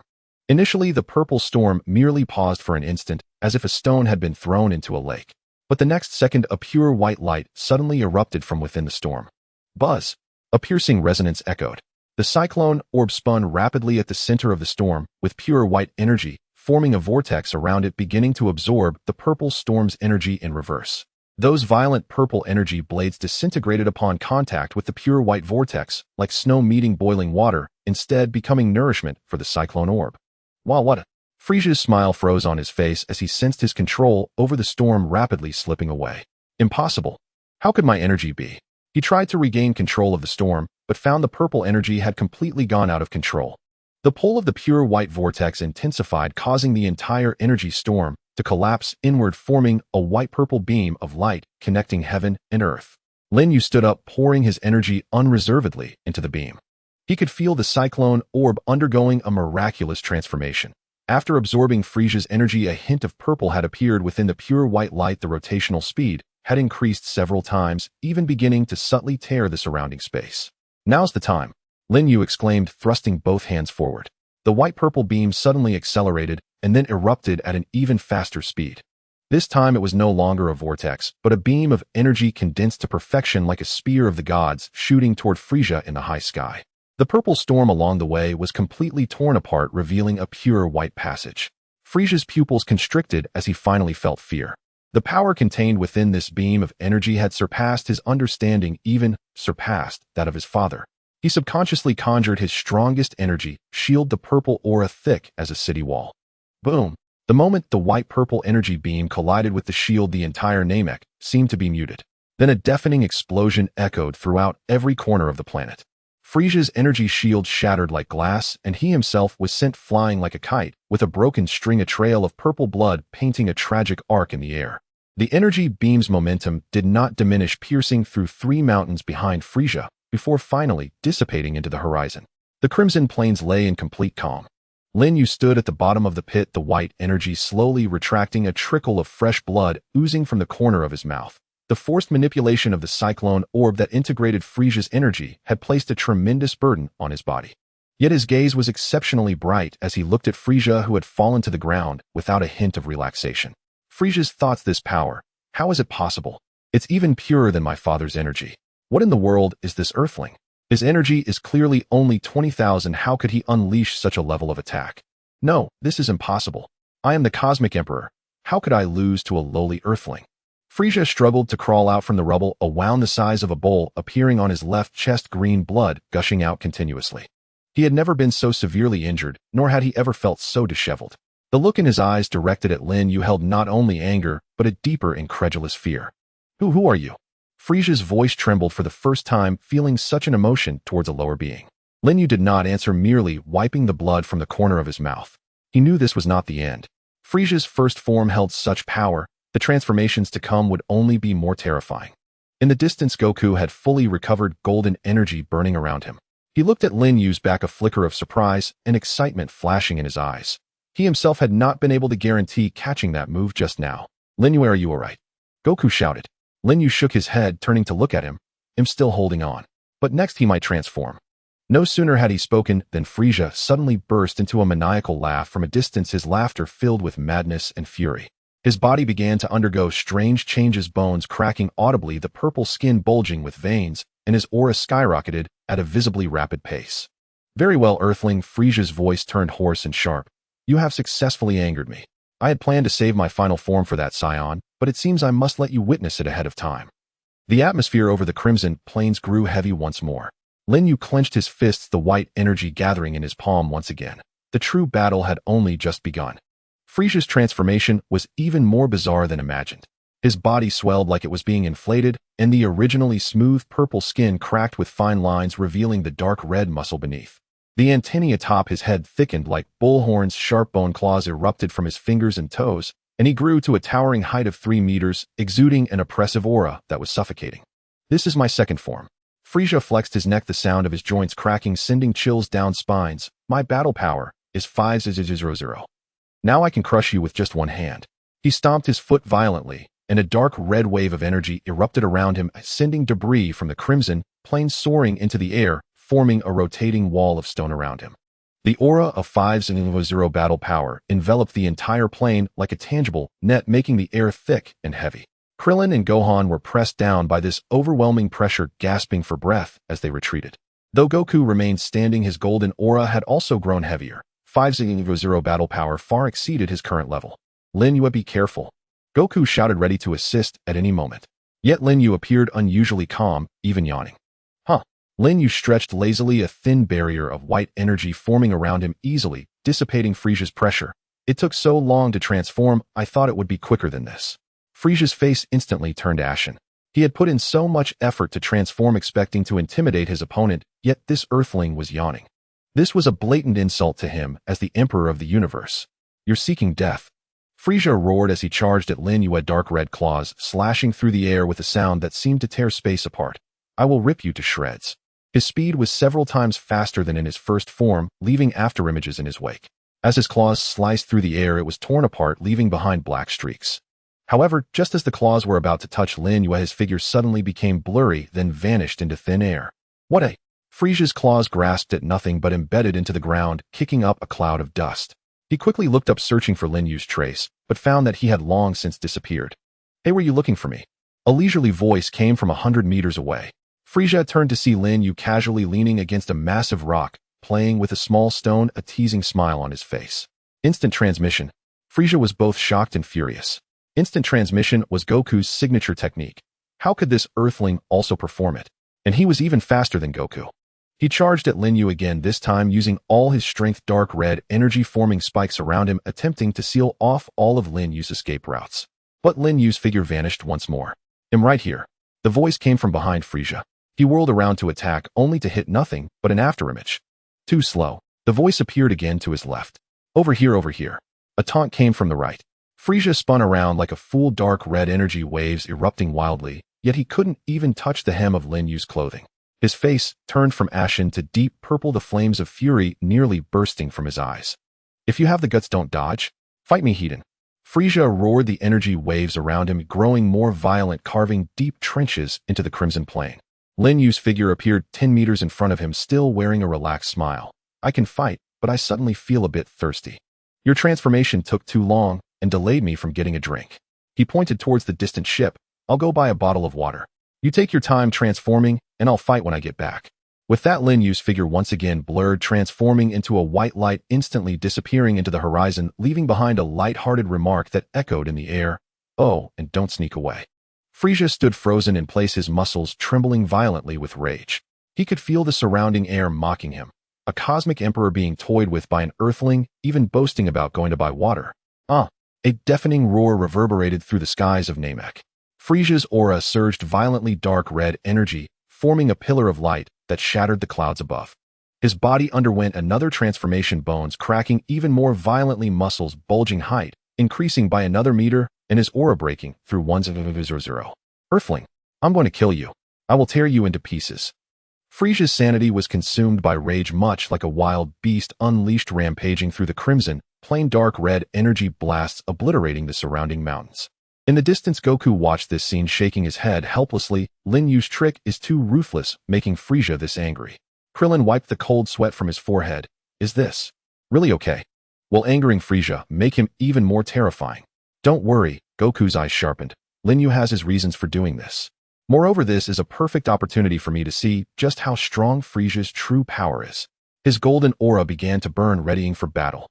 Even though Lin Yu had temporarily left, he had to hold this ground and not let Frieza disturb the Elder and the other Namekians. At this moment, Lin Yu had already appeared in the storage room of the ship. Bulma was sitting at the control panel laughing heartily at the scene of Frieza's wild destruction displayed on the screen. You're so wicked. Bulma handed him a bottle of chilled cola. Did you see Frieza's face? He's almost as purple as a tomato. Lin Yu opened the cola and took a big gulp, the icy liquid flowing down his throat, instantly dispelling the heat from the battle. He gazed at the furious Frieza on the screen, a meaningful smile tugging at his lips. If I don't provoke him, how can I make him reveal his full strength quickly? We don't have much time left. Bulma's smile faded somewhat. You mean Frieza has an even stronger form? Yes. Lin Yu nodded, his expression growing serious. The second form is just the beginning. His final form is the most terrifying. I must find his weakness before that happens. He took another sip of cola, looking at Goku, who was confronting Frieza on the screen. Moreover, Goku also needs time to adapt to his power. This battle ultimately relies on him. Bulma looked at Lin Yu's profile, suddenly realizing that this boy who always wore a smile was actually more aware of the grave situation than anyone else. She gently held his hand, the warmth of her palm transmitting through. Be careful. Lin Yu turned back and smiled at her. Don't worry, I promised I would come back. He finished the remaining cola in one gulp, casually tossing the empty bottle into the recycling bin, white energy swirling around him. Alright, I've had my drink, but it's time to get back to work. His figure vanished once more from the ship, leaving Bulma staring at the screen, silently clenching her fist. The dark red energy waves continued to rampage in the skies of Namek, heralding an even more brutal battle to come. Frieza's third form is even more ferocious than his second form. His body is no longer bloated, instead it has become elongated and filled with explosive power. Dark red skin is covered with fine scales, and two pairs of membranous wings extend from his back, unfurling like a bat, exuding an ominous aura. The most terrifying aspect is his face. What once resembled human features is now utterly distorted. His eyes have turned blood red, and his mouth is split to the roots of his ears, revealing 2 rows of sharp fangs. Scion, that earthling has escaped. You will take his place in death. Frieza's voice hisses like a myriad of venomous insects, sending chills down one's spine. With a combat power of 1.2 million, an invisible aura locks Goku firmly in place. Goku's golden aura burns to its limit, and his emerald eyes are fixed intently on Frieza. He has already unleashed all his strength, but the gap of 1.2 million in combat power puts him at a disadvantage from the very beginning. Kamehameha. Goku thrusts his hands forward, unleashing a golden energy wave that rushes towards Frieza, accompanied by the sound of howling winds. This is the strongest attack he can currently muster, condensing all his understanding of ki. Trivial skill. Frieza scoffs, waving his hand dismissively. The blood-red energy sphere collides with the Kamehameha, tearing through the golden energy wave as if it were made of paper, and the blood-red sphere continues unabated, crashing violently into Goku's chest. Pooh! Goku spits out a mouthful of blood, hurtling backward and crashing into a massive boulder, shattering it to pieces. Dad! Gohan can't help but want to rush forward, but Krillin holds him back tightly. Don't go. You'll only make things worse. Krillin's voice trembles, his palms slick with cold sweat. He can feel Goku's ki rapidly diminishing. Frieza slowly approaches Goku, his blood-red claws glinting coldly in the sunlight. Give up, Scion. You are nothing but ants beneath my feet, just like that earthling. Goku struggles to rise, wiping the blood from the corner of his mouth. Though his golden aura is faint, it still hasn't extinguished. I will not give up. For the Namekians, for the Earth, for everyone. I must defeat you. He suddenly charges at Frieza, his fist gathering the last of his strength, aimed at Frieza's face. This punch embodies all his courage and belief, moving so swiftly that it leaves a trail of golden afterimages. But Frieza merely tilts his body slightly, effortlessly dodging the attack. At the same time, his tail lashes out like a whip, striking Goku hard on the back. Crack! With a sharp sound, it's as if Goku's spine has been broken. He lets out a pained grunt, his body flying back again like a kite with a severed string, and his golden hair instantly turns back to black. Dad! Gohan's tears finally flow uncontrollably. Frieza looks at the motionless Goku on the ground and bursts into piercing, maniacal laughter. Huh. Scions are nothing but this. What a joke. He raises his foot, ready to stomp down on Goku's head. At this moment, a leisurely voice suddenly rings out. Hey, looks like things are getting lively. Need some help? Frieza's foot freezes in midair as he quickly turns around. There stands Lin Yu on a nearby rock, holding an unopened bottle of cola, wearing a relaxed smile, as if he had just returned from a casual stroll. It's you. Frieza's eyes turn crimson in an instant, and a blood-red wave of energy erupts wildly. You dare to come back? Lin Yu shrugs, opening the cola to take a sip. I promised to come back and fight you. Of course I have to keep my word. But it seems I returned just in time. He looks at the fallen Goku, tossing him a senzu bean. Get up quickly, the ground is cold. The senzu bean lands precisely by Goku's mouth, and Goku instinctively swallows it. A flash of green light sweeps over him, and his injuries recover at a visibly rapid pace. His black hair turns golden once again, and his emerald eyes shine brightly once more. Lin Yu. Goku stands up, his golden aura reigniting. Though still weaker than Frieza, it is now more refined than before. Do you need my help? Lin Yu asks again, playing with the cola bottle. Goku shakes his head, the golden aura swirling around him faster. No need, this is my battle. He gazes at Frieza, his eyes filled with determination. I must defeat him with my own hands. Lin Yu chuckles, walking over to Krillin and Gohan, finding a comfortable rock to sit on, and handing the cola to Gohan. Want to try this? It's a specialty of Earth. Gohan pauses for a moment, taking the cola and whispering, Thank you, brother Lin Yu. Frieza watches this scene, trembling with rage. He feels like a monkey. This Earthling not only dares to leisurely drink cola in front of him, but also treats his battle like a performance. You all shall die. Frieza roars, a blood-red wave of energy forming a pillar of light that shoots into the sky, shaking the entire crimson plain with his fury. I will tear you apart one by one so you can know the consequences of mocking the Cosmic Emperor. He suddenly charges at Goku, his speed several times faster than before, with blood-red claws imbued with the power to tear through space. This time he unleashes all his strength, vowing to completely kill Goku. Goku takes a deep breath, the golden aura forming a vortex within him. The previous failure has made him acutely aware of his gap with Frieza, but it has also ignited a stronger fighting spirit within him. He no longer relies solely on brute force. Instead, he moves nimbly, weaving through Frieza's attacks to find opportunities for counterattacks. Are you just going to dodge, Saiyan? Frieza's attacks become increasingly dense, with blood-red energy spheres raining down like a torrential storm, forcing Goku to retreat repeatedly. But Goku's gaze grows brighter. Under extreme pressure, his control over ki is rapidly improving, and each dodge becomes more precise, even allowing him to predict Frieza's attack trajectory in advance. Now, Goku suddenly sidesteps, avoiding Frieza's sharp claws, while gathering all his ki, delivering a punch to Frieza's side. Boom! With a muffled sound, Frieza's body jolts slightly. Though not injured, a slight opening appears. Not bad. Lin Yu is sitting on the rock and sipping cola, comments, If only you were a bit faster. Frieza, enraged by the punch, turns and swipes at Goku's throat with another claw. Goku leans back to evade while kicking Frieza in the chin. The battle between the two intensifies once again. The golden figure and the blood-red figure collide and separate continuously on the crimson plane, the explosive waves of energy illuminating the sky like fireworks. Krillin and Gohan watch anxiously, their palms slick with cold sweat. Lin Yu, on the other hand, watches with great interest, occasionally commenting, That move was good, but the power fell short. Oh dear, you almost hit. React a bit faster next time. His leisurely demeanor stands in stark contrast to the tension in the air, further infuriating Frieza and causing his attacks to become more frantic and full of openings. Seizing an opportunity, Goku lands several punches on Frieza. Though they do not cause severe injury, they force him to retreat repeatedly. Damn it! Frieza roars in anger, his membranous wings suddenly spreading wide, a blood-red barrier forming around him. Since you want to fight so badly, I will play with you to the fullest. His combat power begins to skyrocket wildly, quickly surpassing 1.5 million. The air over the crimson plain becomes thick and viscous, even the light is distorted. Goku's expression grows serious. He can sense that Frieza is still hiding his strength. This is not his ultimate form yet. Lin Yu sets down the cola bottle, his expression also becoming serious. He knows that the real main event is about to begin. Frieza has been pushed to the brink of fury and will soon reveal his final form, the terrifying existence with a combat power of 120 million. And can Goku rise to a level capable of contending with that before it happens? Lin Yu watches the golden figure on the field, a hint of an anticipatory smile curling at the corners of his mouth. This battle is becoming more and more interesting. The air above the crimson plain seemed to solidify. Frieza hovered in midair, the blood-red energy waves no longer raging, but instead eerily calm, like the stillness before a storm. Yet this calm was even more suffocating than the previous chaos. His aura was contracting and coalescing at a terrifying speed, becoming deeper and more dangerous with each passing second.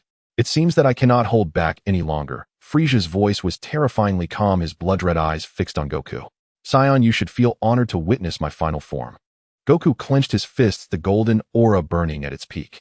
He could sense an unprecedented, terrifying aura awakening within Frieza, a power capable of making the universe tremble. Lin Yu also stood up, the white aura slowly circulating around him. He knew that the battle ahead would determine the fate of Namek. Frieza's body began to undergo strange changes. The scales and membrane wings covering his body started to shed, his blood-red skin gradually returning to purple, and his twisted features slowly restored to their previous appearance, even more slender and handsome than in his first form. His height returned to that of a normal human, his muscle lines smooth and full of explosive power, yet his gaze was as cold as eternal ice. When the transformation ended, an apparently ordinary purple alien stood before everyone. There were no monstrous features, no exaggerated physique, and even his aura had become extremely weak, as if he were an ordinary person incapable of harming a fly. But Lin Yu, Goku, and the others felt an unprecedented fear. It was a chilling sensation that penetrated to the bone, as if they were not facing a living being, but the malice of the universe itself. Is this Frieza's final form? Krillin's voice trembled. The detector had already exploded from exceeding its limits. It feels so terrifying. 2 billion. Lin Yu's voice was exceptionally grave. His current battle power is 120 million. 120 million. Krillin and Gohan exclaimed in unison, disbelief written across their faces. This number exceeded their comprehension, a power only a god could possess. Goku's expression also turned extremely serious, the golden aura around him fluctuating violently. How do you feel now, Saiyan? Frieza's voice carried a hint of amusement. Do you still think you can defeat me? Goku took a deep breath, the golden aura rising once more. No matter how strong your battle power is, I will never give up. Very well. Frieza's lips curled into a cruel smile. Then let me show you the true power of 120 million battle power. He didn't even move his body, simply raising a finger and pointing at Goku. A thin red beam shot from his fingertip, its speed surpassing that of light, reaching Goku almost instantaneously. Death Beam. This beam appeared small, yet contained terrifying energy. Wherever it passed, the air ignited, leaving a red trail. Goku's pupils constricted. He had no time to react, and could only watch helplessly as the beam shot toward his chest. Watch out! Lin Yu's voice rang out. Just as the beam was about to strike Goku, a white energy wall suddenly appeared before him. The red beam collided with the white barrier, letting out a piercing shriek. The red energy violently slammed against the wall, attempting to penetrate it. The energy wall trembled violently, the white light flickering as if it would shatter at any moment. Lin Yu stood behind the energy wall, his face pale, hands gripping the wall tightly, fine beads of cold sweat forming on his forehead. The power of this death beam far exceeded his expectations, nearly exhausting the chi within him. Oh! Frieza raised an eyebrow, looking at Lin Yu with surprise. You can actually block my death beam. It seems you are more capable than I imagined. He increased his energy output, the red beam becoming thicker, the fluctuations on the energy wall intensifying, spiderweb-like cracks appearing. Lin Yu. Goku rushed forward, channeling his golden aura into the energy wall, trying to help support it. No need.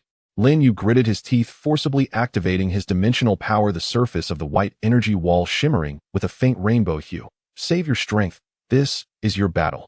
The moment the rainbow hue appeared, the fluctuations of the energy wall stabilized instantly, firmly blocking the red beam's impact.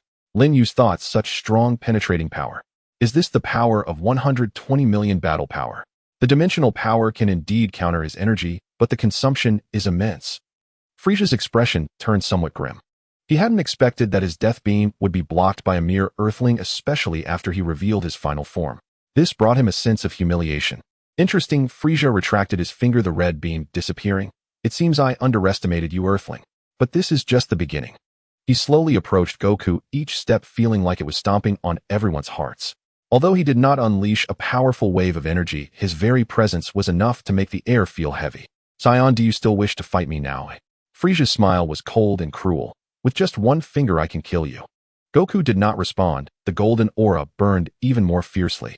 The gap in battle power of 120 million filled him with despair, yet his gaze remained resolute. Dad. Gohan looked at Goku anxiously, his little hands tightly clenched. Lin Yu patted his shoulder, signaling him to relax. He could sense that although Goku's aura had not skyrocketed, its essence was changing, becoming more condensed and pure, as if something was being nurtured within. It seems you have chosen death. Frieza's gaze turned icy as he raised his hand to unleash the death beam again. Wait. Lin Yu suddenly spoke up. Frieza looked at him, a hint of impatience flashing in his eyes. What trick do you want to play now? Nothing. Lin Yu's energy wall slowly retracted, the white aura coalescing in his palm. I just wanted to tell you not to get too complacent. He flicked his finger, launching a small white energy sphere toward Frieza.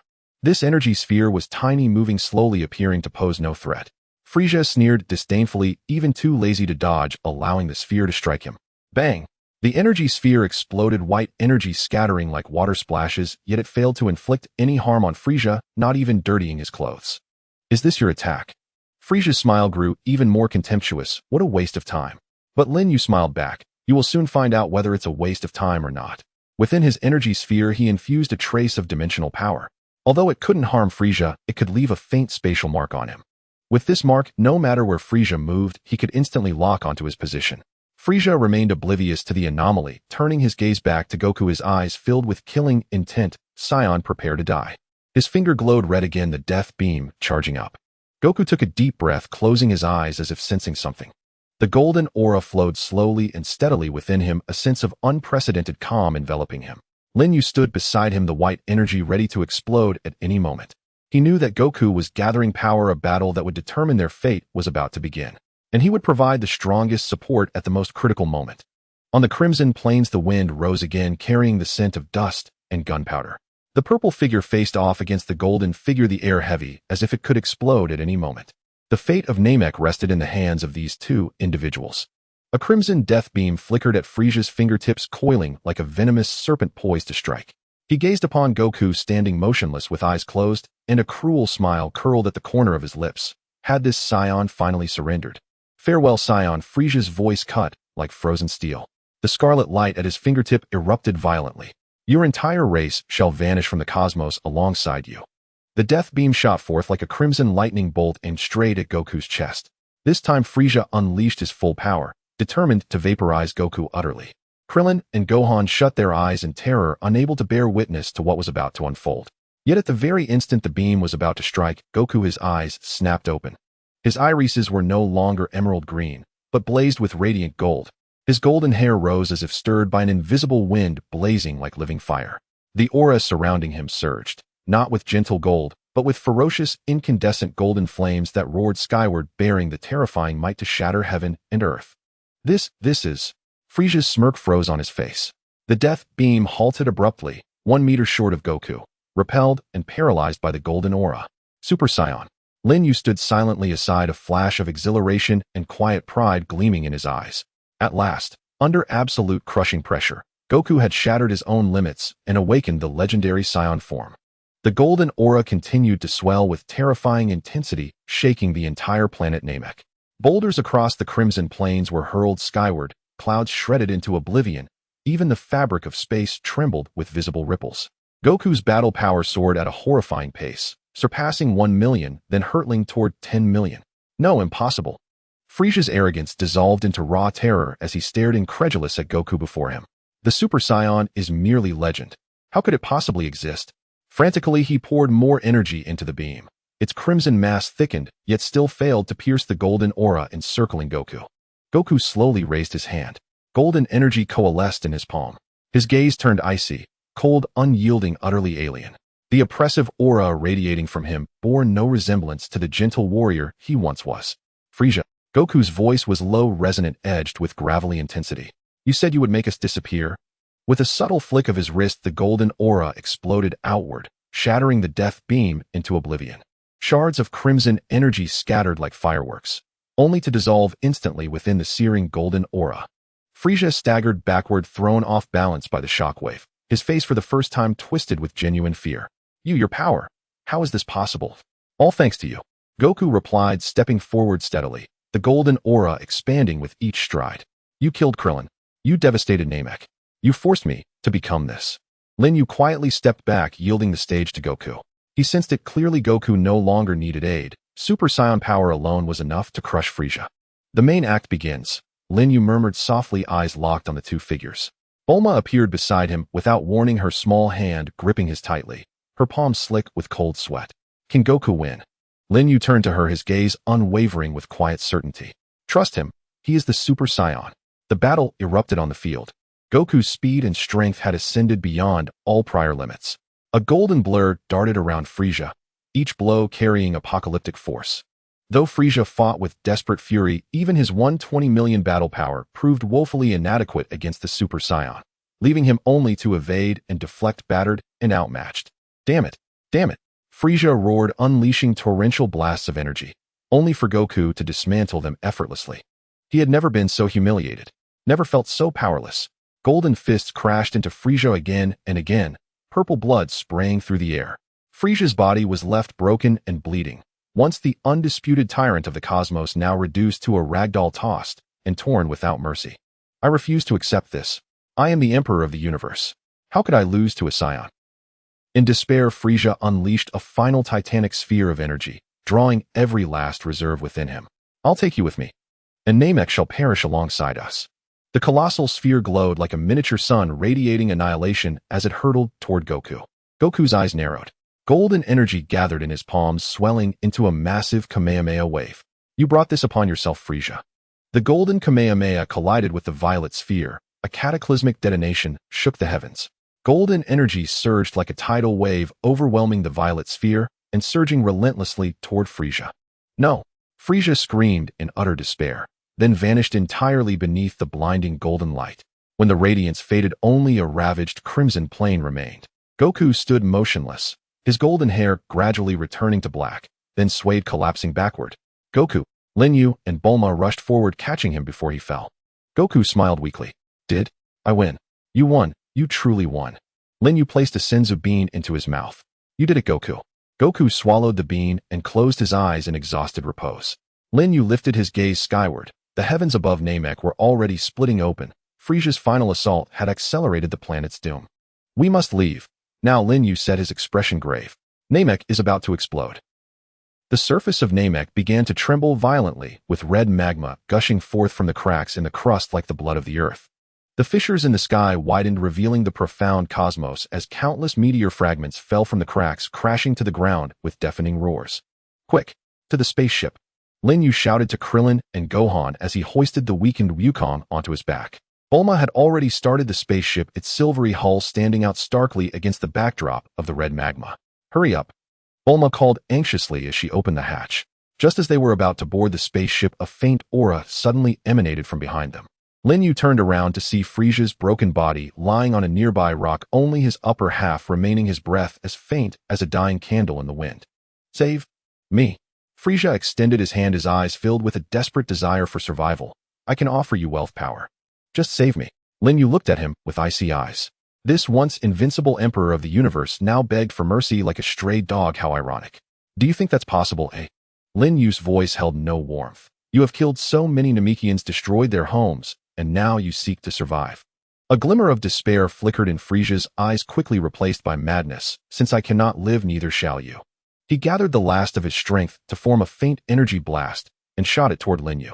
Lin Yu sidestepped to avoid it, the energy blast hitting a nearby rock with a faint explosion.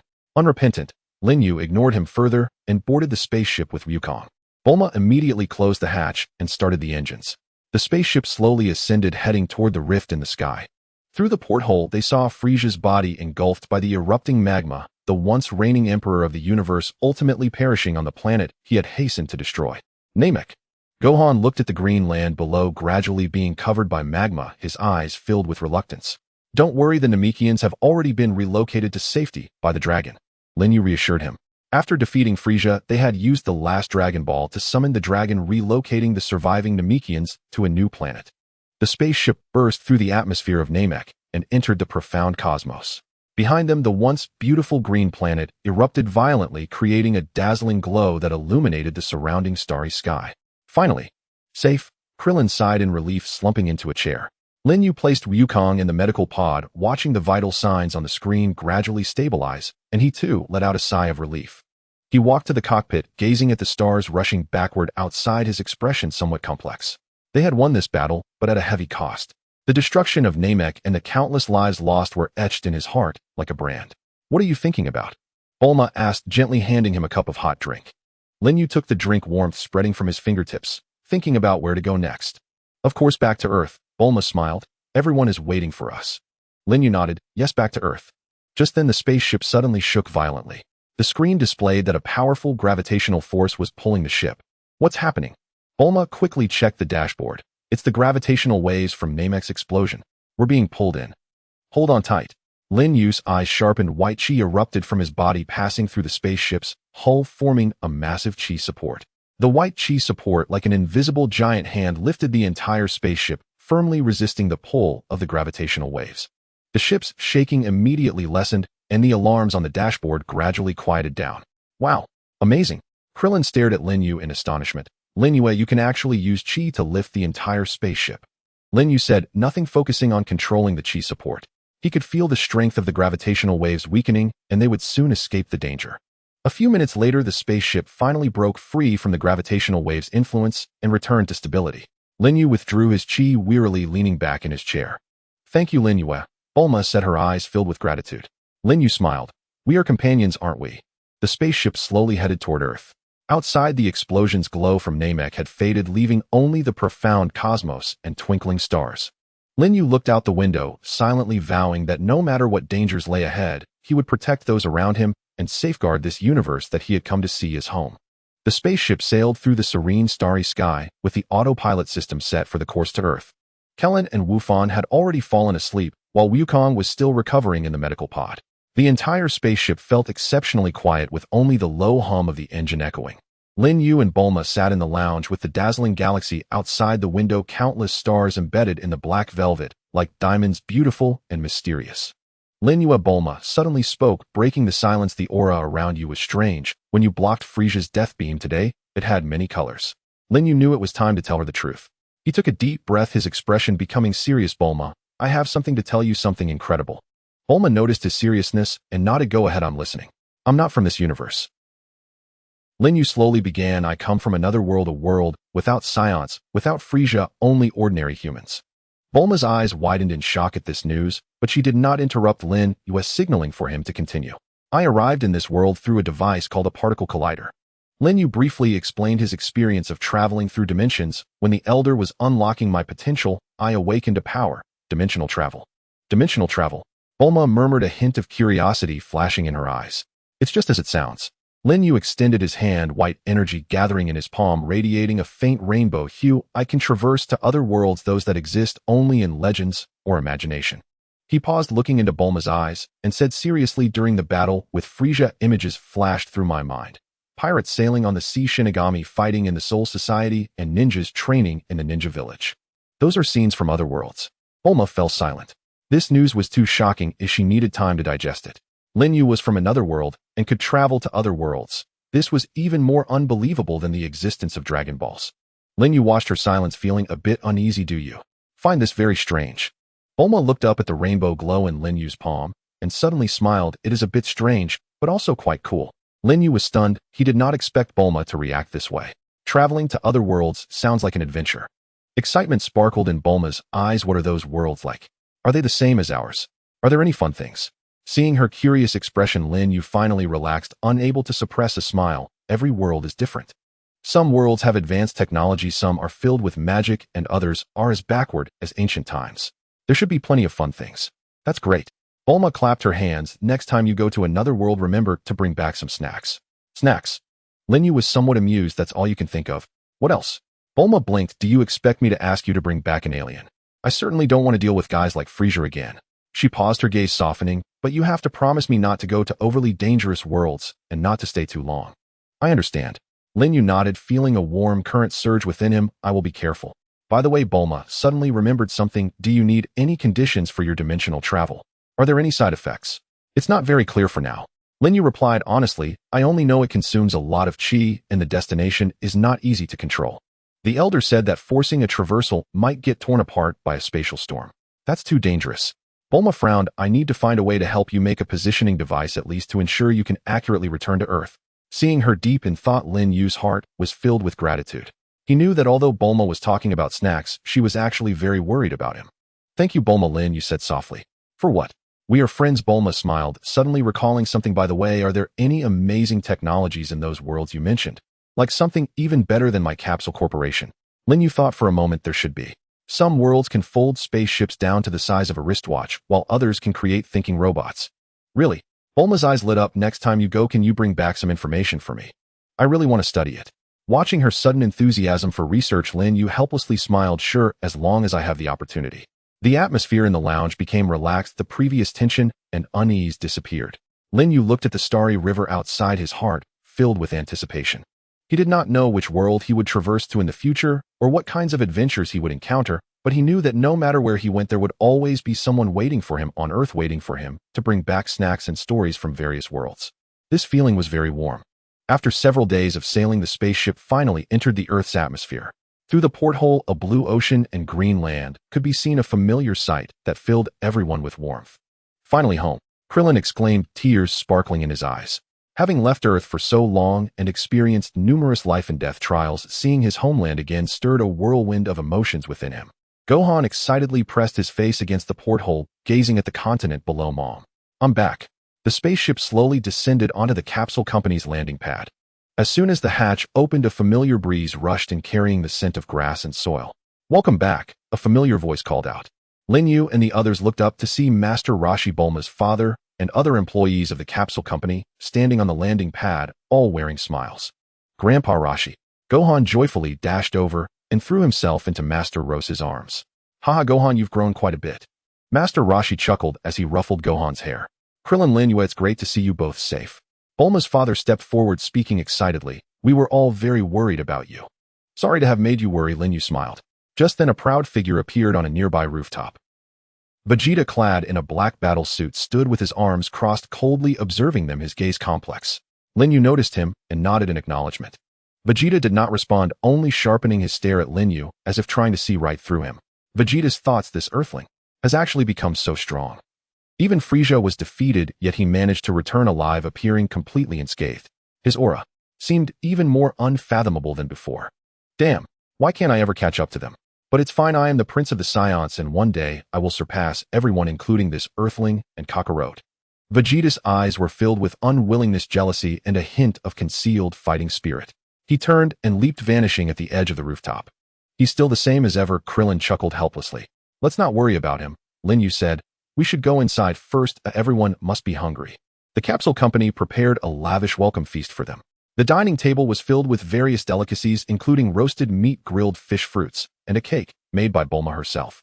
Everyone gathered around, sharing their experiences from Namek.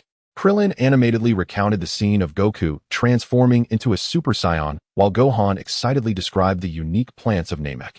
Master Roshi listened intently, occasionally exclaiming in surprise. Lin Yu quietly sat to the side, listening to the joyful sounds of everyone, feeling an overwhelming warmth in his heart. This regained peace was more satisfying than any food. Bulma sat beside him, occasionally serving him food, her concern for him evident in her eyes. By the way, Bulma suddenly recalled, we used the Dragon Balls to revive Krillin and the others who were killed by Frieza, and the Namekians promised to create more Dragon Balls for us once the new homeland is stable. That's great, Krillin exclaimed excitedly. This way, if we encounter danger in the future, we'll have the Dragon Balls to rely on. Goku had already come out of the medical pod, and at that moment, he was happily munching on a huge roasted leg of meat. Hearing about the Dragon Balls, he mumbled, Dragon Balls are truly wonderful. Everyone burst into laughter, and the atmosphere at the dining table grew even more lively. After the meal, Lin Yu went alone to the rooftop of the capsule company.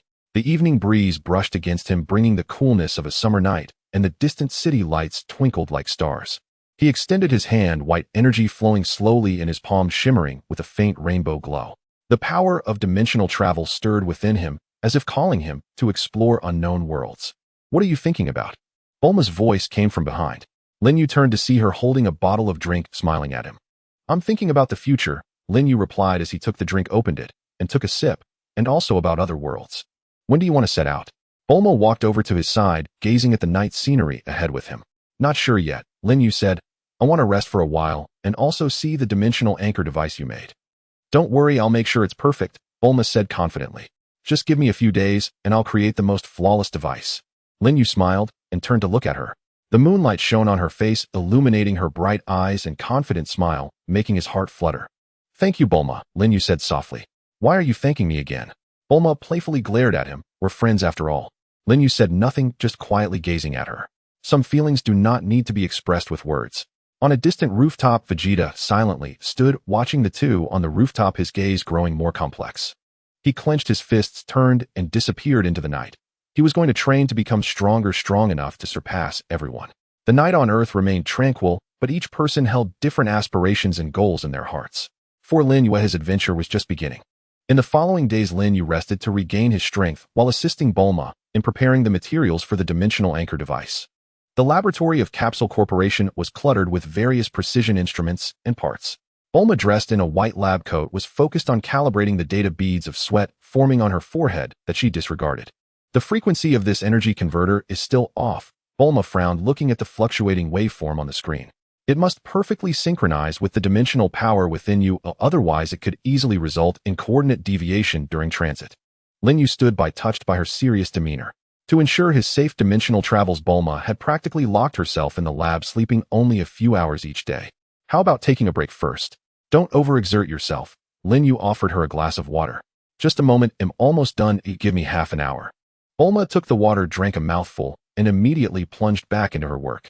Place your hand on this sensor pad. It'll measure your energy frequency again. Lin Yu complied, placing his hand on the sensor pad. White energy gradually flowed into it. The pad emitted a faint blue light, and the waveform on the screen began to stabilize, gradually aligning with Bulma's set baseline. Great. Finally synchronized. Bulma clapped her hands excitedly, her eyes sparkling with joy. This means that no matter which world you travel to, as long as you activate this device, you can accurately locate Earth's coordinates and return at any time. She retrieved a small silver bracelet from beneath the workbench, embedded with a blue crystal, which was the core of the dimensional anchor device. Give it a try. Bulma handed the bracelet to Lin Yu. This crystal can absorb your chi as energy with a battery life of about a month. If the energy is insufficient, it will sound an alarm. Lin Yu took the bracelet and put it on his wrist.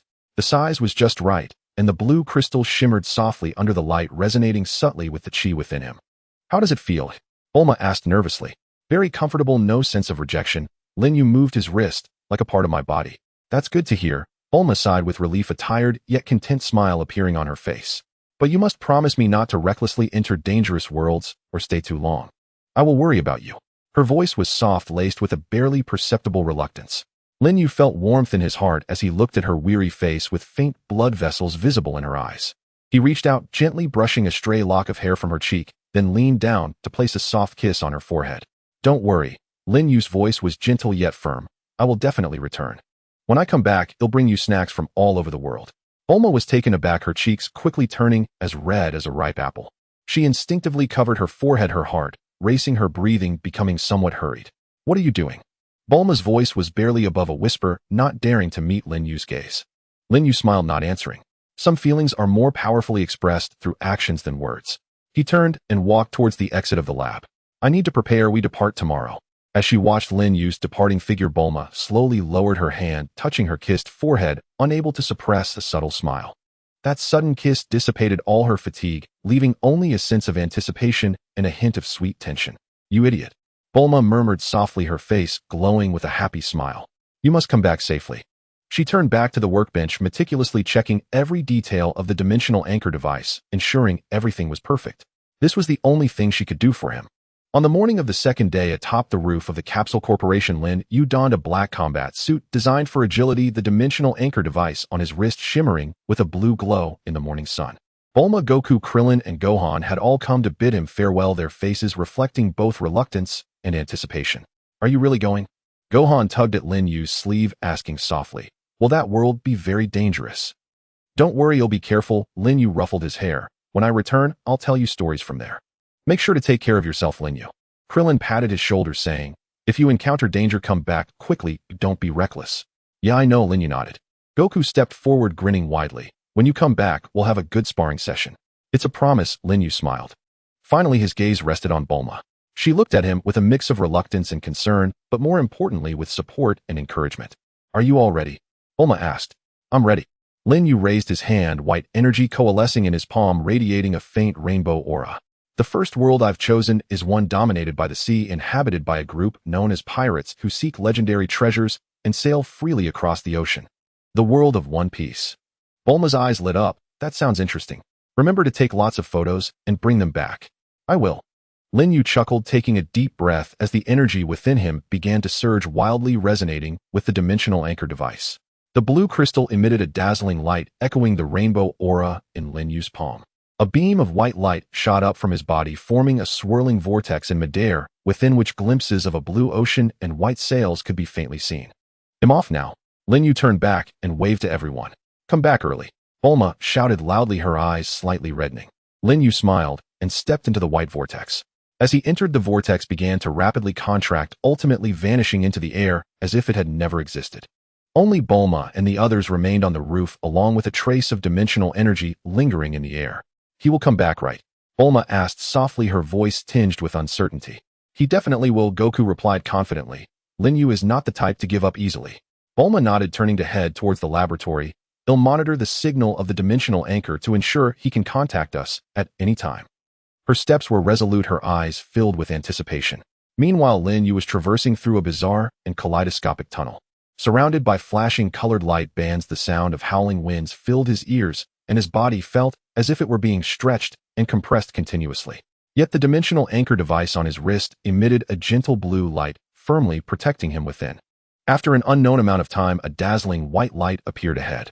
Lin Yu felt a powerful pull, and his body involuntarily flew forward. When he opened his eyes again, he found himself standing on a golden beach. The azure sea sparkled under the sunlight, and in the distance a massive pirate ship was visible, its sails adorned with a skull and crossbones alongside a straw hat. The sea breeze brushed past, carrying a salty, humid scent. Is this the world of One Piece? Lin Yu gazed at the scene before him, his eyes filled with excitement and anticipation. His first dimensional journey had succeeded. A new adventure had begun. In Bulma's laboratory, the holographic projection screen flickered with blinding red light. Lines of twisted alien text rolled across the screen, accompanied by a crackling sound of electricity resembling a wail from the depths of the universe. Are you looking at those again? Lin Yu said as he took a bag of senza beans from the refrigerator, leaning against the metal workbench and crunching one open. The sweet taste of the bean exploded on his tongue, infused with familiar vitality. Without lifting her head, Bulma's fingers flew across the virtual keyboard. See for yourself. She pulled up an audio segment, and a sharp shriek instantly filled the laboratory. Emergency report. The coordinates of Namek have failed. Lord Frieza's first form has sustained heavy damage. Energy readings indicate an unknown powerhouse has shattered the Imperial pressure wave with a single blow. Combat power assessment, unable to calculate. Suspected Saiyan alliance, but the energy signatures are completely unfamiliar. Requesting support. Requesting support. The audio abruptly cut off, and the text on the screen turned into chaotic gibberish. Bulma took off her headphones and turned to glare at Lin Yu. You still dare to say something? It's because you ran off to buy cola that Goku almost got hit by Frieza's death beam. Lin Yu scratched his head and handed over another senzu bean. Don't be mad, I'm fine now, right? And besides, it was Goku who ultimately won. I just scared half the universe with a casual strike. Bulma snatched the senzu bean and stuffed it into her mouth, her cheeks puffed out like a hamster. Did you know that the cosmic black market is spreading rumors about a white death appearing on Namek, specifically hunting down the elites of Frieza's army? She paused, her ears subtly reddening. I spent 3 days piecing together these fragmented pieces of information, and it scared me to death. Bulma's thoughts, this guy always treats danger as a game, making everyone anxious each time. But thankfully he returned safely. If he dares to take such risks again, I'll turn his dimensional anchor point into a self-destruct device. The door to the laboratory was pushed open, and Krillin and Gohan peeked in. Gohan was still clutching a half-eaten piece of roasted meat, his eyes sparkling. Brother Lin Yu, we just heard so many people in town say that it was you who drove that purple monster away. It was Goku who won. Lin Yu ruffled Gohan's hair, feeling the soft texture in his palm. I merely helped to delay a bit. Lin Yu's thoughts. Goku's growth needs to be recognized. These superficial accolades are unimportant. And compared to the White Death, I would rather be the one who can protect everyone. Krillin leaned closer to the screen, marveling at the alien text. I never expected Frieza to be so terrifying in the universe. Look at these reports. They're almost painting you as a cosmic demon. Lin Yu shrugged it off, not taking it to heart. He walked to the window, gazing out at the distant coastline. The sunlight shimmered on the sea, casting golden ripples peaceful enough to make one forget the bloody battle that had just occurred. But he knew that beneath the calm currents stirred. Meanwhile, on the cliffs across from Korin Tower, Vegeta stood atop a rock. His black battlesuit billowed in the sea breeze, and he stared in the direction of the Capsule Corporation laboratory, his fists clenched so tightly that they turned white, his knuckles turning blue. Vegeta's thoughts. Lin Yu, this human, actually can contend with Frieza? The scouter shows his combat power at only 200, yet he can unleash strength beyond that value. It's impossible. I am the Prince of the Saiyans, a born warrior. One day I will surpass you, surpass Kakarot, and become the strongest in the universe. He suddenly turned around, a golden aura erupting, and his figure vanished behind the cliff in an instant. The gravity device in the training room should be set to 100 times now. In the laboratory, Bulma was still complaining about Lin Yu's recklessness while Krillin was explaining the battle details on Namek to Gohan. Sunlight streamed through the window, casting warm patches of light on the floor. Lin Yu leaned against the window, watching all of this, a faint smile curling at the corners of his mouth. The whispers of the universe continued, but as long as he had these people by his side, he could weather any storm. In the late-night laboratory of the capsule company, only the hum of the operating instruments remained. Bulma lay on the workbench, her cheek pressed against the cold metal surface, clutching a stylus in her hand. On the holographic screen, a complex circuit diagram flickered with a ghostly blue light marked with the words Energy Conversion Efficiency 97. 3. She groggily lifted her head, rubbing her sore eyes. Scattered across the table were dozens of draft papers, the topmost one depicting two crooked planets connected by a red arrow with a small note beside it: Lin Yu's passage. Do not let him get lost. A faint sound of footsteps came from behind, and Bulma, like a cat whose tail had been stepped on, quickly crumpled the draft paper into a ball and stuffed it into the drawer.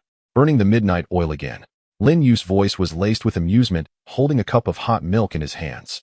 No, I wasn't. Bulma hastily straightened her back, pretending to adjust the instruments. I was just checking the parameters of the dimensional anchor point, not staying up all night. Lin Yu walked over and placed the milk beside her. Under the light, the dark circles under her eyes resembled two smudges of ink, and her usually fluffy blue hair lay limply against her cheeks. Let me see. He reached out to touch the screen, and Bulma instinctively tried to block him, but was gently restrained by his hand on her wrist. Don't be silly, Lin Yu said, his fingertips warm. I want to see where it got stuck. The screen displayed the stability parameters for dimensional travel with a red warning light flickering. Spatial coordinate deviation rate 12A, energy core unstable. You used electricity to power the stabilizer. Lin Yu raised an eyebrow. No wonder it overloaded. Dimensional travel requires qi, not electrical current. He picked up the energy conductor on the table and infused it with a strand of white qi. The conductor instantly illuminated with a soft white glow. The red warning light on the screen gradually extinguished, and green numbers began to rise. Spatial coordinate deviation rate 0. 3A, energy core stability rate 90. 95. 99. Did it work? Bulma's eyes widened as she snatched the conductor. Is it really that simple? I tried over 100 different energy sources and never thought to use qi. Bulma thought, this guy always manages to effortlessly solve the problems that have been bothering me for days. It seems that as long as he is around, there is no problem that cannot be solved. But how did he know I was working on the stabilizer? Did he see that drawing? She secretly glanced up only to find Lin Yu smiling at the direction of the drawer. Her cheeks instantly flushed, and she hurriedly changed the subject. Why are you still awake? I heard some noise in the laboratory, so I came to check. Lin Yu picked up the crumpled draft paper, having fallen on the floor at some point. He unfolded the paper, gazing at the two planets connected together, a gentle light surfacing in his eyes. Are you worried about me getting lost? Bulma's ears turned crimson as she snatched the draft paper, crumpling it into a ball. Who is worried about you getting lost? I'm just afraid you'll die on some broken planet, and no one will wash the experimental instruments for me. Though she said this, her voice grew softer. A wave of drowsiness suddenly hit her, and Bulma yawned, her body involuntarily leaning back. Lin Yu reached out to support her, letting her rest against his shoulder. Her soft hair brushed against his neck, carrying a faint scent of shampoo. Sleep, he said softly. When you wake up, the stabilizer will be fully tuned. Bulma mumbled something and soon fell into a steady rhythm of breathing. Lin Yu looked down at her sleeping profile, her long eyelashes resembling two small fans casting faint shadows against her eyelids.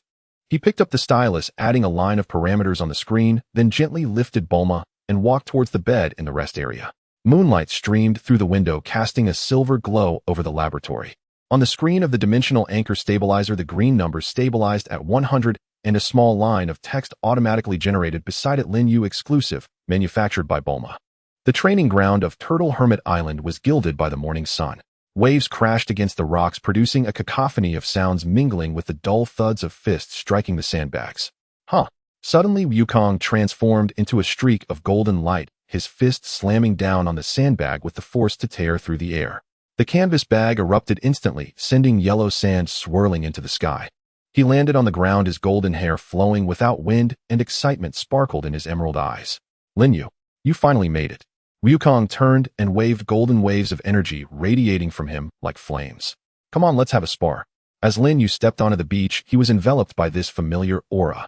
With a combat power of 3 million, Wukong in his Super Saiyan form was significantly stronger than during his time on Namek. We can spar. Lin Yu flexed his wrists, white energy swirling in his palms, but keep it light. No problem. Wukong grinned widely and suddenly vanished from his spot. Lin Yu's pupils constricted as he sidestepped the incoming fist.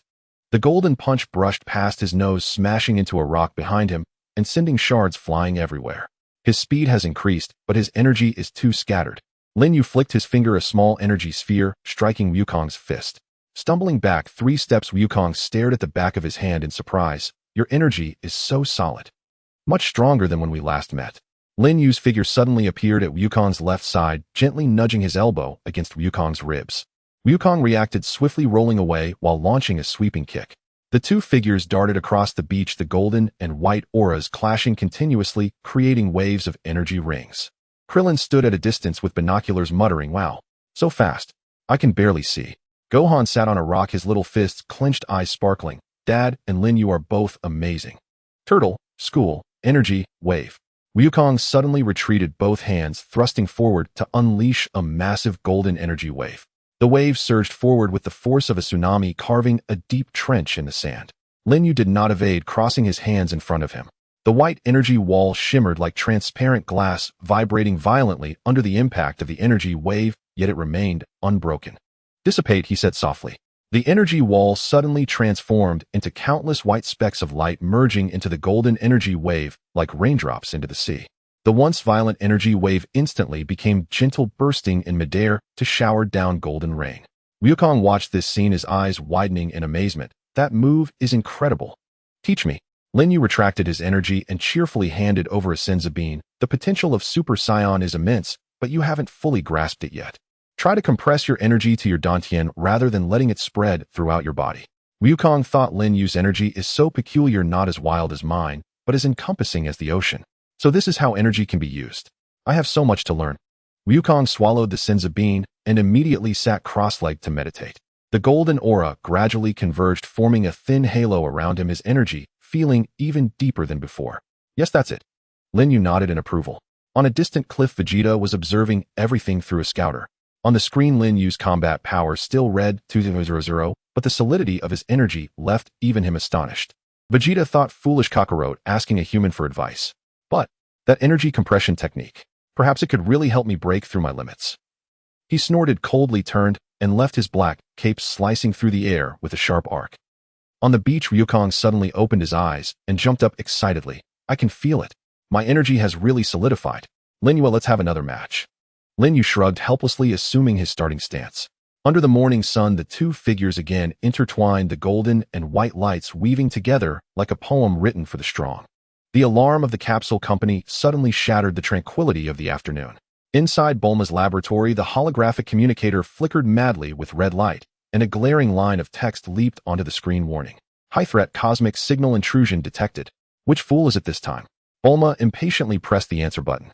An ugly face instantly appeared on the screen. Green skin covered in wrinkles, eyes like 2 murky yellow gemstones. It was Frieza's father, King Cold. "Insignificant earthling." King Cold's roar made the speakers crackle. "Daring to harm my son Frieza? I will turn you and this filthy planet into cosmic dust." Just then Lin Yu walked into the laboratory and raised an eyebrow at these words. He stepped in front of the screen, his gaze as cold as the Siberian wind. "I defeated Frieza. If you have the guts, come yourself." "Arrogant." King Cold's face twisted into a sneer. "Do you know who I am? My combat power exceeds 5 million. Enough to destroy Earth 10 times over. Submit willingly, and perhaps I will grant you a swift end." He brought up his energy projection. A massive green energy ball hovered on the screen, exuding a suffocating sense of oppression. Klin and Gohan had just entered when they were nearly suffocated by this pressure, retreating repeatedly. Bulma clenched her fists, her fingertips turning white. "Don't listen to his nonsense. We have the Dragon Balls, we can just make a wish." "No need." Lin Yu pressed down on her shoulder and waved his fingers at the screen. "Is that all you can do?" King Cold was furious. "You seek death." At that moment of his roar, Lin Yu flicked his fingers. An almost invisible white energy shot towards the communicator, and the screen instantly shattered. But that was not the end. The energy penetrated the signal waves, crossing light years of distance, and accurately struck the spaceship where King Cold was. Boom. Before the screen completely went black, King Cold's terrified scream rang out. Through the last image, one could see a fist-sized hole appearing in the metal wall, behind him cold wind howling in. The laboratory fell into silence. Klin swallowed hard and cautiously asked, Will he come back? Lin Yu picked up a fragment, the residual heat of the energy still not dissipated. Probably not. King Cold's aura is indeed stronger than Frieza's, but that's about it. A combat power of 5 million. To me now it's no different from 5000. He had not expected that the energy could penetrate light years of distance. It seemed there was still much to explore with dimensional power. Bulma suddenly jumped into his arms, tightly hugging his waist. You scared me. I thought I would be afraid. Lin Yu smiled as he ruffled her hair. Don't worry, as long as I'm here no one can hurt you. Bulma thought, this fool. Always trying to show off. But that move was really cool. How could he hit from so far away? Just how strong is he now? She looked up and met Lin Yu's gentle gaze, her cheeks instantly burning as she hurriedly pushed him away. Who is worried about you? I'm worried you'll die and no one will test my new invention. Klin laughed from the side, while Gohan curiously asked Lin Yu, brother, what was that move you just did? So impressive. I haven't thought of a name yet. Lin Yu said with a smile, I'll let you know once I think of one. The sunset streamed through the window, casting a warm hue over the laboratory. The remnants of the communicator were still smoking, but the tension in the air had long dissipated. Lin Yu looked at his noisy companions around him, feeling a sense of calm. No matter how great the threat from the universe, as long as they were together, there was nothing to fear. The morning mist had yet to disperse, yet the rooftop of the capsule company was already filled with people. Bulma was adjusting the silver device in her hands, the screen flickering with blue coordinates. Position set Pirate King World, latitude 20 degrees, northeast blue region. 70% of that area is ocean, so be careful not to fall in and feed the fish.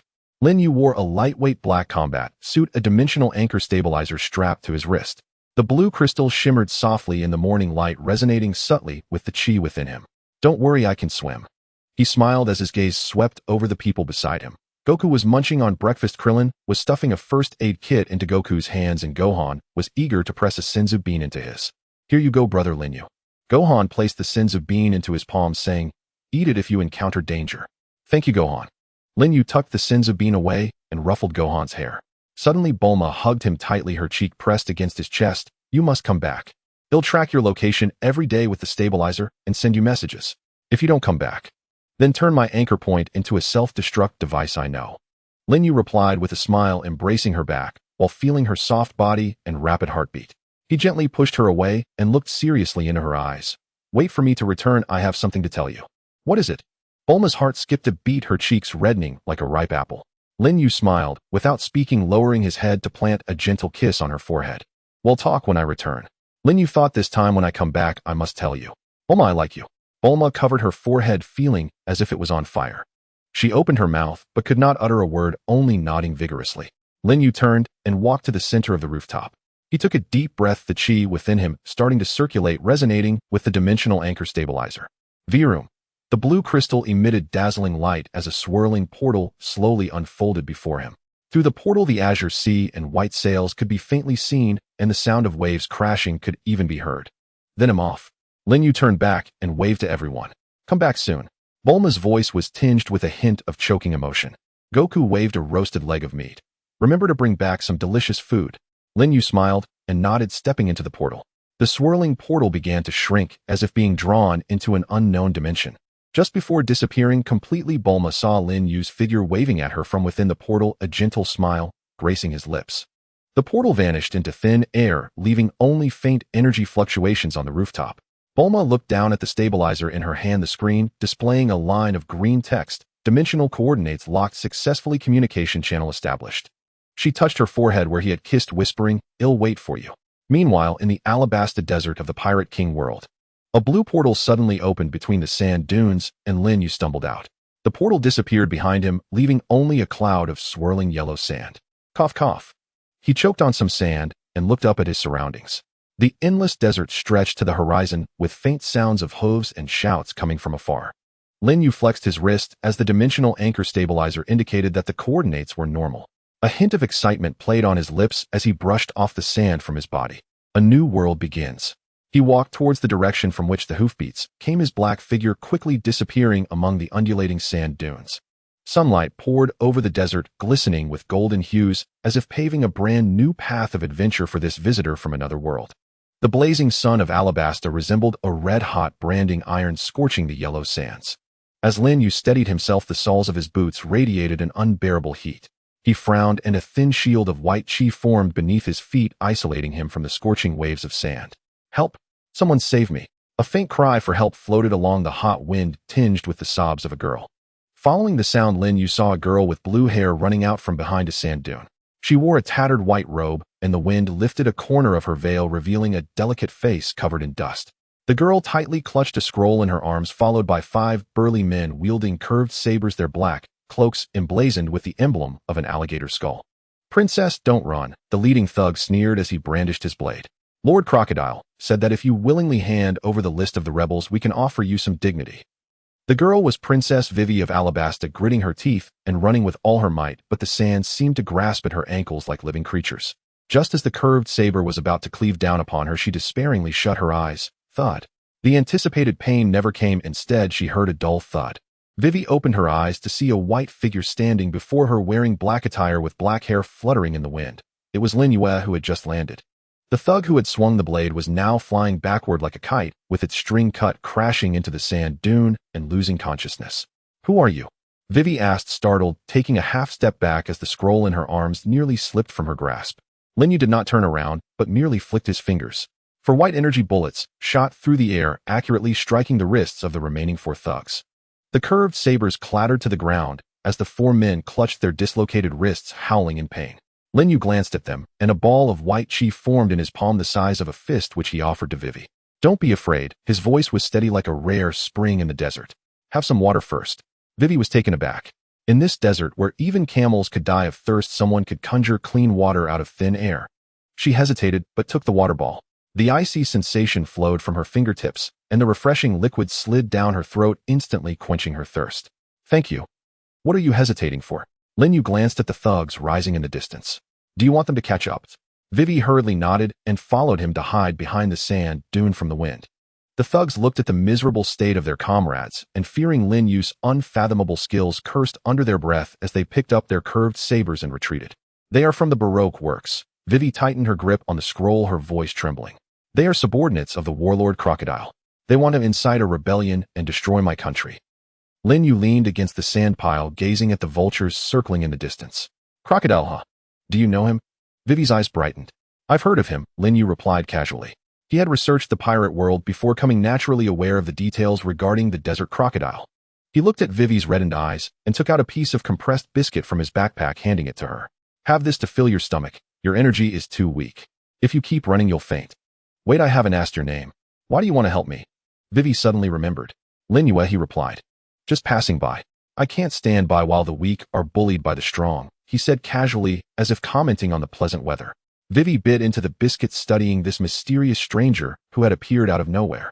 His gaze was calm, yet strangely reassuring, like an oasis in the desert, seemingly ordinary but harboring life-saving power. She looked down at the scroll in her arms. It contained a secret letter between her father and the rebel leader Koza. If she could deliver it to Rain Base, perhaps she could stop the rebellion. "Mr. Lin Yue," Vivi suddenly raised her head, her eyes filled with pleading. "Could you accompany me to Rain Base?" The casino in the rain perpetually reeked of cigars and alcohol. The brilliance of the crystal chandelier was fragmented by the swirling cigar smoke, and the shouts of gamblers blended with the clinking of chips, masking the undercurrents surging beneath the city. Lin Yue followed Wei Wei through the bustling hall, clad in a black trench coat with the brim of his hat pulled low. Wei Wei, dressed in a waitstaff uniform, concealed her blue hair beneath a headscarf, nervously scanning the crowd while balancing a tray in her hands. "Crocodile is in the VIP room on the 3rd floor. Wei Wei lowered her voice, the tray trembling slightly in her grip. It said, "He is meeting with a woman named Robin. They must be plotting a rebellion." Lin Yue remained silent, attuning his senses to the movements above. 2 distinct auras emanated from the 3rd floor, one like dry yellow sand, exuding an oppressive force, the other akin to the dark currents of the deep sea, cold and profound. "Stay close to me." He took the lead towards the staircase, white energy flickering at his fingertips. The door to the VIP room was made of thick oak. Lin Yue did not knock, but gently tapped his fingers on it. With a crack, the door lock shattered. The 2 individuals inside turned at once. Crocodile lounging on the sofa with a cigar in his mouth, his golden hook hand glinting coldly out. Robin standing by the window in a black gown, her violet hair cascading down her shoulders, flashed a moment of surprise. "Who allowed you to enter?" Crocodile exhaled a ring of smoke, his sandy yellow pupils revealing a murderous intent. "Are the lackeys of the Baroque Work Society all worthless?" Lin Yue leaned against the door frame, his tone teasing. "Is picking on a little girl really such a great skill? Come at me if you have the guts." Wei Wei, trailing behind him, clenched her fists upon seeing Crocodile, her voice trembling. "Crocodile, why are you doing this? What has Arabasta done to wrong you?" Crocodile sneered, ignoring Wei Wei, and slammed his hook hand onto the table. It seems we have another ignorant fool. Robin, deal with him. Robin did not move, her gaze fixed on Lin Yu as 6 arms suddenly emerged from the void, cutting through the air with a fierce wind towards Lin Yu's throat. Paper drawing. Lin Yu raised an eyebrow, his body bending backward as if boneless, easily evading the attack. The ability of the flower fruit is impressive, but unfortunately, it's too slow. He flicked a burst of energy from his fingertip, accurately striking Robin's wrist. Robin let out a muffled grunt, the suddenly appearing arms vanishing in an instant, and she took a step back, her expression grave. You're not from this country. Correct, but unfortunately there's no reward. Lin Yu looked at Crocodile. Don't hide behind a woman. I'd like to experience your sand fruit for myself. Crocodile suddenly stood up, the air around him turning arid, and wood shavings on the floor began to turn to sand. Since you want to die, I shall grant your wish. He spread his arms wide. Yellow sand surged from all directions, forming a swirling sandstorm within the room. The sandstorm, with the power to tear through steel, rushed towards Lin Yu. Wherever it passed, deep gouges were carved into the walls, and shards of the crystal chandelier mixed with sand, glinting with deadly cold light. Be careful, Wei Wei cried out, wanting to step forward, but Lin Yu held her back with a wall of energy. Standing at the heart of the sandstorm, Lin Yu formed a barrier of white energy around himself. The sand particles struck the energy wall, cracking with a sharp sound, yet they could never approach him by even a fraction. Is this all you've got? He snorted lightly and suddenly waved his hand. The white energy exploded like a raging wind, forcefully dispersing the spinning sandstorm. The yellow sand lost control, cascading down to the ground, revealing Crocodile's stunned expression. Your fruit ability is quite good. Lin Yu slowly approached him, his tone calm, yet with undeniable pressure. Unfortunately, your energy is too scattered. You didn't even touch the surface of my energy. Crocodile's face instantly turned ashen. Having traversed the desert for years, it was the first time someone dared to evaluate his ability in such a manner. Murderous intent surged within his sandy yellow pupils, and he suddenly transformed into grains of sand, merging into the yellow sands on the ground. Desert treasure blade. A blade of compressed sand surged forth from the ground, wielding the momentum to cleave through mountains, striking down towards Lin Yu's head. The sharp whistle of the blade cutting through the air pierced the eardrums painfully. Wei Wei gasped and covered her mouth, while Robin instinctively took half a step back. This technique, Desert Treasure Blade, concentrated 70% of Crocodile's power, capable of splitting even the hardest rock in half. Yet Lin Yu remained motionless. In his perception, Crocodile's physical form was buried 3 meters beneath the sand, where a faint energy fluctuation emanated from his left shoulder, the core sustaining his fruit form. Did you think hiding in the sand would make you invisible, eh? Lin Yu chuckled softly, suddenly crouching down and pressing his palm against the ground. The white energy flowed from his palm into the sand, spreading underground like a stream. Crocodile was about to launch his second strike when he suddenly felt a pure energy collide with his left shoulder. Startled, he attempted to evade, only to find his body pinned in place, unable to move. Stop hiding. Your weakness is in your left shoulder. Lin Yu's voice seemed to resonate right beside him. Before Crocodile could react, he felt excruciating pain in his left shoulder. A white energy pellet had actually pierced through the sand, accurately striking his physical form. Blood sprayed from beneath the sand, and the body that had turned to sand instantly reverted to its human form. Crocodile staggered back, clutching his left shoulder, disbelief filling his sandy yellow eyes. How could you possibly see my physical form? The user of the sand fruit can turn their body into sand. Ordinary attacks cannot harm the physical body unless restrained by seawater or hockey. But this man before me, neither using water nor revealing hockey, managed to find my weakness solely through perception. She can sense everything. Lin Yu straightened his posture, the white energy slowly retracting. Your fruit ability is indeed unique, but as long as there is energy flow, it cannot escape my perception. Robin stood by, her violet eyes flashing with astonishment. Having followed Crocodile for many years, she was well aware of the peculiarity of his sand form. Even a marine vice admiral might struggle to break it. Who exactly is this suddenly appearing man? Who exactly are you? Robin couldn't help but ask. Your power does not belong to this world. Lin Yu did not answer, only looking at Crocodile. Do you wish to continue fighting? If you do, I won't hold back.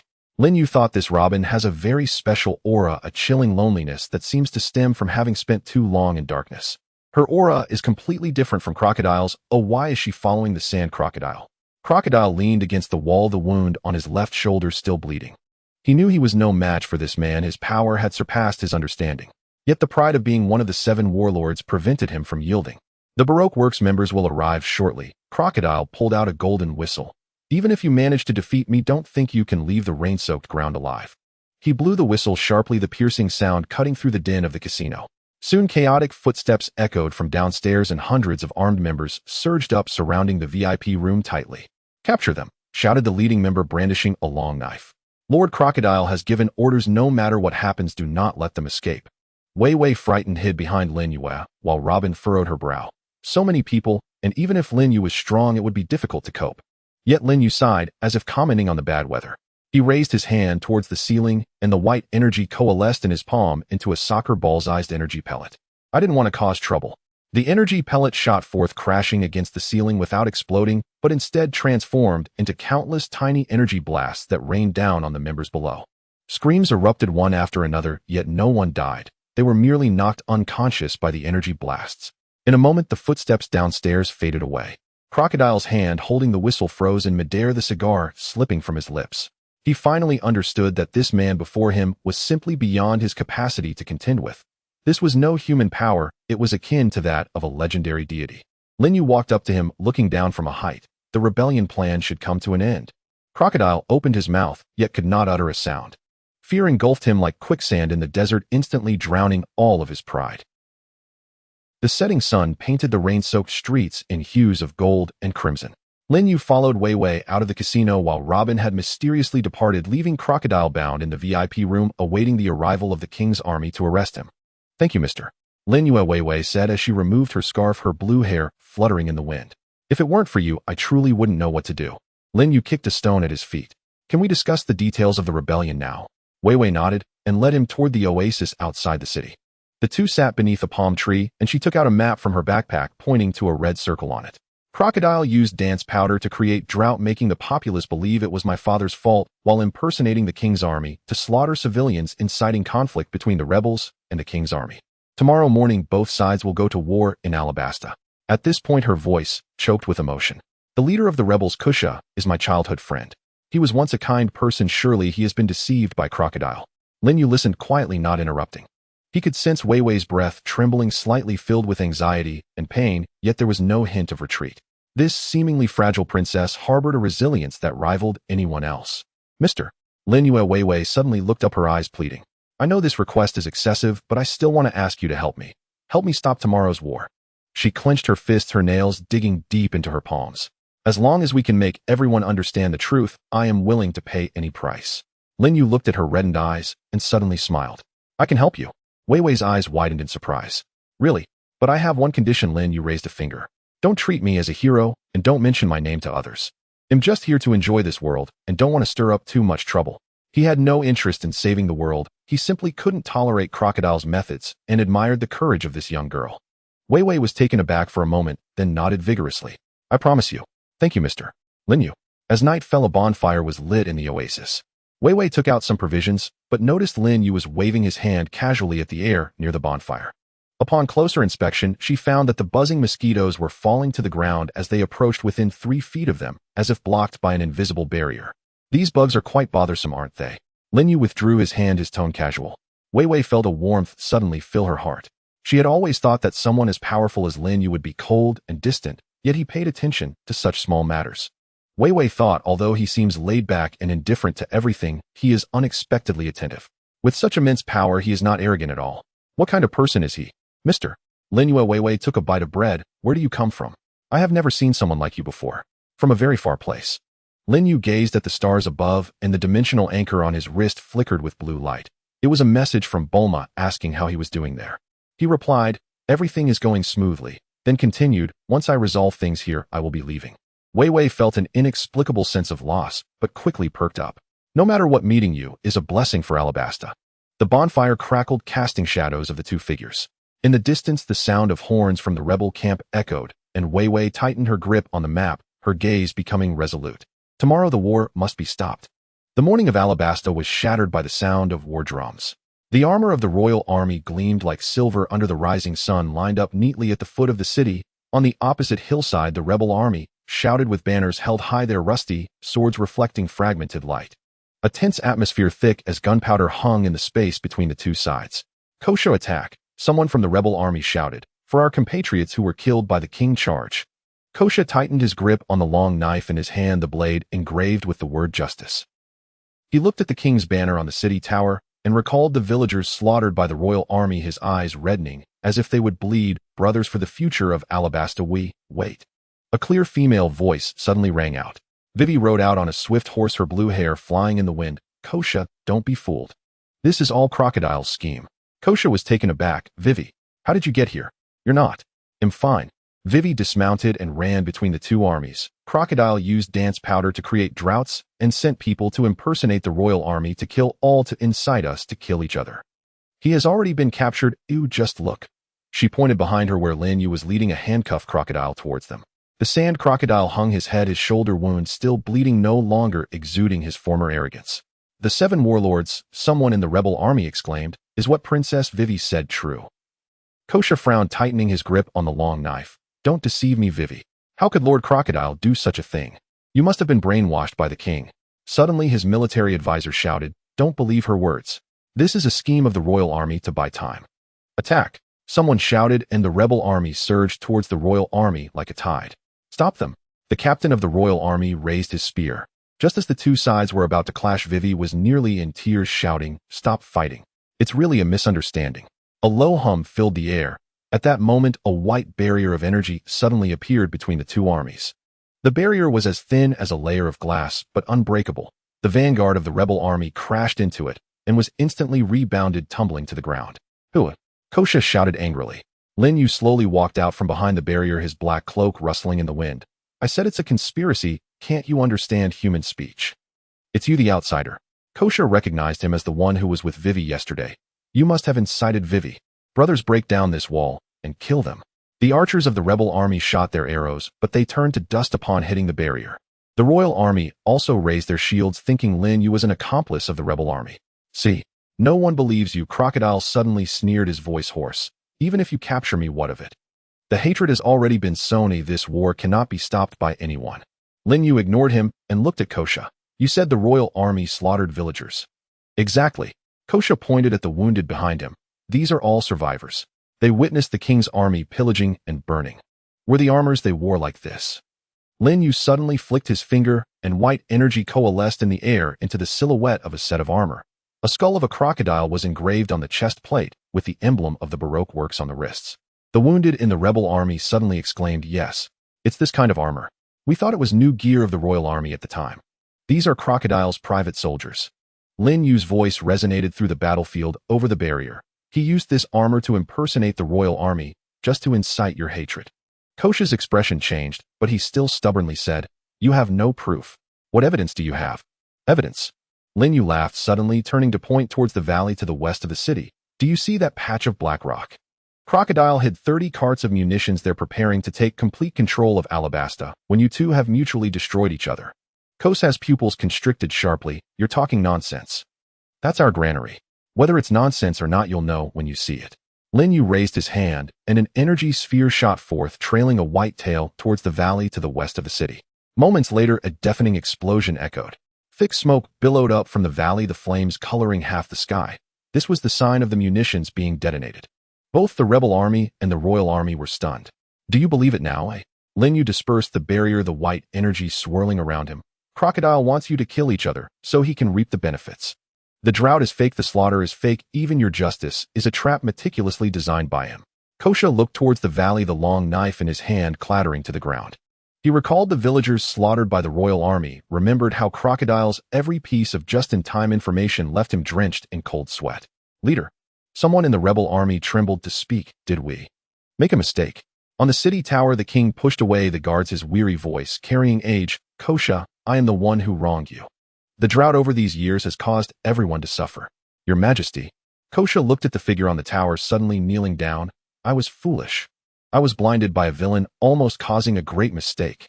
Get up, the king sighed. The one who is wrong is not you, but the schemer hiding in the dark. The rebel army lowered their weapons, and the royal army also put away their long spears. The sunlight broke through the smoke, illuminating the faces of the soldiers from both sides, the hatred gradually melting away in the face of truth. Vivi watched this scene, tears finally streaming down her face, yet with a smile of relief. Lin Yue, holding Crocodile, walked to Vivi's side. It's done. Thank you, mister. Lin Yue. Vivi wiped her tears. If it weren't for you, I truly wouldn't know. Don't thank me. Lin Yue glanced at the crocodile on the ground. If you're going to thank someone, thank yourself for not giving up. He turned to walk toward the city exit, his black cloak fluttering in the wind. The voices of the king and Kosha could be heard from the battlefield, mingled with the cheers of soldiers, all of which no longer concerned him. The dimensional anchor on his wrist suddenly flickered and Bulma sent a photo, her newly developed interdimensional communicator, with a note saying, "Waiting for you to come back for testing." Lin Yu smiled and quickened his pace. The matters of Alabasta were not yet over. Crocodile's remnants and the towns tormented by drought all needed someone to take care of. But before that, he needed to find some water for this parched land. When the news of Crocodile being imprisoned spread throughout Alabasta, a miracle was unfolding in the oasis to the west of the city. Lin Yu stood at the center of the oasis, slowly raising his hands. The white mist extended like an invisible conduit from his fingertips towards the distant coastline. Hundreds of kilometers away, the blue sea felt this strange power. The waves suddenly surged, flowing against the tide of energy, transforming into a transparent water dragon that roared through the desert. What is that? The villagers repairing their houses looked up in astonishment, witnessing a water dragon flying in from the horizon, circling 3 times above the oasis before showering down as a benevolent rain. The cracked earth emitted a sizzling sound as the withered palm trees sprouted new shoots, and the parched reservoir filled visibly with water. Children ran barefoot in the rain, while the elderly knelt on the ground, cradling the rainwater and weeping. This land, tormented by drought for 3 years, finally welcomed life.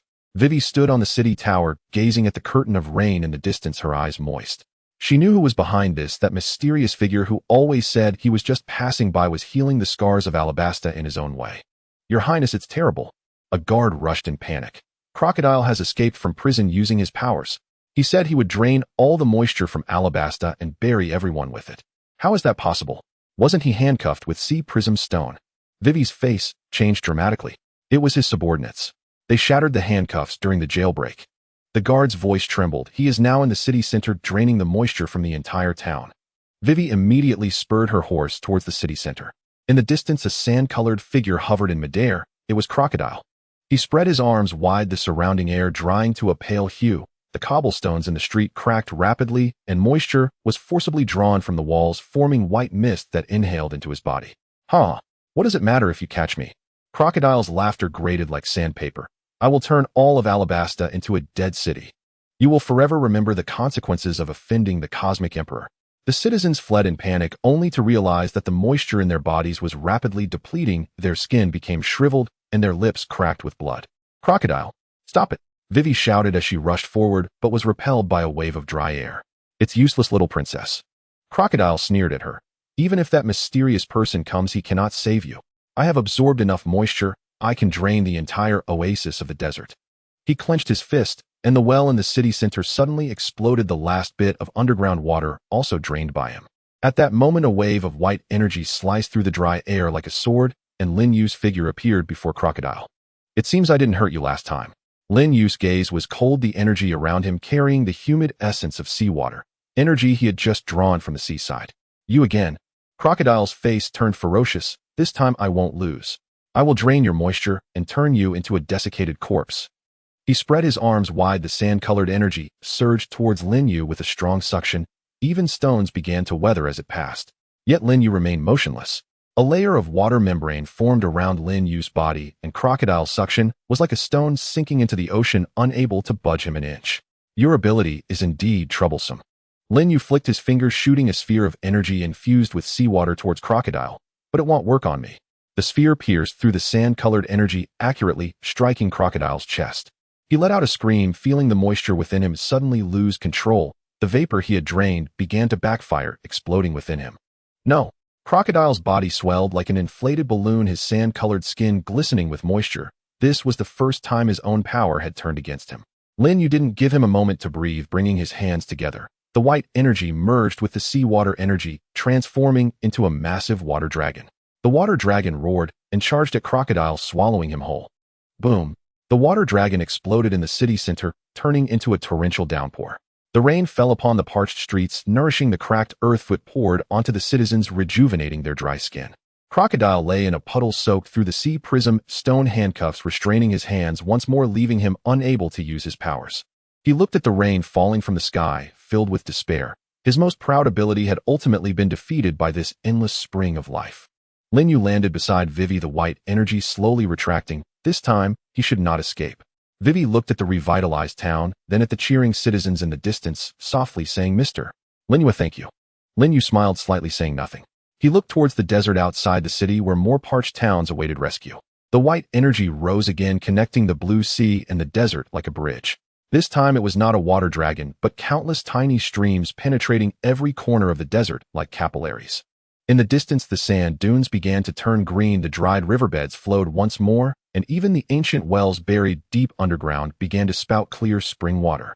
The desert of Alabasta was quietly changing. Meanwhile, the orchestrator of it all had already packed his bags, preparing to head to the next destination.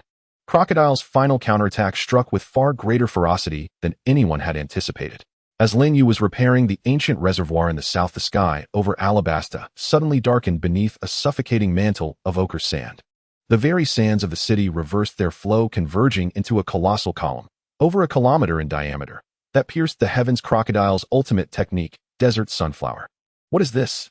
Citizens celebrating in the plaza looked up in terror, watching as space itself warped around the sand column, and the ground tore open violently, exposing bedrock beneath. More horrifying still was the column's crushing gravitational pull. At its core, houses, trees, even carriages were wrenched inward and pulverized to dust by abrasive friction. Within the prison, Crocodile's figure materialized atop the column. He had shattered his sea-stone cuffs, his body was sheathed in swirling sand save for two eyes burning with manic fury. Linyu, come out. I know you're in the city. His voice thundered across Alabasta through the column, thick with annihilation. This desert sunflower will absorb the entire city into the desert itself. If you wish these people spared, meet me at the tower's summit for one final decisive battle. Princess Vivi stood atop the castle ramparts, gazing at the ever-expanding column, her heart pounding with dread. She knew Linyu had gone south. His return would take at least half a day. Yet the column's expansion brooked no such delay. Your Highness, let us evacuate the populace, cried the captain of the guard, urgency sharpening his voice. We must leave, now. Vivi clenched her jaw, her sapphire hair whipping wildly in the sandy gale. No. Master Lin, you will return. At that very instant, a white shockwave blazed across the ochre sky like a falling star, and Linyu landed upon the column's apex, facing Crocodile Hedon. You've finally arrived, Crocodile rasped, his voice grating like grit grinding on stone. I'd begun to think you lacked the courage. Killing you requires no courage, only time. Linyu's white aura collided with the column's yellow torrent, hissing like steam on scorching iron. A pity you lack the dignity to waste my time. Arrogant fool. Crocodile clenched his fist. The column spun faster. Countless razor-edged sand blades erupted from its surface, cleaving the air with enough force to shear steel. Taste the agony of being buried alive. Linyu stood motionless at the storm's heart. A flawless sphere of white energy enveloped him. Each sand blade shattered against it, deflected, disintegrated, and fell as harmless dust. Your ability is indeed fascinating, Linyu said, stepping forward calmly, white energy coalescing tightly around his right fist. Yet tragically misapplied. You think you can close the distance? Crocodile sneered. The column abruptly contracted, sealing them both within a domain where every grain obeyed his will. Even an admiral of the Marines might not escape unscathed. Within my domain your path leads only to death. Crocodile's voice echoed from all directions. Then countless hands of sand surged from the walls, reaching, grasping, seizing for Linyu's limbs.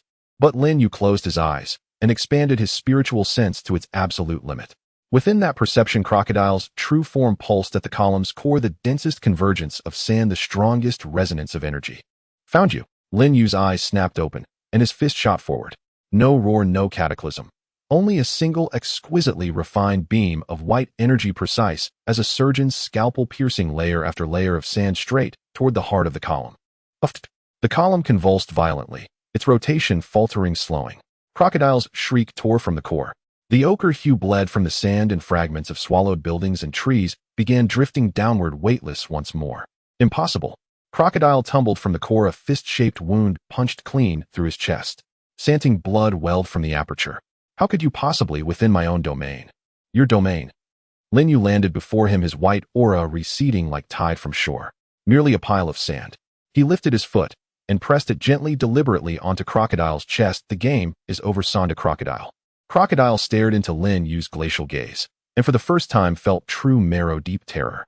He tried to resist, but his inner energy had been utterly shattered by that single blow. He could no longer even sustain his sand form. I am a Shichibukai. His voice cracked with final defiance. Shichibukai. Linyu smiled faintly. To me you are no different from nameless foot soldiers littering the roadside. He withdrew his foot and turned toward the column's edge. Deprived of sustaining energy, the structure collapsed inward, sand cascading like a golden waterfall, revealing Alabastus' clear blue sky once more. Citizens watched the figure descend from the column's peak. Stunned silence gave way to thunderous, jubilant cries. Lin Yu's white aura blazed brilliantly in the sunlight, radiant as a sun rising over the desert. Crocodile lay amid the ruins, gazing upward at the sun, his consciousness fading. He recalled his ambition to rule the desert, the rivals he'd crushed beneath his heel. And finally, the last image seared into his mind, Lin Yu's calm, unshakable back, standing immutable against the storm. The Sonda crocodile never bloomed his flower in the desert after all. The bells of Albana rang particularly crisp in the rain-washed morning. Wei Wei stood atop the bell tower, dressed in a white gown, symbolizing royalty, her blue hair tied in a ponytail, gently swaying in the wind. She gazed at the crowd in the square below where the king and Kusha stood together, announcing the reconstruction plan, their smiles reflecting a sense of relief after surviving calamity. "It's your turn, Your Highness," came the voice of the captain of the guards from behind her, filled with encouragement. Wei Wei took a deep breath and walked to the edge of the bell tower. The sounds in the square gradually quieted, all eyes focused on her. "Dear citizens of Alabasta," her voice resonated through the loudspeaker, spreading across the city. It was clear and youthful, yet imbued with an uncharacteristic firmness. "In the past 3 years we have endured drought, experienced war, and almost turned against each other due to conspiracy." Her voice choked slightly, but she quickly regained her composure. "But we have not given up. For we are Alabastans, children of this desert. Drought cannot take away our hope, war cannot shatter our unity, and conspiracy cannot shake our desire for peace." The square erupted into fervent applause, and someone could not help but shout, "Long live the princess." Now the conspiracy has been shattered and the sweet rain has arrived. Wei Wei's gaze swept across the square, finally landing on the edge of the desert outside the city, where a dark figure was gradually moving away. "We owe thanks to many. Thanks to His Majesty the King for his persistence, thanks to Leader Kusha for his awakening, and most importantly thanks to a friend who wishes to remain anonymous." She paused, her voice softening. It was he who extended a helping hand in the desert, who stopped the slaughter on the battlefield, who brought the sweet springs to nourish the land. He claimed to be just passing through, yet he has done so much for us. The people in the square exchanged glances, and someone soon recalled the mysterious figure who appeared behind the barrier, the sudden downpour, and began to discuss among themselves. "He seeks neither honor nor reward." Wei Wei looked at the figure that was about to disappear behind the dunes, her eyes slightly red. "But I still want to say to him, thank you, stranger. Alabasta will always welcome you back." She bowed deeply in the direction of the desert. Outside the city, Lin Yu heard that heartfelt thanks that crossed the distance, and his steps faltered slightly. He turned to glance at the white figure atop the bell tower, a slight smile gracing his lips, then quickened his pace. He was not a hero, nor did he wish to be one. The dawn of Alabasta belongs to its people, to that princess who worked tirelessly for her country, and that is enough. Suddenly, the dimensional anchor on his wrist vibrated, and Bulma sent a message. "The hockey from the world of One Piece seems similar to your chi. Want to study it?" Lin Yu chuckled and replied, "I'm looking for a place to study it." He took out a map from his backpack, his fingertip pointing at the sea area between Whiskey Peak and Alabasta, a necessary route to the first half of the Grand Line, also a place where various forces converged. It is said that recently a pirate crew wearing straw hats has been causing a ruckus in that sea area, and they are quite powerful. Straw Hat Luffy, huh? Lin Yu folded the map away, white chi gathering beneath his feet, as his figure transformed into a fleeting shadow, soaring towards the coastline. Atop the bell tower, Wei Wei watched the figure completely vanish at the edge of the desert, letting out a gentle sigh. The captain of the guard stepped forward. "Your Highness, he has already left." "I know." Wei Wei turned around, a resolute smile returning to her face. "We should also begin rebuilding our homeland." Sunlight pierced through the clouds, illuminating the streets of Albana. The stone road, washed by rain, shimmered with water, and the distant desert bore a faint green hue. This city, which has endured suffering, is now welcoming a true dawn. And the stranger who brought the dawn has already embarked on a new journey. In the tavern at Whiskey Peak, Luffy was happily devouring a barrel of meat, while Zoro drank. Beside him, Sanji was busy serving dishes to Nami and Usopp, and Chopper was curled up in a corner, nibbling on a carrot. "Have you heard? The rebellion in Alabasta has been quelled," a pirate at the next table whispered. "It seems it was done by a mysterious figure who defeated the warlord Crocodile with a single punch." "Really? Is it that easy to defeat a warlord?" "Absolutely. My cousin is a guard in Alyabarna, and he said that person can create rain out of thin air and can block an army of 20,000 with a wall of air." Luffy paused mid-bite, his eyes suddenly shining. "Oh, is he really that impressive?" "Not just impressive. He's a monster." Just as the words left his mouth, the tavern door swung open. Lin Yu walked in his black trench coat, still dusted with sand. He glanced around the noisy hall and headed straight for the bar. "A glass of water, please." "Sure thing." The bartender was about to move when he saw Lin Yu conjure a water sphere at his fingertip and drink it himself. The bartender dropped the glass in shock. "You are..." Bang!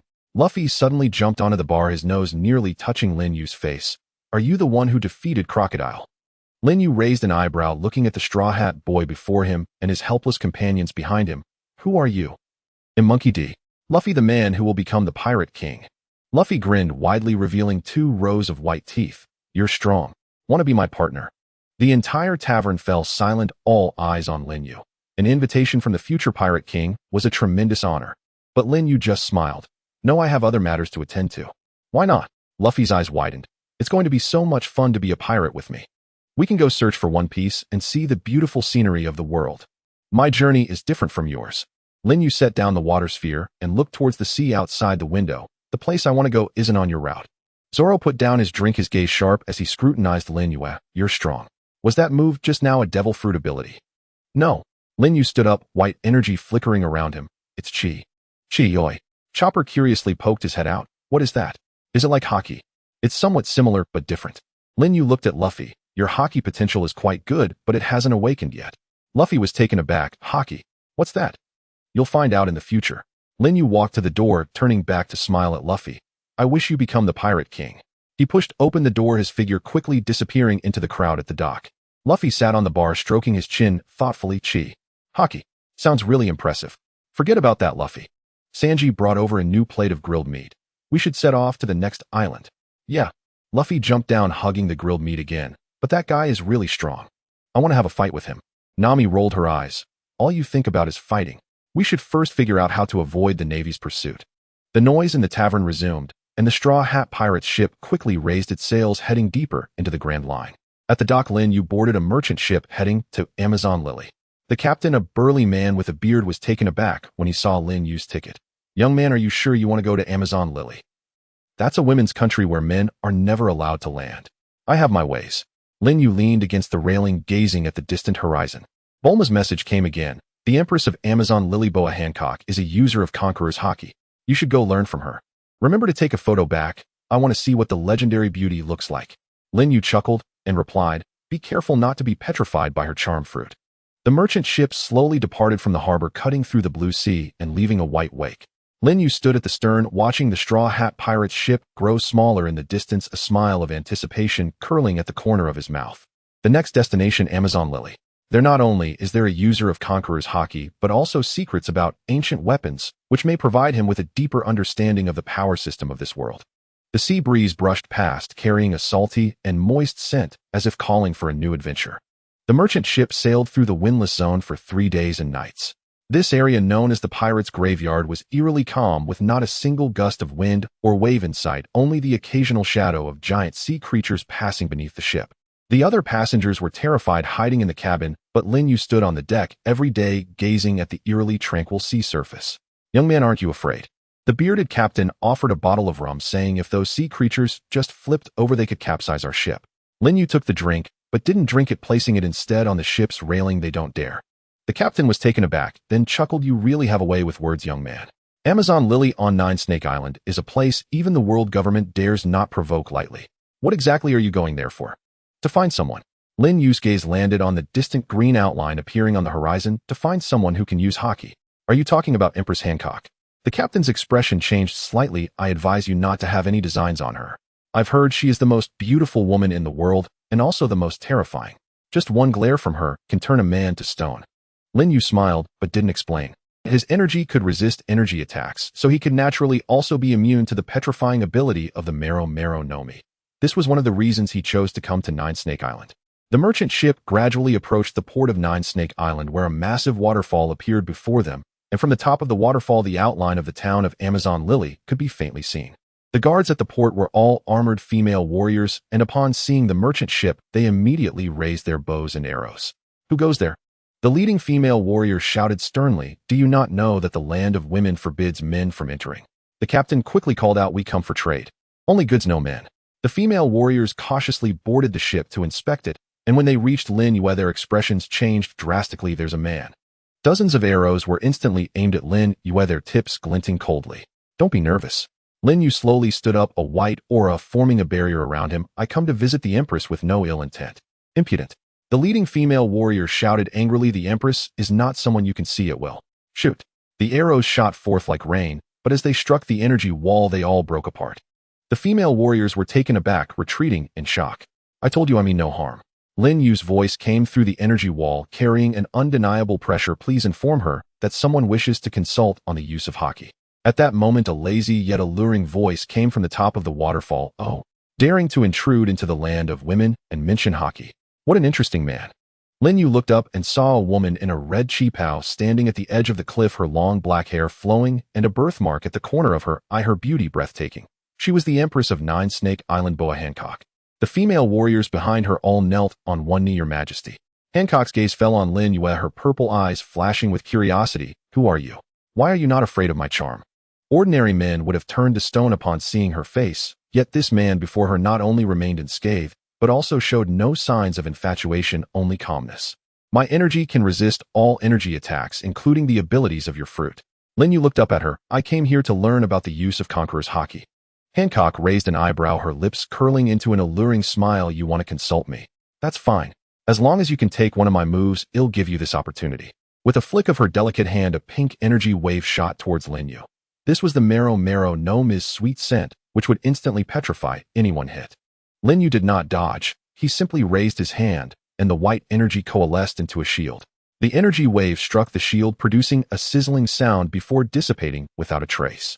Interesting. A hint of surprise flashed in Hancock's eyes, then she smiled. Come up. Although Amazon Lily does not welcome men, we have a degree of tolerance for the strong. She turned and walked into the passage behind the waterfall, leaving a group of stunned female warriors. Lin Yu nodded to the captain, and with the support of the white energy, he slowly flew toward the top of the waterfall. Standing at the edge of the cliff, Lin Yu turned to take a last look at the distant sea. The merchant ship had already begun its return journey, and the sun on the horizon was slowly setting, painting the sky in golden red hues. Haki, huh? Lin Yu clenched his fist, the white energy resonating faintly with the dimensional power within him. He stepped into the passage, the red carpet stretching beneath his feet into the depths of the palace. The female warriors on either side, though still vigilant, no longer dared to obstruct him. The adventure on Nine Snake Island was just beginning, and his dimensional journey was also turning a new page on this sea filled with unknowns. The coastline of Jiushi Island is shrouded in mist throughout the year, with massive vines entwining the rocks, forming a natural barrier. As Lin Yu stepped out from the dimensional rift, he landed on a soft sandy beach, the white waves of air, not yet fully dissipated, being swept away by the fragrant sea breeze. Is this the land of women? He stored the dimensional anchor point and surveyed his surroundings. Dense jungles covered the island's interior, and an unusual floral fragrance filled the air, yet no boats or signs of human life were in sight, creating an eerily quiet atmosphere. According to the coordinates provided by Bulma, this is indeed the territory of the Amazon Lily. Lin Yu organized his backpack and was just about to venture into the jungle when he suddenly heard the rustling of leaves. He turned cautiously, only to see dozens of female warriors clad in leather armor emerge from behind the trees, their bows drawn taut, with arrows glimmering with a ghostly blue sheen clearly coated with deadly poison. A man. The leader of the female warriors exclaimed, her wheat-colored skin and short hair giving her a striking appearance, with a serpent tattoo prominently displayed on her chest. How dare you trespass on Jiushi Island? Lin Yu raised both hands to signal harmlessness. I come in peace with no ill intentions. A visit. The female warrior scoffed, the land of women never welcomes men. You must be a spy of the Navy trying to gather intelligence. Shoot. At the command, dozens of poisoned arrows rained down like a torrential storm, the arrowheads slicing through the air with a sharp whistle. Lin Yu's pupils constricted, and he dared not act carelessly. The archery skills of these female warriors were precise and fierce, each arrow aimed at his vital points.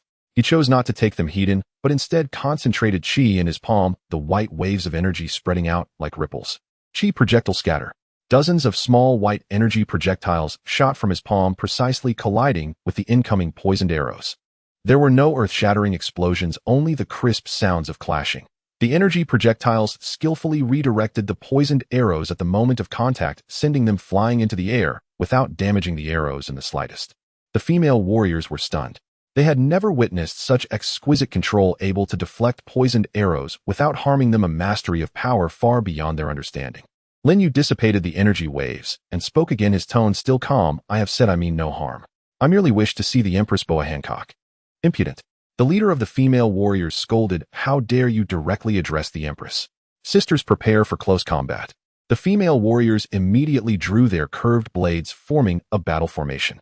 Their movements were synchronized, their eyes burning with the spirit of battle, clearly elite warriors who had undergone life-and-death trials.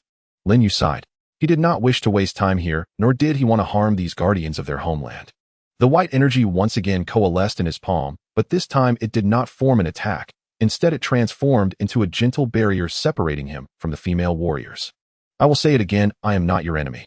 His voice came through the energy wall, carrying an undeniable pressure. "If you insist on attacking, I can only defend myself, but will never harm anyone." The female warriors exchanged glances, caught in a dilemma. The strength of this man was unfathomable. The previous display of energy projectiles had already proven his might, and brute force would clearly yield no benefits. But allowing a strange man to intrude into their sacred land went against the rules of Jiushi Island. Just then a melodious flute sound echoed from deep within the jungle. Upon hearing the flute, the female warriors immediately sheathed their weapons and knelt on one knee towards the direction of the sound, their expressions filled with utmost respect. Lin Yu looked curiously towards the source of the sound as a female warrior adorned with a serpent-shaped headdress gracefully approached through the mist, holding a gem-studded scepter clearly of high status. "Captain Yufei, what is happening?"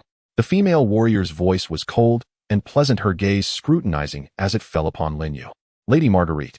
The short-haired female warrior hurriedly reported, "This man suddenly appeared on the coast and claims he wants to see the Empress." The warrior referred to as Marguerite examined Lin Yu, her eyes revealing a flicker of curiosity as she noticed the dimensional anchor on his wrist. "You are not from this country. I come from a faraway place." Lin Yu dissipated the chi. "I indeed have business with the Empress regarding the use of haki." "Haki?" A look of surprise flashed in Marguerite's eyes, but she shook her head. "The Empress will not see you. According to the rules, any man who intrudes on Jiushi Island must be punished by petrification."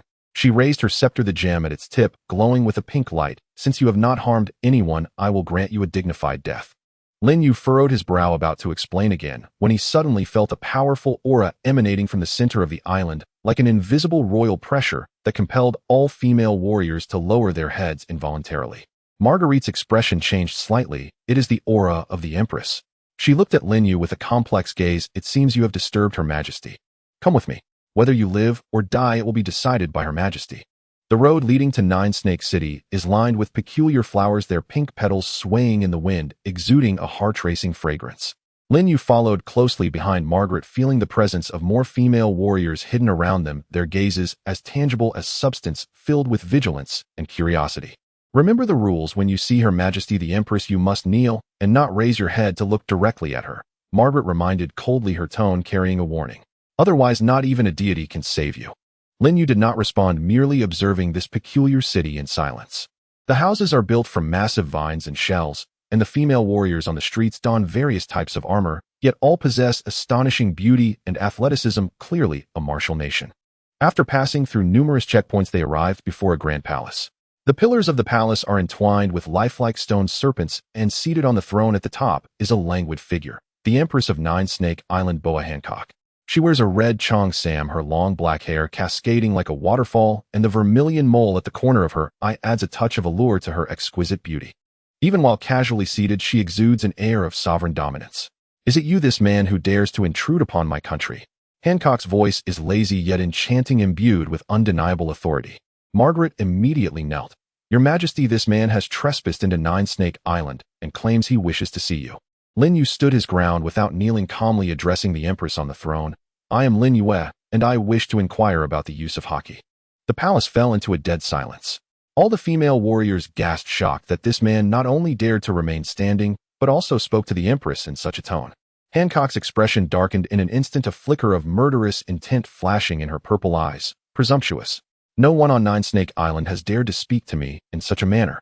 She slowly stood up, emanating a pink glow. "Since you wish to see me so badly, then remain here forever. Sweet, sweet wind." The pink waves of energy surged towards Lin Yu like a tide, leaving petrified white marks on the stone pillars of the palace as they passed. This is Hancock's signature technique. Anyone touched by this sweet wind, regardless of gender, would be captivated by her charm and turned into an eternal stone statue. The female warriors averted their gazes, unable to bear witnessing this man, who was unaware of his own insignificance, turn to stone. Yet what they anticipated did not occur. The pink energy waves passed through Lin Yu's body, dissipating like harmless mist. He remained standing, even his clothes untouched. My. Hancock was taken aback, disbelief filling her purple eyes. This is impossible. She activated her power again, this time the energy waves more intense, sweet wind, rapid fire. Countless pink energy waves fell like a meteor shower, completely enveloping Lin Yu. The female warriors inside the palace could clearly see that the energy waves upon contact with Lin Yu's body were repelled by an invisible barrier, unable to come near him at all. Lin Yu looked at the astonished Hancock and calmly explained, "My chi can form an energy barrier. Your fruit ability is ineffective against me." Hancock's thoughts, how is this possible? No one has ever been able to resist my sweet wind. Who exactly is this man? How dare he ignore my charm? Is he provoking me? The Empress' cheeks flushed with anger, more so out of offended indignation. As the world's most beautiful woman, she has always been adored wherever she goes, and never before has anyone so blatantly disregarded her allure, especially within her own domain. You have successfully enraged me, man. Hancock's gaze turned cold, her aura of dominance surging. Since you are unafraid of petrification, then taste the sensation of being torn apart. With a flick of her delicate hand, a tremendous serpent's roar suddenly echoed outside the palace. 2-3-meter-long pythons crashed through the walls, lunging at Lin Yu, their venomous fangs gleaming with a blue sheen. Be careful, Margaret instinctively warned. Though she disliked men, she still did not wish to see anyone swallowed whole by the pythons in the palace. Lin Yu did not retreat. He simply flicked his fingers. 2 white energy projectiles struck the pythons' vital points, accurately not injuring them, but incapacitating them. The 2 giant pythons collapsed to the ground without a sound, stirring up a cloud of dust. What other tricks do you have? Go ahead and show me. Lin Yu looked at the pale-faced Hancock. But let me say it again, I am not here to fight. Hancock stared intently at Lin Yu, her chest rising and falling violently. She had never encountered such a troublesome opponent, powerful enough to ignore her fruit ability, yet with such an arrogant attitude.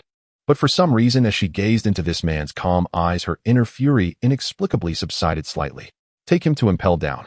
Hancock suddenly turned and sat down, her tone returning to icy. No one is allowed to approach without my command.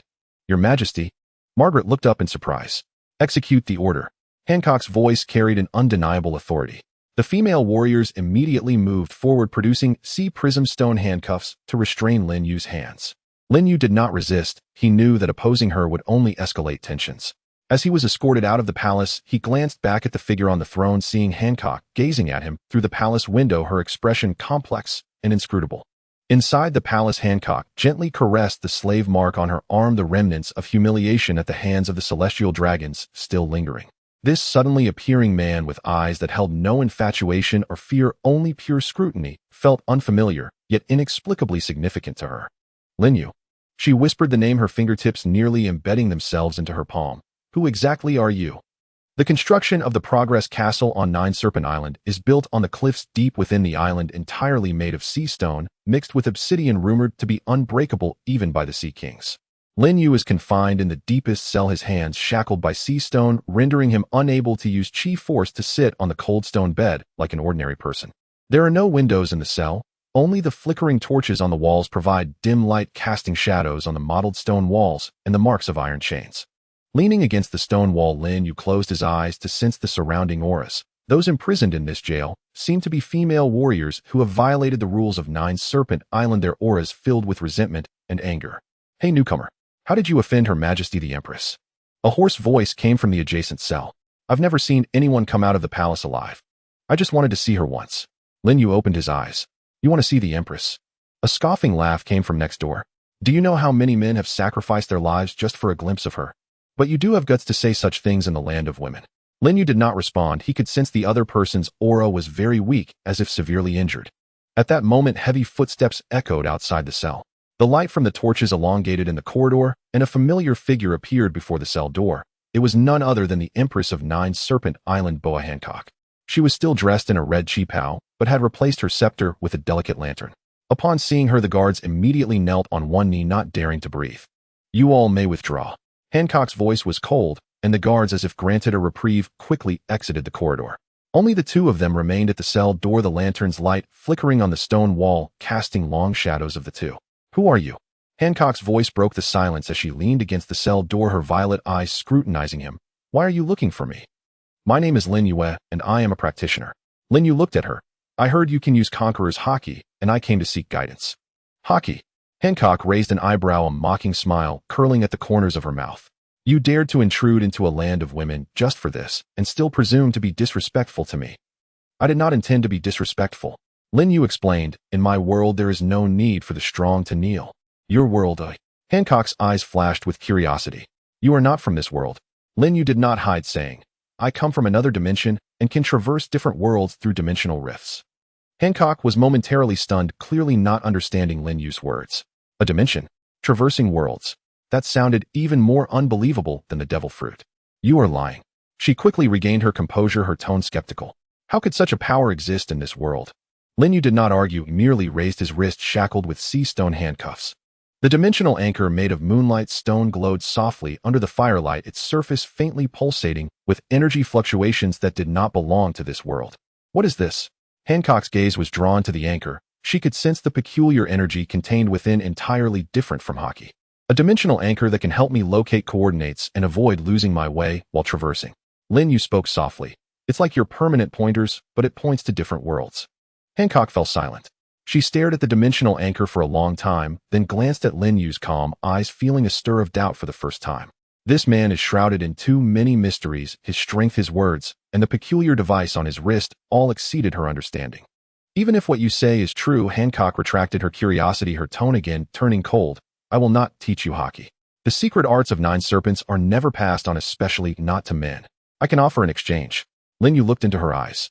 I know how to nourish the body with energy which can refine your haki further.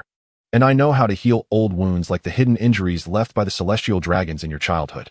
Hancock's expression changed dramatically as she suddenly pressed on the slave mark on her arm, the skin instinctively tightening. This secret she had never revealed to anyone, not even her 2 younger sisters knew about the old injuries she had suffered. How do you know? Her voice trembled with disbelief, her violet eyes filled with vigilance and a hint of fear. Your aura told me, Lin Yu said calmly. Though your haki is powerful, its foundation is unstable. Each time it erupts, your aura becomes chaotic, which is a sign of unresolved old injuries. And your aura conceals deep pain like a beast bound by chains. Hancock stared intently at Lin Yu, her chest rising and falling violently. This man can not only see through her old wounds, but can also sense the pain within her heart. That is terrifying. This has nothing to do with you. She abruptly turned around the lantern's light, casting a long shadow behind her. Stay in your cell and reflect. Do not harbor any illusions about haki. She strode out of the corridor, her red skirt sweeping over the pebbles on the ground, making a hurried sound. Only after exiting the Progress Castle and feeling the moonlight outside did Hancock stop, raising her hand to touch the mark on her arm, her fingertips icy. The man's words pierced her heart like a needle. The past of being enslaved by the celestial dragons is the scar she least wishes to touch, yet Lin Yu easily saw through everything. What troubled her more was that he claimed he could heal old wounds. Over the years she had been plagued by that hidden injury, each use of Conqueror's haki causing excruciating pain. If it could truly be healed.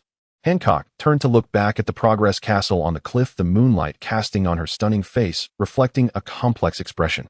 For the first time she felt such conflicting emotions towards a man, wanting to keep him locked away forever, but also unable to resist the urge to learn more about his secrets.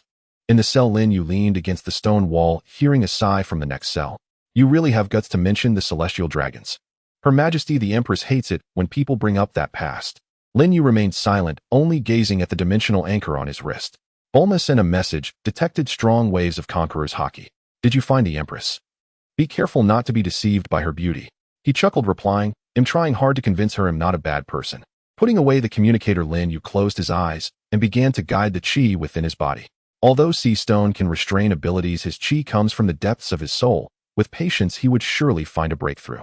The night in the City of Advancement was unusually quiet, with only the crackling sound of burning torches and the distant sound of waves. Lin Yu sat cross-legged on the stone bed, and after a night of guidance, the chi within him finally broke through the suppression of the sea tower stone, slowly circulating in his meridians. Almost there. He opened his eyes, and a white aura flickered at his fingertips. Although the sea tower stone handcuffs were still on his wrists, they could no longer completely seal his power. Lin Yu stood up and walked to the prison door, observing the lock. It was a complex mechanism lock made of sea tower stone, but under the perception of chi, every gear's rotation was crystal clear. He flicked a finger, sending a wisp of chi precisely into the lock core. Click. The crisp sound resonated clearly in the silent corridor as the prison door slowly opened. Lin Yu swiftly exited the cell using chi to mask his presence, gliding through the corridor like a ghost. The guards of the City of Advancement were all asleep, with only the patrolling jailers moving in the distance. Lin Yu avoided the patrol routes, moving towards the exit he remembered. He did not choose the main entrance, but headed towards the high wall at the back of the prison, where the guards were weakest and closest to the Emperor's palace. Reaching the base of the high wall, Lin Yu took a deep breath, and white chi gathered beneath his feet. He leaped into the air, propelled by the chi, effortlessly soaring over the dozens of meters high wall, landing on the grass outside. Moonlight poured over the jungle of Nine Snake Island, tinting the leaves silver. Lin Yu discerned the direction, preparing to head towards the palace, when he suddenly heard the sound of water ahead. Curiously approaching, he parted the thick foliage, and the sight before him left him momentarily stunned.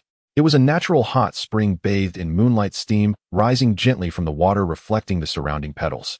In the center of the hot spring, Boa Hancock was bathing with her back to him, her long black hair wet and draped over her shoulders, water droplets glistening on her fair skin under the moonlight. Lin Yu's heart skipped a beat, and he instinctively wanted to retreat, but accidentally knocked a branch underfoot. Who? Hancock suddenly turned around, her purple eyes filled with terror and anger. Upon seeing Lin Yu, her cheeks flushed instantly, and she screamed, "Shameless!" Lin Yu's mind went blank, and only upon seeing those furious eyes did he react, hurriedly turning to run. "I'm sorry. I didn't mean to." "Stop!" Hancock trembled with rage, hastily grabbing a rope from the shore to wrap around herself, and chased after him barefoot. "You scoundrel! I will turn you to stone." The white chi propelled Lin Yu quickly through the jungle, with Hancock's furious roars and the sound of energy slicing through the air echoing behind him. The pink, sweet wind chased after him like a tracking missile, petrifying the trees along the way into white sculptures. "Stop chasing me. I really didn't mean to." Lin Yu dodged the attacks while explaining, "I just wanted to break out to find you. I didn't expect to bump into you." "Shut up." Hancock's voice was laced with tears, more so with offended indignation. "You despicable little man, you don't deserve to see me." She quickened her pace, unleashing her conqueror's haki without reservation. The immense pressure caused the surrounding trees to shake violently, and Lin Yu felt an invisible weight, his speed involuntarily slowing down. Not good. Lin Yu knew the situation was dire, and quickly turned to face the approaching Hancock. Under the moonlight, Hancock's eyes were red with anger, her red robe billowing in the wind, her exposed ankles still glistening with water droplets, exuding both a regal fury and a hint of fluster. "How dare you stop?" Hancock's voice was chilling. "Today, I will make you taste the feeling of being petrified." She raised her hand, gathering energy, the pink light in her palm growing brighter. Lin Yu knew he couldn't let her emotions spiral out of control, and quickly spoke. "I know you're angry, but please listen to my explanation. I broke out to tell you that I can heal your old wounds." Hancock froze her hand, gathering energy, suspended in midair. She stared intently at Lin Yu, her expression complex. "What did you say?" "I said I can heal your hidden injuries." Lin Yu looked earnestly into her eyes. "I can use my chi to guide your meridians and mend the damage left by the celestial dragons. But it requires your voluntary cooperation, so I had to come out to find you." Hancock's anger gradually subsided, replaced by suspicion. "Why do you want to help me?" "We are not related, and I even locked you up." "Because I respect the strong," Lin Yu replied honestly. "Your conqueror's haki is pure, but it's too unfortunate to be bound by pain." And, he paused, speaking softly, "I don't want to see anyone trapped by the shadows of the past." Hancock fell silent, the moonlight casting a flicker of tears on her face. For so many years everyone had only seen her beauty and dominance, but no one had truly cared about her pain. This man, although reckless, spoke the words that struck her heart the most. "Even if what you said is true," Hancock turned her head away, her cheeks slightly flushed, "it doesn't erase your crime of peeping at me bathing." "I'm sorry," Lin Yu sincerely apologized. "I'm willing to accept punishment, but please give me a chance to heal you first." Hancock looked into his earnest eyes, and the anger in her heart dissipated, completely replaced by a tinge of inexplicable panic. She had never been so close to a man, especially in such an awkward situation. Especially thinking that her earlier furious demeanor might have been seen made her cheeks even hotter. "Follow me." Hancock turned and walked towards the palace, her voice muffled. "Don't think of playing tricks, otherwise I will make your life worse than death." Lin Yu sighed in relief and hurriedly followed. The two walked one after the other in the moonlit jungle, neither speaking, only the sound of footsteps and the occasional chirping of insects breaking the silence. When they reached the entrance of the palace, Hancock suddenly stopped, turning back coldly to say, "You are not allowed to look up at me until I permit it." "Okay." Lin Yu nodded helplessly. Seeing Lin Yu keep his head down and follow behind, Hancock couldn't help but curve her lips slightly, but quickly restored her icy expression. She turned to enter the palace, but her mind was a chaotic mess. This man was truly a nuisance, yet for some reason, she didn't dislike this troublesome feeling. The atmosphere in the conference hall of the Nine Serpent Palace was delicate. Hancock sat on the throne, her fingertips unconsciously stroking the armrest, her gaze resting on Lin Yu with a hint of curiosity. The female warriors flanking her had sheathed their weapons, yet their vigilant eyes remained fixed on Lin Yu. This man who could withstand the Empress' fragrant kick was undeniably too dangerous. Your Majesty, this person's origins are unclear. It may be inappropriate to keep him in the palace. Margaret advised softly, her tone laced with concern. Hancock waved her hand dismissively, her red nails gleaming in the sunlight. I have my own measures. She stood up the slit of her cheongsam, revealing a glimpse of her fair calf, as she walked gracefully towards Lin Yu. The distance between them was mere inches. Lin Yu could smell the faint floral fragrance on her mingled with the sweet steam of the hot springs, causing his heart to race involuntarily. You passed the previous test. Hancock looked up at him, a glint of cunning in her purple eyes. But if you wish to stay in the Nine Serpent Palace, you'll have to show more skill. Before her words could settle, she suddenly spun around, raising her leg, the tip of her high heel slicing through the air towards Lin Yu's cheek. Pink energy coalesced at the tip of her shoe, causing the air to shimmer with petrified white marks. This fragrant kick was even swifter than before, clearly a serious attack. Lin Yu's pupils contracted slightly, yet he did not retreat. He bent his elbow and raised his arm, white chi forming a thin shield on his forearm, accurately blocking the kick. With a muffled bang, the pink energy collided with the white chi shield, sending ripples through the air. Hancock felt a gentle yet resilient force at her ankle. No matter how hard she tried, she could not advance an inch. She looked up in surprise, meeting Lin Yu's focused gaze. There was no infatuation in his eyes, only pure concentration, which inexplicably left her feeling a bit disappointed and somewhat defiant. Let go, Hancock scolded, suddenly stepping onto Lin Yu's foot, with her other foot hinting at a bit of mischief. Lin Yu reluctantly withdrew the chi shield and grasped her ankle. The skin where he held her was delicate and cool, causing his heart to skip a beat. He quickly let go and stepped back. Let's talk properly, no need to resort to violence. Hancock stumbled slightly before steadying herself, her cheeks flushed, unsure if it was from anger or something else. She glared at Lin Yu. Who gave you permission to hold my foot? You were the one who kicked me first. Lin Yu raised an eyebrow in retort. Besides, the Empress' delicate foot does indeed have a pleasant feel. At this, the air in the conference hall instantly froze. The female warriors gasped in shock. This man dared to tease the Empress. Margaret had already grasped the curved dagger at her waist, ready to charge. Hancock, however, was momentarily stunned, her cheeks quickly flushing bright red, a mix of embarrassment and anger. You shameless. She instinctively wanted to use her abilities, but found her heartbeat racing, unable to stabilize her energy. Hancock thought, this bastard. How dare he be so frivolous with me? Yet, his gaze was so clear just now. Why are his words so irritating? And why did my heart race so fast when he held my ankle?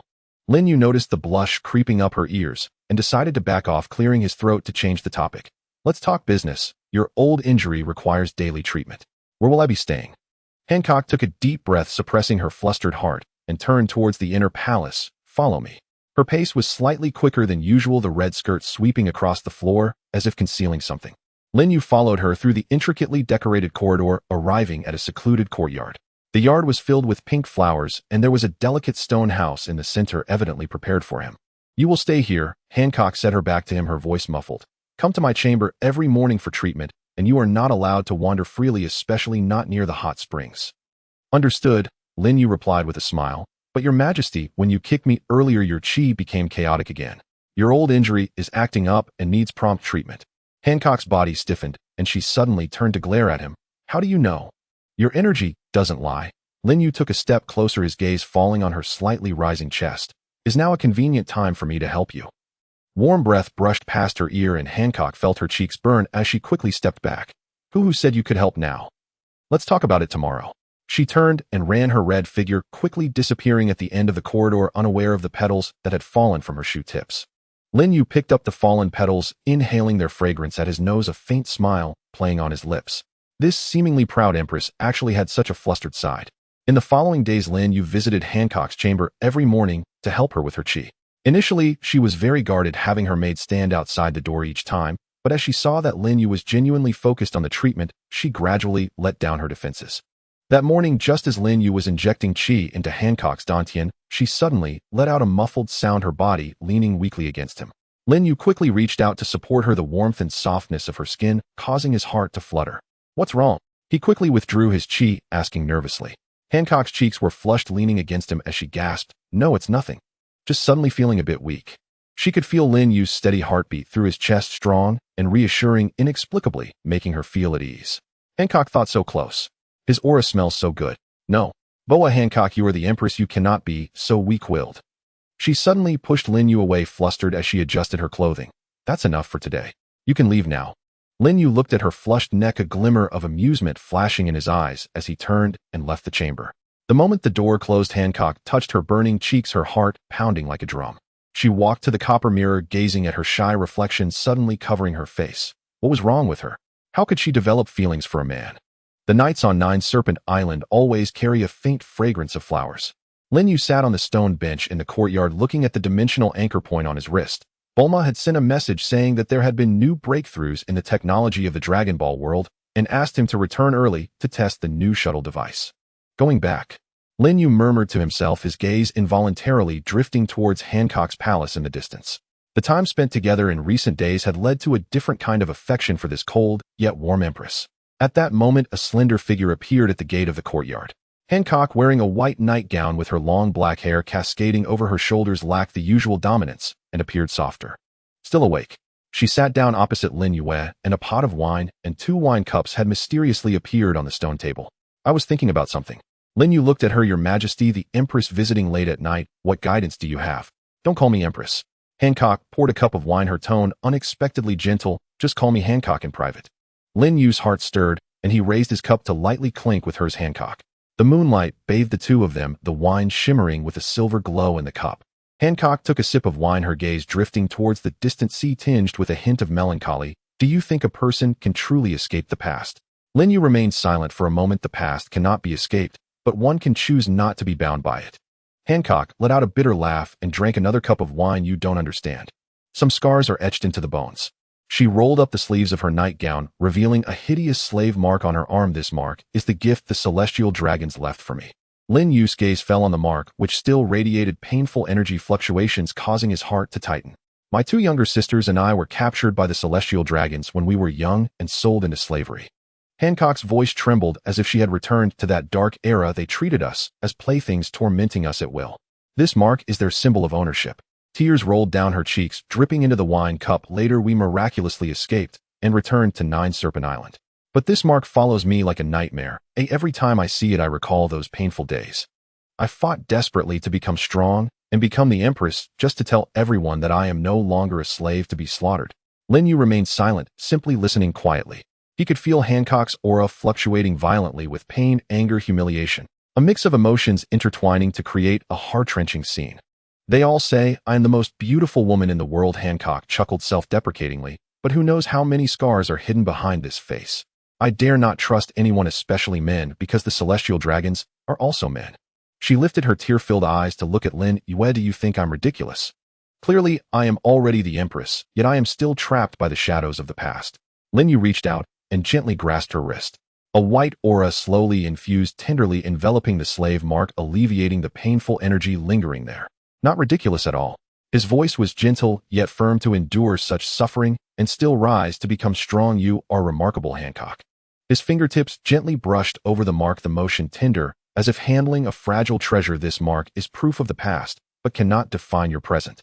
You are now the Empress of Nine Serpent Island, the possessor of Conqueror's Haki, a powerhouse that even the Navy fears. Hancock stared blankly at him, feeling the warmth from her wrist, her tears flowing more fiercely. For so many years, it was the first time someone praised her not for her beauty or power, but for truly seeing her resilience and pain. Lin Yu. She choked out, leaning on Lin Yu's shoulder. Thank you. Warm tears soaked Lin Yu's clothes, carrying a faint aroma of wine. He did not push her away, but gently patted her back, allowing her to vent years of grievances on his shoulder. Under the moonlight, their figures leaned together as if frozen in a painting. The distant sound of the waves gently lapped against the beach, as if providing a soundtrack for this meeting that transcended pain. It was unclear how much time passed, but Hancock gradually calmed down, yet still unwilling to rise from Lin Yu's shoulder. She could smell his clean scent mixed with a faint aroma of grass, and would bringing her an unprecedented sense of security. Do you think I am weak? She asked softly, like a little girl worried about being disliked. Not at all. Lin Yu looked down at her. To dare to face pain is true strength. Hancock looked up, meeting his gentle gaze. Under the moonlight, his eyes were clear and firm, as if they could dispel all darkness. Her heart stirred, and on a whim she leaned in and lightly pressed a kiss on his lips. The soft sensation was fleeting and both of them were stunned. Hancock's cheeks instantly flushed, and she hurriedly stood up. I should go back. She turned and ran her white nightgown, drawing a hasty arc in the night. Lin Yu touched his lips as if still lingering with her warmth, and the aroma of wine the corners of his mouth involuntarily curling into a faint smile. He looked in the direction where Hancock had disappeared, softly saying, the mark is the past. You are now Hancock, the one and only you. The night wind blew, bringing a richer fragrance of flowers. Lin Yu picked up the wine cup and downed the remaining wine in one go. The liquid was spicy but carried a hint of sweet aftertaste, just like that sudden kiss rippling circles in his heart. Since that moonlit kiss, the atmosphere between Hancock and Lin Yu became particularly delicate. She remained the proud empress, yet would secretly watch him when no one was around. He was still the indifferent passerby, yet unconsciously softened his movements during treatment. On this clear morning, Lin Yu had just finished his treatment when Hancock suddenly handed him a bouquet of pink flowers. Follow me, I will take you to a place. Lin Yu received the flowers, looking at the familiar petals. These were the Serpent Empress flowers grown outside her palace window, the national flower of 9 Serpent Islands, said to be bestowed only upon the most distinguished guests. Where are we going? He asked curiously. You will know when we get there. Hancock turned and walked outside, her red chi-pao dazzling in the morning light, her footsteps noticeably lighter than usual. The two passed through the palace corridors, arriving at a concealed stone door. Hancock pressed a mechanism on the stone wall, and the door slowly opened, revealing a path covered in vines. This is a forbidden area of 9 Serpent Island, accessible only to the empresses of past generations. Hancock's voice held a hint of mystery. Inside is a sea of flowers, my usual place for relaxation. Lin Yu followed her into the path, the vines automatically parting to the sides, as if alive. After walking for about a quarter of an hour, the scenery opened up. An endless sea of flowers appeared before them, with pink, purple, and blue blossoms blooming vibrantly. In the sunlight, butterflies fluttering among the blooms, and the air filled with an intoxicating fragrance. So beautiful. Lin Yu couldn't help but exclaim. Do you like it, eh? Hancock looked at his profile, a smile in her eyes. Only those I approve can come here. Lin Yu felt a stir in his heart and turned to her. So am I someone you approve of? Hancock's cheeks flushed slightly as she turned her head away. Who approved of you? I just think you helped me and should be properly thanked. Seeing her contradictory demeanor, Lin Yu laughed. He took her hand and ran deeper into the sea of flowers. Then I must explore properly, or it would be a waste of the Emperor's kindness. Hancock, being pulled by him, felt her heart race, but did not pull away. Their laughter echoed through the flower sea, startling a swarm of colorful butterflies. They sat down in a pavilion at the center of the flower sea, and Hancock plucked a pink flower, tucking it behind Lin Yu's ear. This way you look like a guest of 9 Serpent Island. Lin Yu looked at her serious expression and couldn't help but reach out to tuck a loose strand of hair behind her ear. You look beautiful today. Her warm fingertips brushed against his cheek, and Hancock's face instantly turned as red as a ripe apple. She flustered and lowered her head, her fingers unconsciously twisting the hem of her clothes. Smooth talker. Hancock's thoughts, my heart is racing. He is so close. What should I do? Boya, Hancock, calm down. Lin Yu watched her shy demeanor, unable to suppress his feelings any longer. He gently lifted her chin, making her look into his eyes. Hancock, I. Just then a cry from a female warrior came from a distance. Your Majesty. Emergency situation. Hancock jolted awake, hurriedly pushing Lin Yu away. What happened? Margaret rushed over, momentarily stunned upon seeing the two in the pavilion, then quickly lowered her head. Your Majesty, the Navy's fleet has appeared near the coast, seemingly up to something. Hancock's expression instantly turned serious. Understood. She glanced at Lin Yu, her gaze complex. You should return to the palace and wait for my news. With that, she turned and followed Margaret away, her red figure quickly disappearing at the edge of the flower sea. Lin Yu touched the Serpent Empress flower by his ear, still warm from her presence. He looked in the direction where Hancock had left, softly sighing. He almost confessed his feelings. After returning to the palace, Lin Yu's heart remained in suspense. He could sense the aura of the Navy approaching from the near sea. While not strong, there were quite a few of them. Hancock's old injuries had yet to heal, and forcing the use of her power would be very dangerous. In the evening, Hancock finally returned. She looked tired, yet a smile graced her lips. It's resolved, a group of ignorant rabble. Lin Yu noticed the red veins in her eyes, knowing she must have exerted considerable effort. He stepped forward, taking her hand without hesitation, channeling his energy into her body. Don't push yourself. Your energy is in disarray again. Warm currents flowed, gently calming her turbulent energy. Hancock leaned against him, feeling the reassuring warmth, softly saying, Lin Yu, it's truly wonderful to have you here. Lin Yu held her tightly, whispering in her ear, I will not let anyone harm you. The breeze from the flower sea blew into the palace, bringing with it a faint floral fragrance. The two embraced, needing no more words. Their feelings had already been quietly conveyed in the air. Hancock knew that this man had entered her heart, becoming the one she wished to protect. Morning sunlight bathed the training ground of Josha Island, where white chi currents swirled gently at its center. Lin Yu patiently guided the female warriors in sensing the energy within their bodies. With a light touch of his fingertips, a soothing current flowed into them, clearing blockages in their meridians. Mind your breathing rhythm. Let the chi settle deep in the dantian, not rise shallowly to the chest. His palm rested gently against the back of one warrior, warmth radiating from his palm as he infused her with chi. Imagine it flowing like water, slow, steady, tracing each meridian. The warrior's cheeks flushed faintly, yet she dared not let her focus waver. Since Lin Yu began teaching the fundamentals of chi, the island's female warriors had shifted from hostility to profound respect, and even a delicate maidenly shyness. This man, both formidable and tender, defied every preconception they held about men. On a raised platform beside the training ground, Hancock reclined gracefully upon a concubine's couch, her fingers idly coiling strands of long black hair as she watched Lin Yu surrounded by warriors. Sunlight filtered through the parasol above, gilding her crimson chi-pao that clung to her elegant silhouette. Her gaze held layered, unspoken emotion. "Your Majesty, Master Lin Yu teaches exquisitely." Her maid Margaret offered a chilled fruit juice. "The sisters say that practicing this chi has not only sharpened their reflexes, but also eased old injuries." Hancock accepted the glass and took a quiet sip, her eyes never leaving Lin Yu. "His chi is indeed pure, far more nourishing to the body than our haoshiku." She paused, lowering her voice. "Tonight, prepare the sisters." Margaret hesitated for a breath, then understood.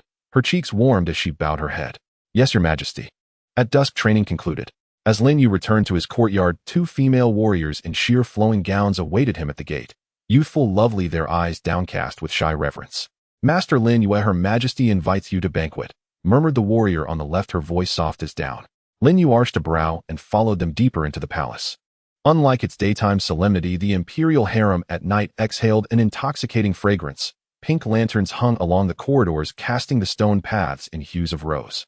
In the banquet hall, no tables or chairs stood, only low couches cushioned with silken mats.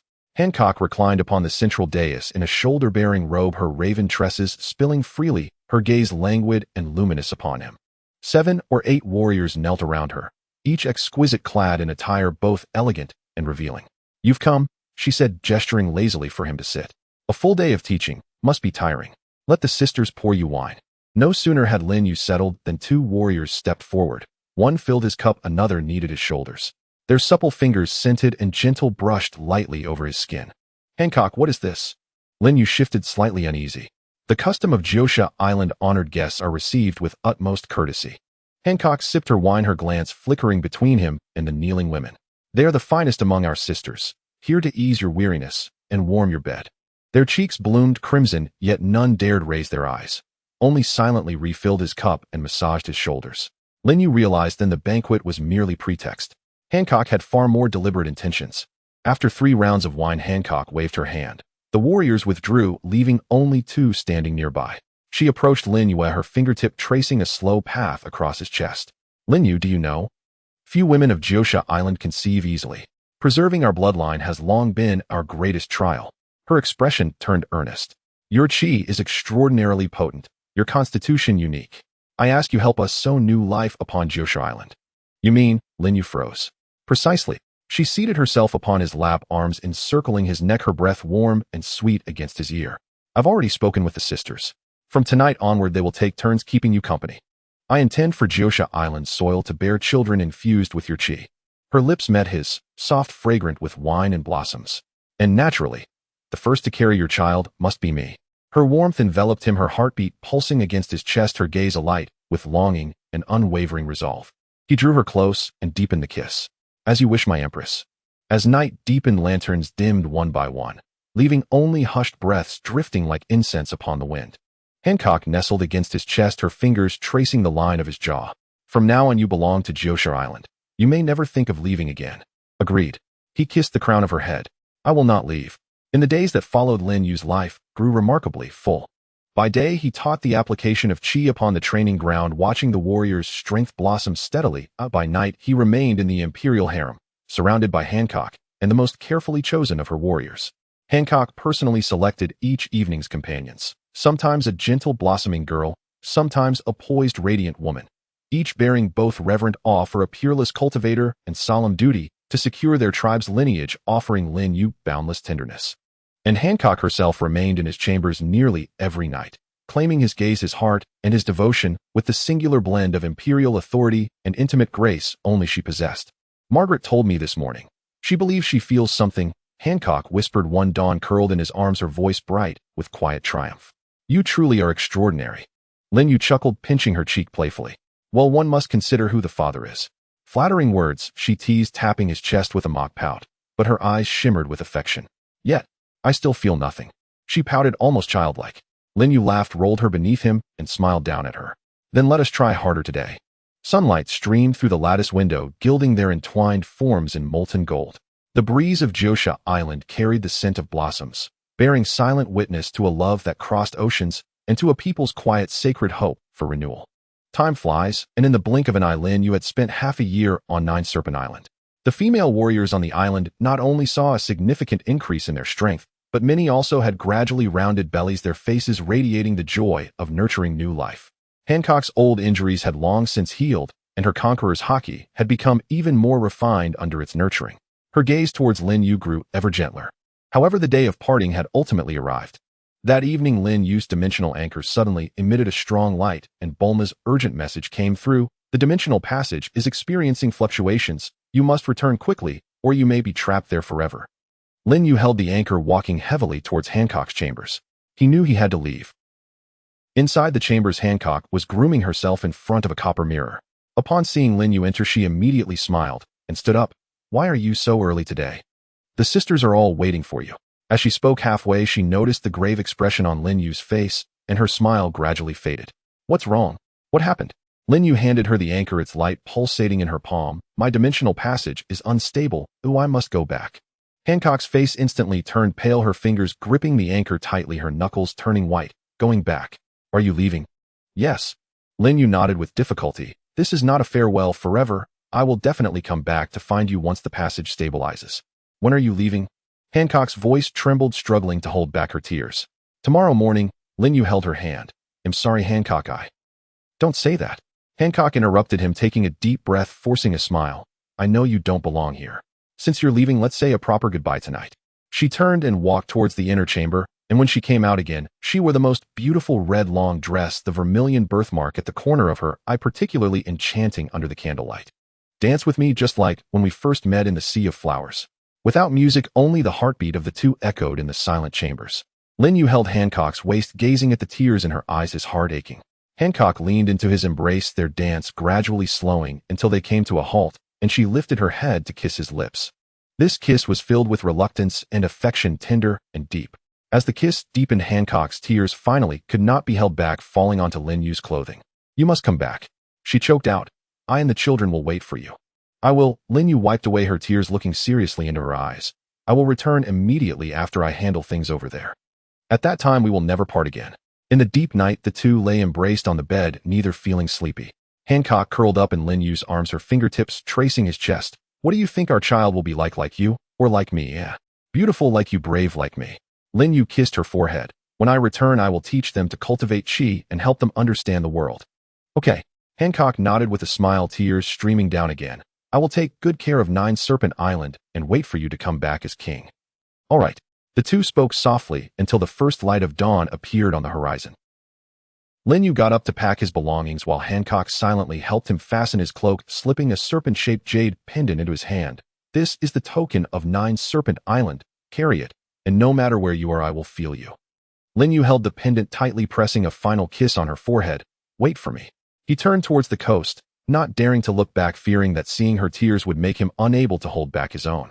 Hancock stood on the high platform of the palace, watching his figure disappear into the morning light, finally unable to restrain herself and bursting into tears. The sea breeze lifted her long hair, carrying her shout, Lin Yu, you must come back. In the distance on the surface of the sea, Lin Yu stood before the dimensional rift, glancing back in the direction of Nine Serpent Island, pressing the pendant tightly against his chest, and leaped into the light. At the moment the rift closed, he seemed to hear Hancock's heartbeat and the words laced with tears, wait for you. In the days following Lin Yu's departure, Nine Serpent Island regained its former tranquility, yet was imbued with a gentle sense of expectation. The bellies of the female warriors grew rounder day by day, and the cries of infants gradually increased, adding a breath of life to this island that had long been shrouded in dominance. Hancock remained the same resolute empress, but after attending to state affairs, she would often retreat to a pavilion deep within the sea of flowers, gently caressing her belly while gazing vacantly towards the ocean. It had been 3 months since Lin Yu's departure, and the dimensional anchor point had not lit up again, yet she firmly believed that the man would return. One morning while Hancock was handling official documents, a sudden wave of dizziness struck her, causing her to instinctively grip the edge of the table. A maid hurried over, saying, "Your Majesty, are you all right? Should I call the physician to take a look?"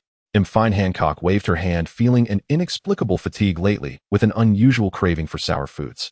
Suddenly a thought struck her, prompting her to summon the physician for a checkup. After carefully examining her pulse, the physician revealed a look of surprise, exclaiming, "Congratulations, Your Majesty. You are pregnant. It's been nearly 2 months." Hancock was stunned, and then an overwhelming joy surged within her. She trembled as she caressed her belly where a small life was blossoming, a child belonging to her and Lin Yu. "I'm pregnant," she murmured, tears instantly blurring her vision. The 3 months of longing and anxiety transformed into an abundance of happiness in that moment. That night Hancock lay in her chamber, the moonlight streaming through the window onto her. She gently lifted her skirt, her palm tenderly resting on her belly, feeling the faint pulse of life within, reminiscent of Lin Yu's warmth, pure and comforting. "Baby," she said softly, her voice so gentle it seemed to drip with tenderness, "you see, Mommy didn't lie. Daddy truly brought you into this world." Her fingertips traced gentle circles on her belly, as if conversing with the child. "Daddy is a remarkable person. He possesses courage and will protect us. When he returns, he will surely love you dearly. He may be far away now, but Mommy knows he is working hard to come back. You must grow up. Well, baby, when Daddy returns, we will surprise him together." Under the moonlight, Hancock's face radiated with maternal glow, no longer bearing the previous aura of dominance and coldness, only filled with warmth and anticipation. She picked up the serpentine jade pendant from the table and pressed it against her belly, feeling its warm touch as if Lin Yu's hand was gently caressing her. "Lin Yu, can you hear me?" She whispered towards the sea. "We have a child now. You must come back soon to meet our baby." The sea breeze wafted into the chamber, carrying a salty scent, as if delivering a distant reply. Hancock clenched the pendant tightly in her palm, a determined smile gracing her face. She knew that the wait might be long, but as long as she thought of the child in her womb and the man who would undoubtedly return, she felt empowered. The Empress of Nine Serpent Island thus had new burdens and reasons to protect. As night deepened, Hancock fell into a deep sleep, her face etched with a satisfied smile. In her dreams, she saw Lin Yu returning, embracing her, gently kissing her forehead and carefully caressing her belly, laughing like a child. Meanwhile, in reality, her belly gave a slight movement, as if responding to her mother's dream. Their story was just beginning. The sky of Marineford was dyed a strange shade of orangered, as if foreboding the impending bloody storm. In the square of the naval headquarters, tens of thousands of naval soldiers stood in neat formations, their black justice cloaks rustling in the sea breeze, each face bearing a serious expression. At the center of the square, Ace was firmly bound to the execution platform, his hands shackled by Haki-infused handcuffs, rendering him powerless. He lowered his head, his short black hair covering his eyes, making his expression unclear, but his tightly clenched fists revealed his inner unwillingness and anger. Admiral Sengoku stood beside the execution platform, draped in a justice cloak, his expression stern as iron. He gazed at the densely packed navy below, and then at the Whitebeard pirates' fleet gradually approaching on the distant sea, taking a deep breath. This war, which would determine the world's structure, was about to begin. Sengoku's voice echoed throughout Marineford through the loudspeakers. "The Whitebeard pirates are about to strike. We must show the world the fate of the traitors. Everyone must know the price of challenging justice." The naval soldiers roared in response. "Justice will prevail."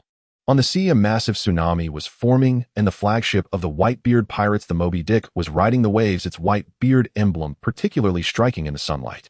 Whitebeard stood at the bow of the ship, his massive frame like a small mountain, the tremor of the quake fruit causing the sea to shudder. A heart-wrenching cry suddenly pierced the air. Luffy descended from the sky, stepping on flames ignited by Ace, his straw hat flapping wildly in the wind. He looked at his brother on the execution platform, his eyes blazing red with anger and anxiety. "Ace, I'm here to save you." Ace abruptly lifted his head, and upon seeing Luffy, a flicker of surprise crossed his eyes, quickly followed by deep concern. "Luffy, what are you doing here? Run. It's dangerous here." At that moment, a white light tore through the sky, and Lin Yu's figure appeared at the edge of the square. Having just finished his stay at Amazon Lily, he pinpointed Luffy's presence through a dimensional anchor and immediately rushed over, unexpectedly arriving at this historic moment. Lin Yu stood on a rooftop overlooking all of Marineford. The Navy was on high alert, the Whitebeard pirates were fierce, Ace was on the execution platform, and that Straw Hat Kid was charging recklessly. Everything was exactly as he remembered from the Marineford War, yet his arrival filled it with uncertainty. As expected, I came. Lin Yu murmured softly, the white energy around him flowing gently. He could sense the killing intent and battle spirit permeating the air. The presence of the three admirals felt like three mountains, making it hard to breathe. Whitebeard's presence, though aged, still resembled a dormant volcano containing earth-shattering power, while Luffy's presence, though still youthful, was filled with indomitable spirit. Lin Yu thought according to the plot, Ace would die here and Luffy would suffer tremendous trauma. But now that I'm here, things shouldn't be this way. Ace must survive and Luffy's growth should not come at the cost of his brother's life. His gaze fell upon Ace on the execution platform, that brother who always pretended to be indifferent but was incredibly gentle inside. Then he looked at Luffy, who was desperately rushing over the boy who declared he would become the Pirate King. Lin Yu clenched his fists, the white energy around him growing denser. Today no one shall harm them. Just then Sengoku noticed Luffy rushing over, his expression darkening. Stop him. In an instant Kizaru vanished from his spot and reappeared in front of Luffy, kicking towards his chest. Oh dear, what a disobedient little brat you are. Gum Gum Jet Pistol. Luffy shouted in anger, swinging his fist to counterattack. The collision of fist and foot produced a thunderous sound. Luffy was sent flying by Kizaru's lightspeed kick, crashing heavily to the ground, blood spilling from the corner of his mouth. Yet he immediately got back up, charging once more towards the execution platform, his eyes ablaze with an unquenchable fire. How tenacious! Kizaru tilted his head, preparing to launch another attack. Lin Yu's eyes narrowed, his figure flashing, instantly appearing in front of Luffy to block Kizaru's attack. Moi. Kizaru raised an eyebrow, looking at the suddenly appeared Lin Yu. Who are you? How can you keep up with my speed? Lin Yu ignored Kizaru and simply said to Luffy behind him, Don't be impulsive, charging in won't work. Luffy was taken aback, staring at this unfamiliar man, feeling the overwhelming aura emanating from him, stronger than anyone he had encountered. Who are you? Why are you helping me? Just a passerby. Lin Yu's gaze remained fixed on the execution platform. I'm here to help you save Ace. At that moment, Ace on the execution platform noticed Lin Yu, a hint of confusion flickering in his eyes. You are that man from Amazon Lily. He had seen a description of Lin Yu in Hancock's letter and knew that this man was incredibly powerful. Lin Yu nodded at Ace, acknowledging him. Kizaru looked at Lin Yu with interest. Are you with Whitebeard? Or are you with this Straw Hat Kid? Neither. Lin Yu's voice was cold. I'm just here to save someone. Save someone? Kizaru laughed. Saving someone in Marineford. Do you know where this place is, eh? I do. Lin Yu's aura began to surge, the white energy waves spreading like a tsunami. But so what? The powerful energy forced the surrounding Navy soldiers to retreat, and Kizaru's expression became serious. Looks like we've got a troublesome guy here. In the distance, Akainu and Akiji also noticed the commotion, turning their gazes towards Lin Yu. Who is that? Akainu frowned, sensing the pure and powerful aura emanating from Lin Yu, feeling an inexplicable wariness. Akiji adjusted his hat, his expression grave. I don't know, but he's strong, very strong. Whitebeard stood at the ship's bow, looking at the suddenly appeared Lin Yu, a hint of surprise flashing in his murky eyes. This kid has an incredible presence, he said to Marco beside him. It seems that today's variables are not just ours. Marco nodded, watching Lin Yu with caution. Dad, we should be careful of this person. We don't know if he is friend or foe. Regardless of friend or foe, Whitebeard's voice was commanding. As long as he can save Ace, he's a friend. The atmosphere in the square grew even tenser, all eyes focused on Lin Yu. Would this mysterious man who suddenly appeared become the turning point of this war? Lin Yu felt the gaze from all directions, showing no sign of fear. He looked at Ace on the execution platform, then glanced at Luffy beside him, the white energy coalescing into a dazzling sphere in his palm. Ace, wait for me, Lin Yu said softly, his voice not loud, but clearly resonating throughout the square. The variables of the Marineford War officially began from this moment. The scent of gunpowder had already permeated the square of Marineford. The vanguard fleet of the Whitebeard pirates broke through the Navy's defensive line, massive warships crashing through the port barriers, countless pirates surging across the waves toward the square, engaging in fierce combat with the Navy soldiers. The sounds of clashing swords, booming cannon fire, and roaring shouts intertwined to create a chaotic battlefield symphony. Luffy was sheltered behind Lin Yu, anxious, yet suppressing his impulsiveness. He could clearly sense the surging white aura surrounding Lin Yu, a force that was gentle yet resilient, acting as an invisible barrier that isolated the surrounding chaos. Who are you really? Luffy couldn't help but ask again. This mysterious figure who had appeared so suddenly not only possessed unfathomable power, but had also offered to help him rescue Ace, leaving him both curious and grateful. Lin Yu did not turn around, his gaze fixed on the execution platform. We'll talk after rescuing Ace. Right now you need to conserve your strength so you can make a break for it later. At that moment, a blazing column of magma suddenly shot toward Luffy from the Navy's formation, carrying a searing heat that distorted the air. Watch out. Luffy's pupils contracted sharply. That was the signature move of Admiral Akainu, Magma Fist. Akainu stood at the forefront of the Navy formation, his fist encased in lava, maintaining a striking pose with a cold smile on his face. Having just witnessed Lin Yu block Kizaru's attack, he knew this was a formidable opponent. He decided to target the weaker Luffy, first aiming to eliminate this variable first. Despicable. A glint of cold light flashed in Lin Yu's eyes. He could feel the terrifying heat contained within the magma enough to melt steel. If it struck Luffy, the consequences would be unimaginable. At the critical moment, the chi within Lin Yu erupted. The white aura rapidly spun around him, forming a semi-transparent chi wall that stood before him. This chi wall was more solid than ever before, with intricate energy patterns flowing across its surface resembling a polished crystal. Boom! The blazing column of magma violently collided with the chi wall, producing a deafening roar. Magma splattered and the boiling droplets hit the ground with hissing sounds, burning small charred holes into the hard stone. The chi wall trembled violently, ripples appearing on its surface as if it could shatter at any moment. The Navy soldiers gasped in shock. Even Akainu furrowed his brow, surprised that his full-force attack had been blocked. Akainu thought, what kind of ability is this? It's neither a devil fruit nor haki. This energy can actually withstand the high temperature of magma.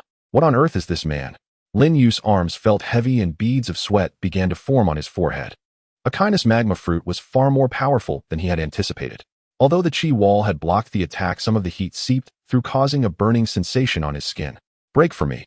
Akainu roared, increasing his output. The magma column grew thicker, the temperature rising further as signs of melting began to appear on the surface of the chi wall. Not a chance.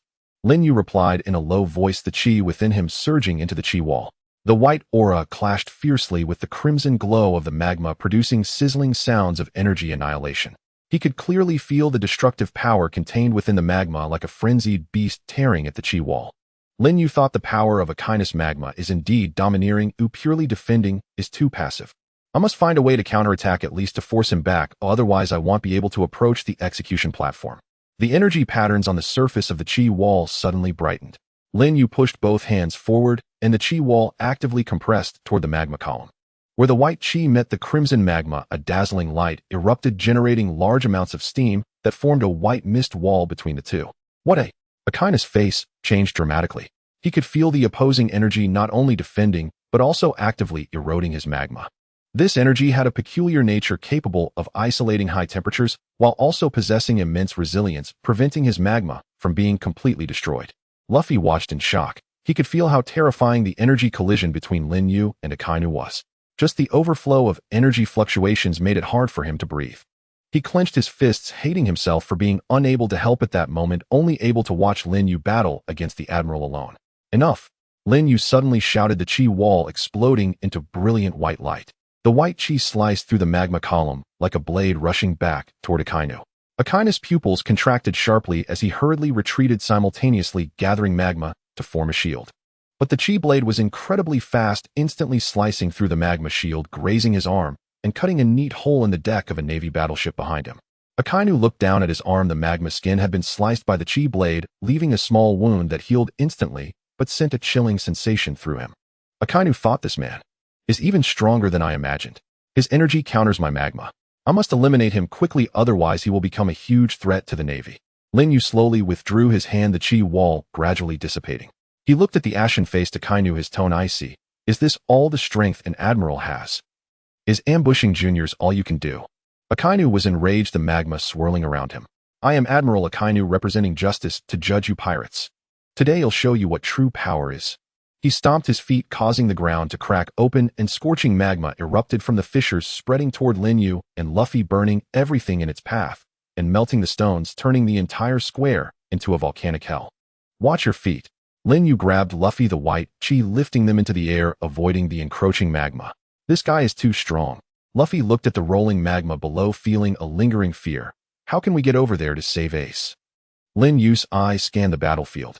Whitebeard had already activated the Tremor Fruits ability, causing the entire marine fort to shake and the Navy's defensive line to waver. Kizaru and Akiji were currently restraining Whitebeard's commanders, leaving them unable to attend to this side. The opportunity has come. A glint of excitement flashed in Lin Yu's eyes. "I'll distract you take the chance to charge toward the execution platform. Remember, no matter what happens, do not stop." "But you..." Luffy looked at him with concern. Akaina's strength was evident. It was too dangerous for Lin Yu to face him alone. "Don't worry, you'll be fine." Lin Yu smiled, the white chi coalescing around him into the form of armor. "Go." With that, Lin Yu leaped down, charging toward Akainu. "Akainu, your opponent is me. You're seeking death." Akainu roared as he charged forward, his fist wrapped in magma, carrying a destructive aura toward Lin Yu. The two instantly clashed, the white aura and crimson magma constantly colliding and annihilating, causing the temperature of the entire square to rise sharply. Lin Yu utilized his teleportation and chi wall to evade and counterattack, unable to defeat Akainu for the moment, but successfully entangling him tightly. Luffy watched Lin Yu's back, then glanced at Ace on the execution platform, gritting his teeth. "Thank you. I will definitely save Ace."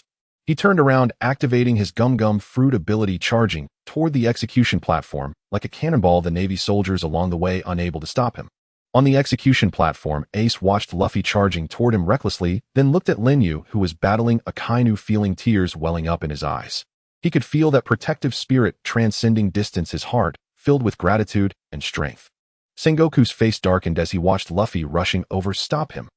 Absolutely do not let him get close to Ace." Navy generals rushed toward Luffy, a new fierce battle about to erupt. Meanwhile, the battle between Lin Yu and Akainu had also intensified. He knew he had to hold on, and by enough time for Luffy, the direction of this top war rested in their hands.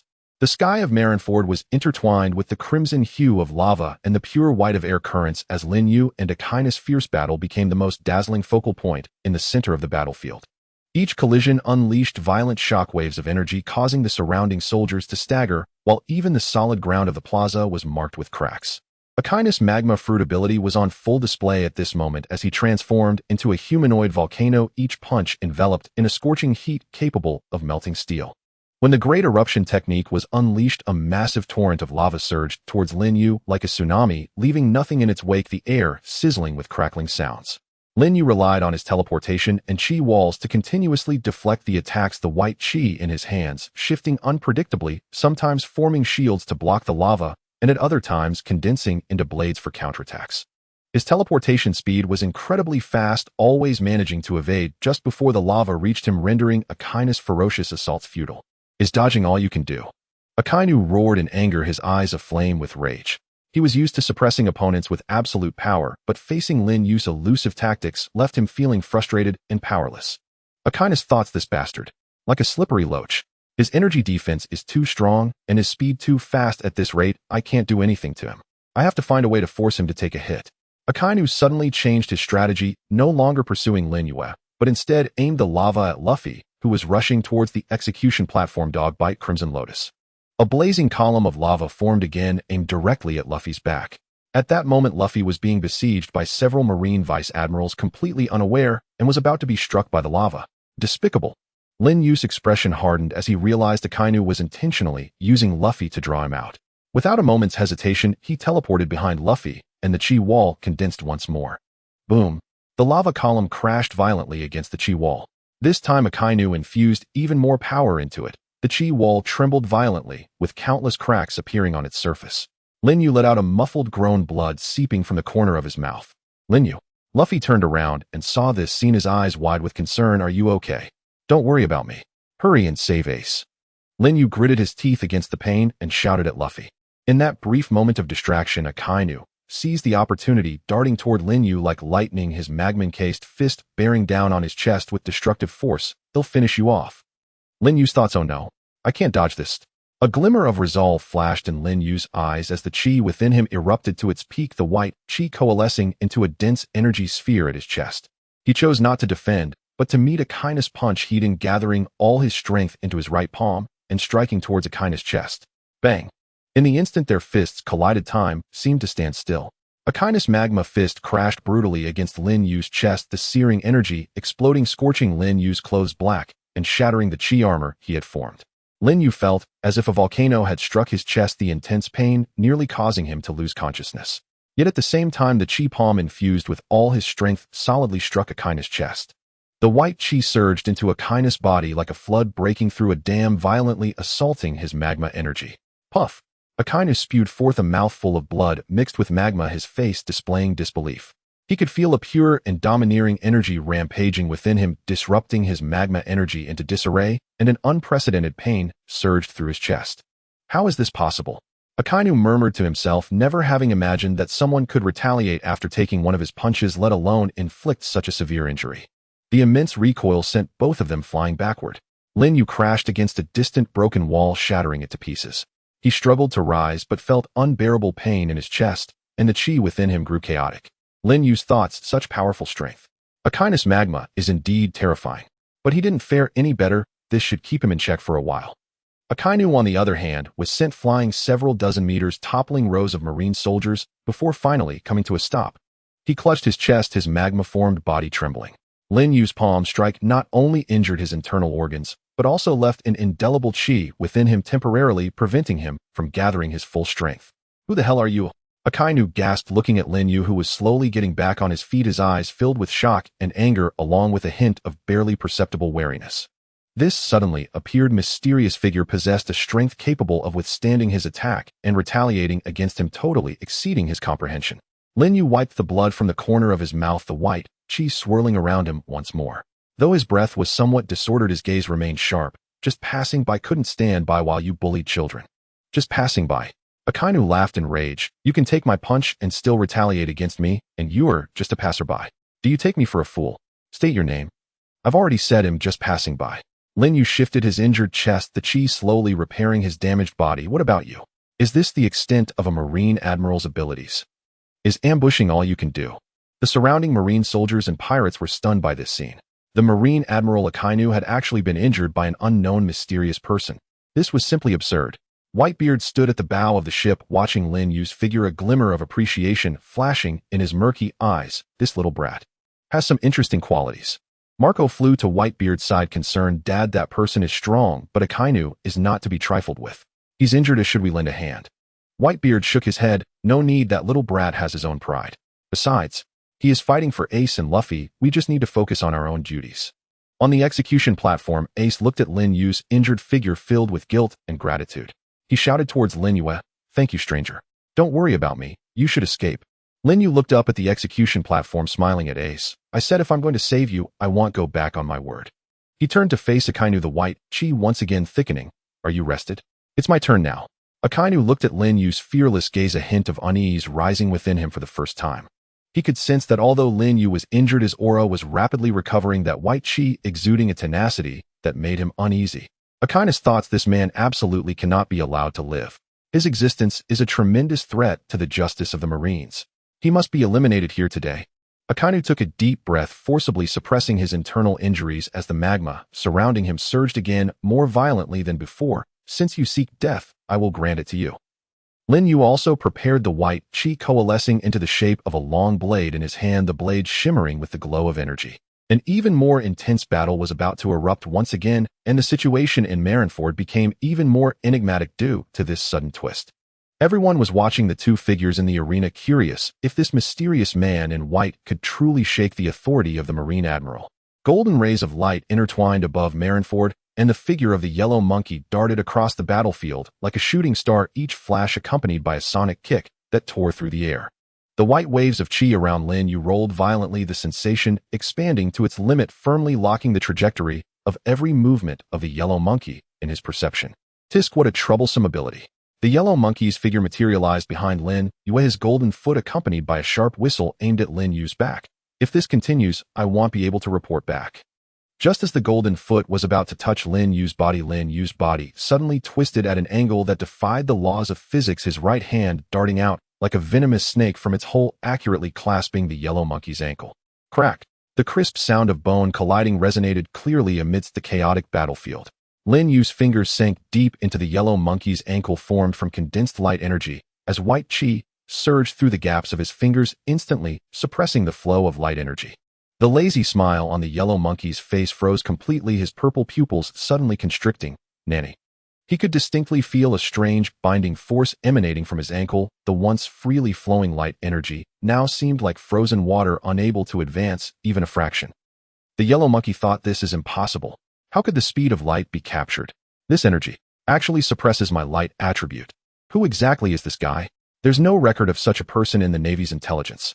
Lin Yu grasped the yellow monkey's ankle, feeling a warm touch in his palm as golden light particles flickered between his fingers, yet could not break free. He could sense the light energy within the yellow monkey like a raging current attempting to break free from the binding of the chi, but the resilience of the chi far exceeded the opponent's imagination, firmly locking the light energy, as if it were a rubber band. The speed of light is just this much. Lin Yu raised his head calmly, gazing at the yellow monkey, a hint of mockery lacing his tone. These words struck like a needle, piercing deeply into the yellow monkey's pride. As a Navy admiral, his lightspeed kick had never been so belittled. A glint of anger flashed in the yellow monkey's eyes as he gathered thicker golden light in his other foot, kicking towards Lin Yu's face with even greater energy. Don't get too cocky. Lin Yu's wrist exerted force, violently smashing the yellow monkey's body into the ground. At the same time, he sidestepped the incoming golden foot, gathering chi in his left hand and accurately striking the yellow monkey's abdomen. Bang! The yellow monkey's body flew back like a kite, with a severed string slammed against the walls of the Navy headquarters, raising a cloud of dust. Golden light mist enveloped him, clearly indicating that the previous strike had caused him significant shock. Lin Yu stood still, the white chi slowly retracting. He shook his slightly numb right hand, forcibly locking the yellow monkey's lightspeed kick had also placed considerable pressure on his arm. Lin Yu thought the yellow monkey's light energy is indeed troublesome, fast, and explosive. If it weren't for my timely reaction just now, I might have already been hit. However, his defense doesn't seem that strong. The effect of the chi blast was better than when dealing with the Kainu. Amidst the dust, the yellow monkey's figure slowly materialized, brushing off the dust from his body, but the previous laziness was gone, replaced by gravity. Who exactly are you? This energy, it doesn't belong to this world, does it? Lin Yu did not answer, merely watching him warily. He knew the yellow monkey would not give up so easily. The previous attack had only inflicted minor injuries. It seems I can't hold back any longer. The yellow monkey sighed, the golden light around him intensifying, transforming him into a massive pillar of light. Yada no Kagami. Countless golden light bullets shot out from the pillar like a meteor shower, densely covering all the space around Lin Yu, each bullet containing enough energy to pierce through steel. Chi wall sphere. Lin Yu shouted as white chi formed a massive spherical barrier around him. The light bullets hammered down on the chi wall like raindrops, producing a series of explosive sounds, the dazzling light blinding those nearby. Taking advantage of the fierce battle between the two, Luffy had already broken through the line of the Navy rear admiral and was getting closer to the execution platform. He glanced back to see Lin Yu surrounded by light bullets, his heart filled with anxiety, but he knew he couldn't afford to be distracted now, gritting his teeth and continuing to charge forward. On the execution platform, Ace watched Lin Yu fighting fiercely and Luffy desperately approaching, his eyes reddening. He struggled constantly, the sea stone handcuffs digging painfully into his wrists, yet he could not move an inch. Ace thought, Luffy, and that stranger. Hurry and go. Don't sacrifice yourselves here for me. The Navy's target is me, you don't have to. Boom. The rain of light bullets finally ceased, and the brilliance of the chi wall dimmed considerably. Lin Yu panted heavily. Maintaining such a wide-range defense had taken a tremendous toll on him.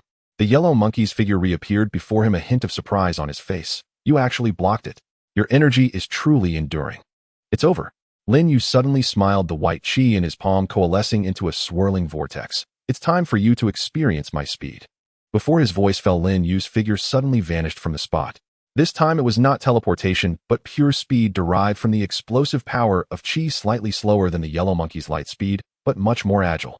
The yellow monkey's pupils constricted sharply. Just as he intended to initiate lightspeed movement, he discovered Lin Yu had already appeared before him, the swirling vortex crashing hard against his chest. Chi spiral sphere. The white vortex exploded against the yellow monkey's chest, the powerful rotational force instantly tearing through his light energy defense, sending him flying once again. This time the yellow monkey could not immediately solidify his form. The golden mist lingered in the air for a long time before reassembling into human shape, a trickle of golden blood seeping from the corner of his mouth. The yellow monkey thought, this guy. His speed and strength are both so strong. And his energy can also suppress my light attribute. Continuing to fight will only make it worse. The yellow monkey wiped the blood from the corner of his mouth, looking at Lin Yu, whose breath was also somewhat disordered, and did not launch another attack. He knew it would be difficult to take down this mysterious person today. Rather than continue to engage and damage the Navy Admiral's reputation, it would be better to retreat for now. What a troublesome guy. The yellow monkey glanced at Luffy, who had already dashed to the foot of the execution platform, then looked at Akainu and Aokiji, who were battling Whitebeard in the distance, ultimately transforming into a beam of golden light and retreating into the Navy's formation. "I'll let you go for now." Lin Yu watched the yellow monkey retreating without pursuing. He knew that his previous move had already exhausted most of his energy, and being able to drive back the yellow monkey was already his limit. He turned his gaze toward the execution platform, where Luffy was confronting Sengoku, and Ace's handcuffs were about to be unlocked. A victory was within reach. Lin Yu thought, great. Luffy succeeded. As long as we rescue Ace, we can break through. Just then a cold pillar of magma suddenly shot toward the unsuspecting Luffy from the side. Akainu had somehow broken free from Whitebeard's restraint, his eyes flashing with a crazed, killing intent. "Luffy, be careful." Lin Yu's eyes widened, wanting to teleport over, but found that the chi within him was nearly depleted. The battlefield of Marineford became increasingly chaotic due to Lin Yu's intervention.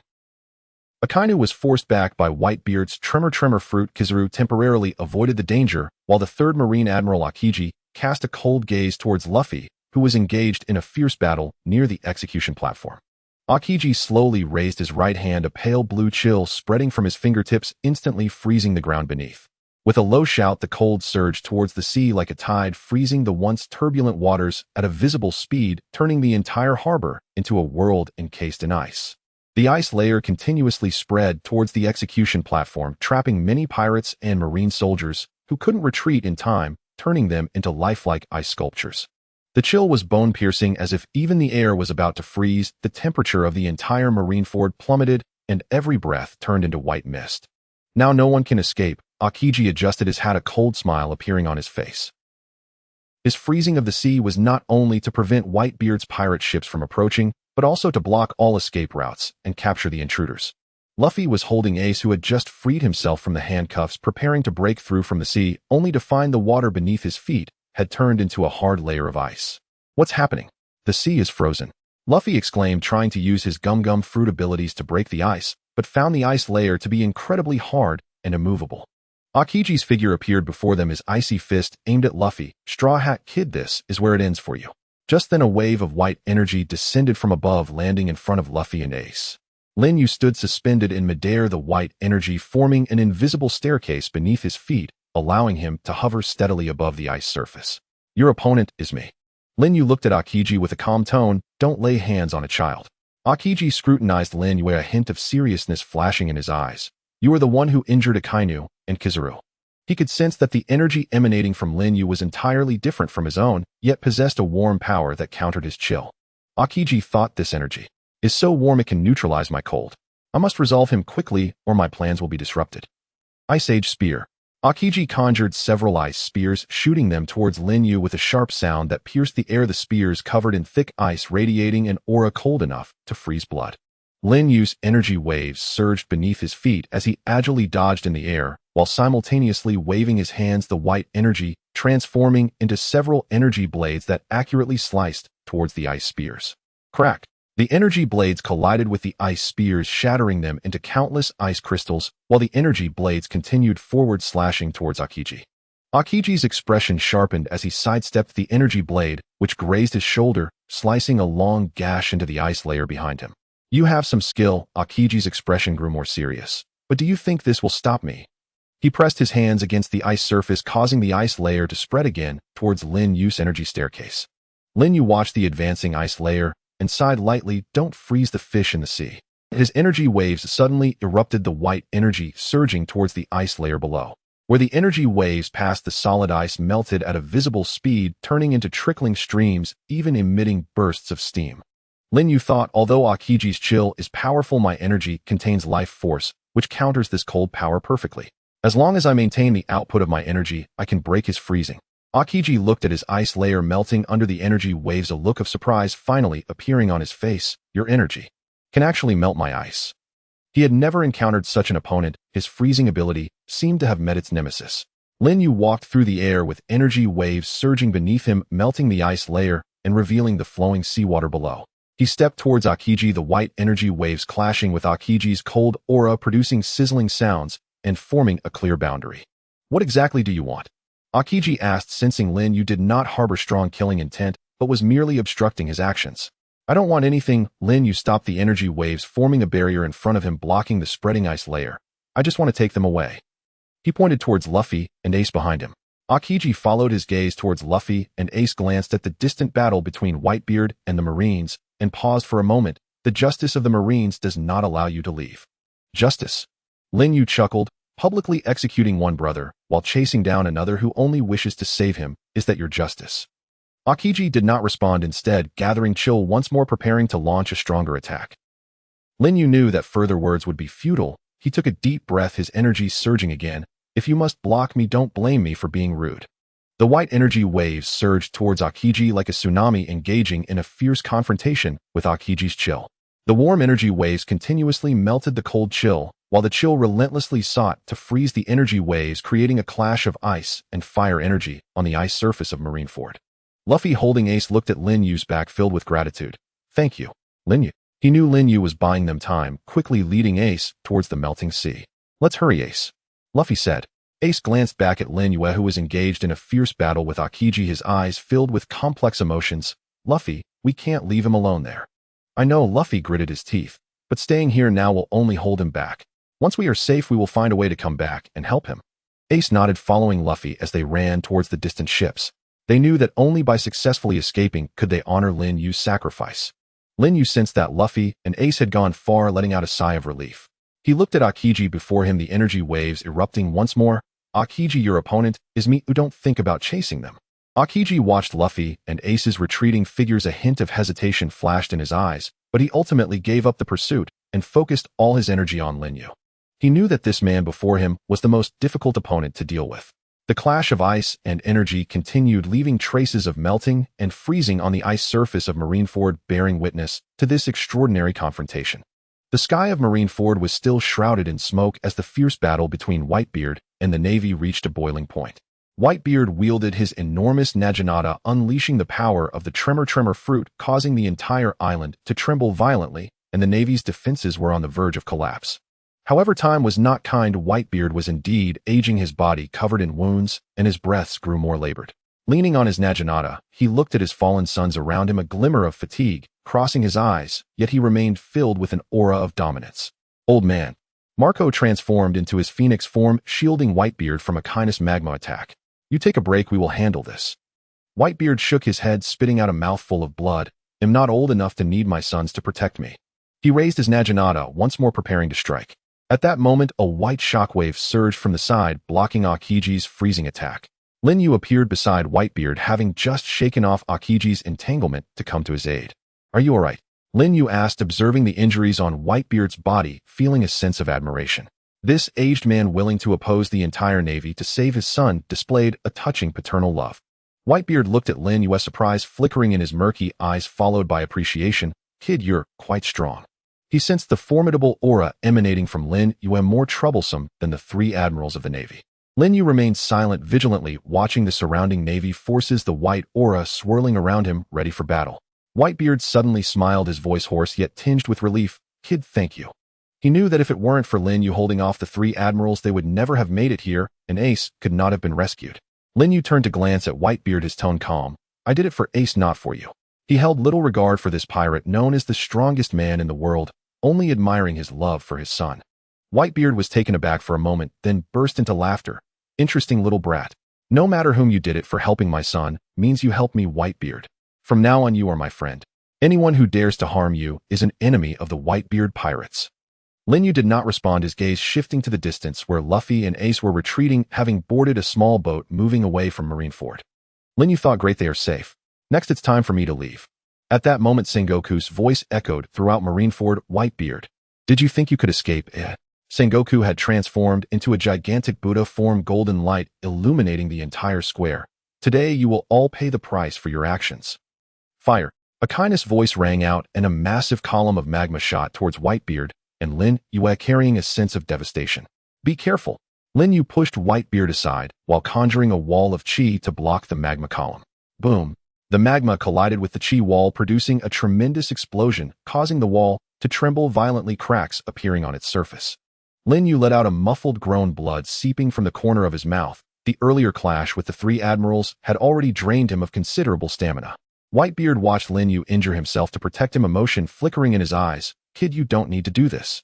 I'm not doing it for you. Lin Yu wiped the blood from his mouth, his gaze unwavering. I just don't want to see Ace saved only to lose another family member. Whitebeard was momentarily stunned, gazing at Lin Yu's young, yet resolute face, a torrent of emotions surging within him. This unfamiliar boy, clearly no kin to them, was willing to sacrifice so much for Ace. Whitebeard thought, this kid truly is a kind-hearted child. If Ace could have a friend like this, I would be at ease. Akainu. Your opponent is me. Whitebeard roared, swinging his Naginata towards Akainu, the power of the tremor fruit erupting, shattering the magma column. Lin Yu watched Whitebeard charge forward, knowing it was time for him to leave. His dimensional anchor point had begun to flicker, signaling that he must return quickly, or he might become trapped in this world. Whitebeard, take care. Lin Yu whispered, his figure gradually becoming transparent. Whitebeard seemed to sense something, glancing back to see Lin Yu's form transform into a white light, vanishing into the air. He paused for a moment, then revealed a faint smile. This little brat truly is mysterious. Lin Yu's disappearance did not affect the tide of battle. The fierce clash between Whitebeard and the Navy continued.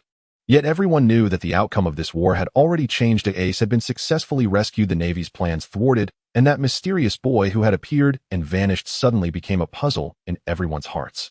On the distant small boat, Luffy held Ace, turning back to gaze at Marineford, filled with gratitude. Lin Yu, thank you. We will definitely become the Pirate King.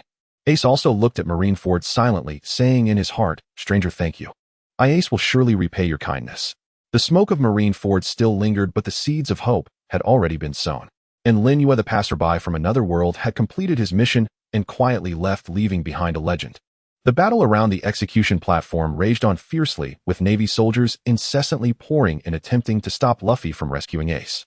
Luffy was already exhausted, his body covered in wounds, yet he gritted his teeth, standing in front of Ace, using his body to protect his brother, who had just been freed from handcuffs. Luffy, you must go. Don't worry about me.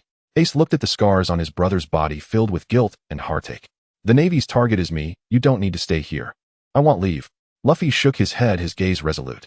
We are brothers. I will never abandon you. Just then, several Navy vice admirals broke through the line, swinging their swords towards Ace, shouting, capture Ace.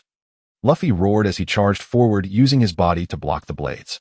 The powers of the gum fruit allowed him to temporarily withstand the attacks, but the wounds on his body continued to multiply. Luffy. Ace's eyes widened in despair, wanting to help, but still weak from just breaking free from the sea stone handcuffs, he was unable to harness his strength. As a long sword was about to strike Luffy's back, Ace closed his eyes in despair. Airblade slash. A white airblade suddenly struck from the side, precisely severing the Vice Admiral's long sword, while simultaneously sending several Navy soldiers flying. Lin Yu's figure appeared in front of Luffy, and Ace white energy swirling around him. Although his aura was somewhat chaotic, his eyes remained sharp. Lin Yu. Luffy and Ace exclaimed simultaneously, their eyes filled with surprise and gratitude. Are you alright? Lin Yu asked, frowning as he looked at the wounds on Luffy's body. I'm fine. Luffy shook his head. Quick save Ace. Lin Yu nodded, stepping in front of Ace. He looked at the remnants of the sea stone handcuff marks on Ace's wrist, extending his hand, as white energy coalesced into a gentle light sphere. Relax, Lin Yu said softly, pressing the light sphere against Ace's wrist. Warmth flowed into Ace's body, instantly alleviating the weakness brought on by the sea stone, while simultaneously healing his injuries. Ace could feel a powerful force surging into him, revitalizing him. What is this? Ace looked at Lin Yu in astonishment, sensing that this power was distinctly different from Haki, yet even more pure and warm. Lin Yu offered no explanation, focused solely on guiding the energy to heal Ace's body. After a moment, he withdrew his hand. The marks on Ace's wrist had vanished and his strength was restored. All done, Lin Yu said. Your strength has been restored. Ace moved his wrist, feeling the fiery energy surging within him, once more his eyes filled with gratitude. Thank you. No need to thank me, stranger. Lin Yu shook his head, turning his gaze toward the incoming Navy soldiers. We need to go now. His aura erupted once more, the white energy forming a barrier that kept the advancing Navy soldiers at bay. Follow your brother. He'll cover you, Lin Yu said to Ace. Ace looked at Lin Yu's back, then at Luffy beside him, nodding. All right. Luffy, let's go. Yeah. Luffy replied, running towards the shore with Ace. Lin Yu watched their retreating figures, a faint smile appearing on his lips. He turned to face the incoming Navy soldiers, white energy coalescing in his hand into an airblade. If you want to stop them, you'll have to get through me first. Stop him. Don't let Ace escape. The Navy soldiers roared as they charged towards Lin Yu's swords and cannon fire unleashed. Lin Yu swung the air blade. The white energy surged like a tempest, blocking all the attacks from the Navy soldiers. His movements were as swift as lightning. Each swing of his blade sent multiple Navy soldiers flying, and no one could withstand the path of the air blade. Lin Yu thought, hold on, I must buy them enough time to escape safely. On the execution platform, Sengoku watched Lin Yu single-handedly fend off all the Navy soldiers, his eyes filled with rage and astonishment. This bastard. Who on earth is he? He had never seen such a powerful individual capable of opposing tens of thousands of Navy soldiers alone. Admiral, should we intervene ourselves? A Navy Vice Admiral asked. Sengoku shook his head. No, Whitebeard is still over there, we cannot leave. Let's keep the soldiers occupied with him, and once Whitebeard is dealt with we will take care of him. Lin Yu was unaware of Sengoku's plans. He continued to wield the air blades standing before the Navy soldiers. His stamina was rapidly depleting, wounds began to appear on his body, yet he gritted his teeth and persevered. He could sense that Luffy and Ace were close to reaching the shore, and he felt a sense of relief. As long as they could escape safely, his sacrifice would be worth it. It should be about time to end this. Lin Yu whispered. The energy within him erupted once more, and a massive shockwave of white energy sent all surrounding Navy soldiers flying, clearing a space for himself. He turned and ran towards the shore, channeling energy beneath his feet to increase his speed. The Navy soldiers attempted to pursue him, but were thrown back by the shockwave. Lin Yu quickly caught up with Luffy and Ace, who had reached the shore and were searching for a boat. Over here. Lin Yu pointed to a small boat not far away. We can leave on that boat. Luffy and Ace nodded, following Lin Yu towards the small boat. The Navy soldiers also reached the shore, opening fire at them. Lin Yu turned around, forming a wall of energy to block the bullets, urging, get on the boat quickly. Luffy and Ace hurriedly jumped onto the small boat, and Lin Yu followed, using the air blade to cut the rope tying the boat. The small boat gradually sailed across the sea, distancing itself from Marineford, a battleground filled with smoke and death. Luffy and Ace looked at the receding island, their hearts filled with complex emotions. We are safe now, Luffy said, a smile appearing on his face. Yeah. Ace nodded, looking at Lin Yu with gratitude in his eyes. Thank you, Lin Yu. If it weren't for you, we wouldn't have escaped at all. Lin Yu smiled. No need to thank me. You are brothers, it's only right to help each other. The small boat continued to sail on the sea, carrying 3 individuals with different destinies toward an uncertain future. The smoke of Marineford gradually faded, but the impact of this war was just beginning. The small boat glided slowly over the calm sea, far away from the smoke and flames of Marineford. The afterglow of the setting sun spilled over the water, glimmering like jewels, adding a touch of warmth to this journey of escape. Luffy finally let down all his defenses, his taut nerves relaxing, emotions that had been pent up for so long bursting forth uncontrollably. He threw his arms around Ace, tears streaming down like pearls that had broken free from their string, soaking Ace's clothes. Ace, I'm so scared. Luffy choked out, his voice filled with fear and grievance. I'm so scared that I might never see you again. They tied you up there, so many people wanted to hurt you. I thought I wouldn't be able to save you anymore. Ace stiffened for a moment, then reached out to tightly embrace Luffy, his eyes also turning red. He could feel the tremors of his younger brother, a blend of fear and dread. Luffy had always appeared fearless in front of him, and he had never seen his brother so vulnerable. I'm sorry, Luffy, Ace said, his voice trembling as well. I worried you. It's my fault as your brother. I shouldn't have let myself fall into such a predicament. He gently patted Luffy's back, comforting him like he did when they were children. Don't cry anymore. Oh, I'm fine now.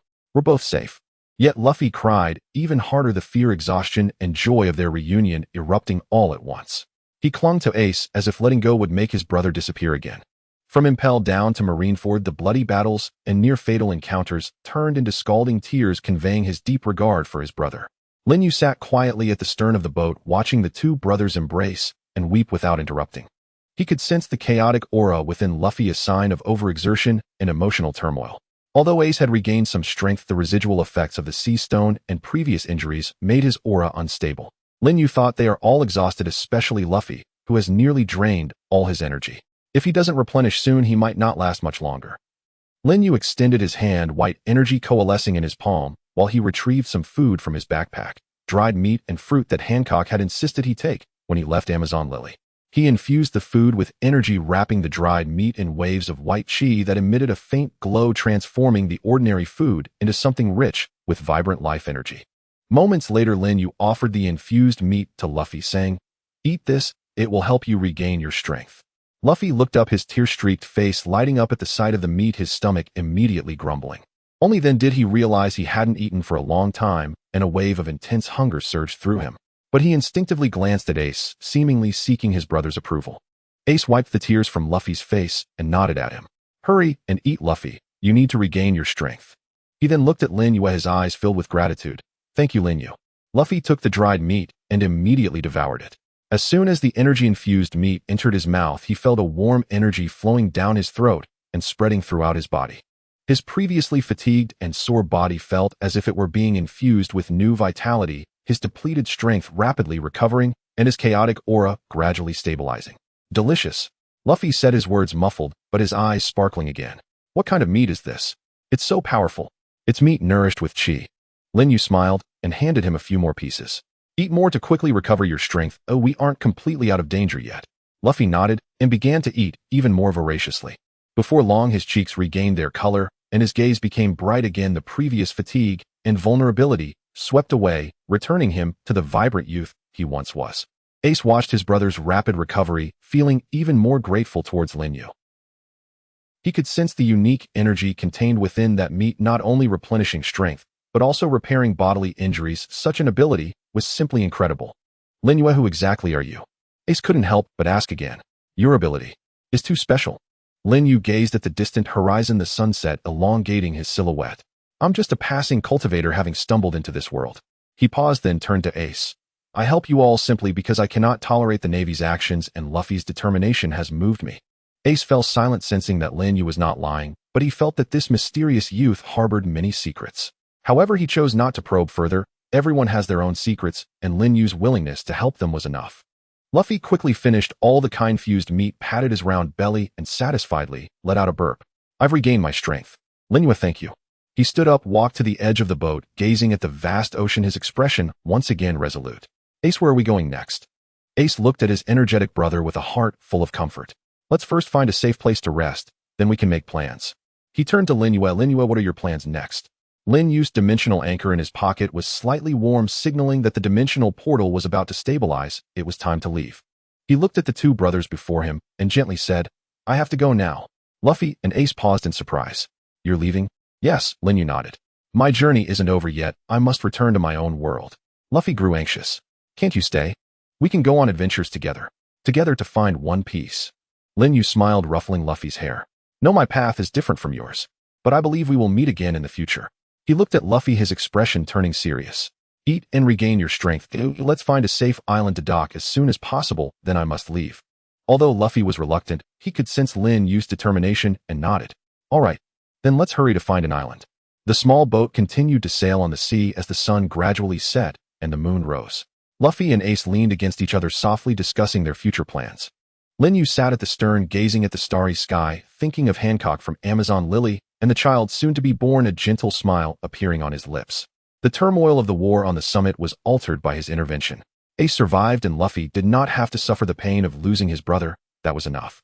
The small boat sailed on the sea for half the night, finally docking on a remote island. It was desolate, with only dense jungles and clear streams, a perfect place to hide for the time being. Luffy and Ace cleaned their wounds by the stream, eating some food to regain their strength. Lin Yu leaned against a large tree, inspecting the dimensional anchor point.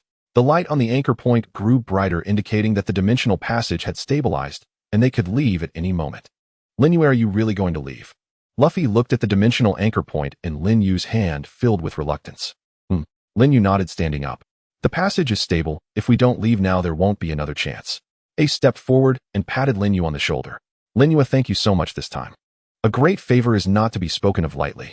If you ever need anything in the future, just say the word, and I, Ace, will help you even at the cost of my life. Lin Yu smiled. No need to be so polite, we are friends. At that moment, the sky suddenly turned golden, and a powerful aura emanated from afar, carrying an undeniable pressure. Lin Yu, Luffy, and Ace simultaneously looked up, only to see a massive golden Buddha apparition appearing in midair. It was Admiral Sengoku. How could they find us here? Luffy exclaimed, his face full of shock. Ace also became alert, flames igniting around him. It's Haki sensing.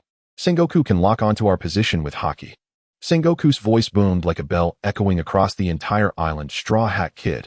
Ace, and that mysterious person. Did you think you could escape? The golden Buddha's palm slowly rose, massive energy gathering in its palm. Today let you be brought to justice. Not good. He's about to attack. Lin Yu's expression changed. He could feel the terrifying energy contained in that palm, stronger than a Kindness magma and Kazaris light beams. Luffy. Ace, get away.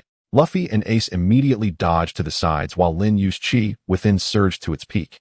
A white wave of chi surged out like a tsunami, forming a massive chi wall in front of the three, with intricate energy patterns flowing across its surface, more solid than ever before. Buddha shockwave.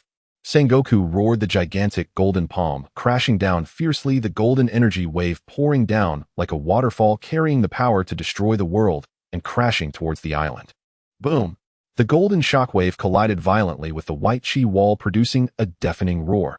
The entire island shook violently, the ground cracking and trees being uprooted.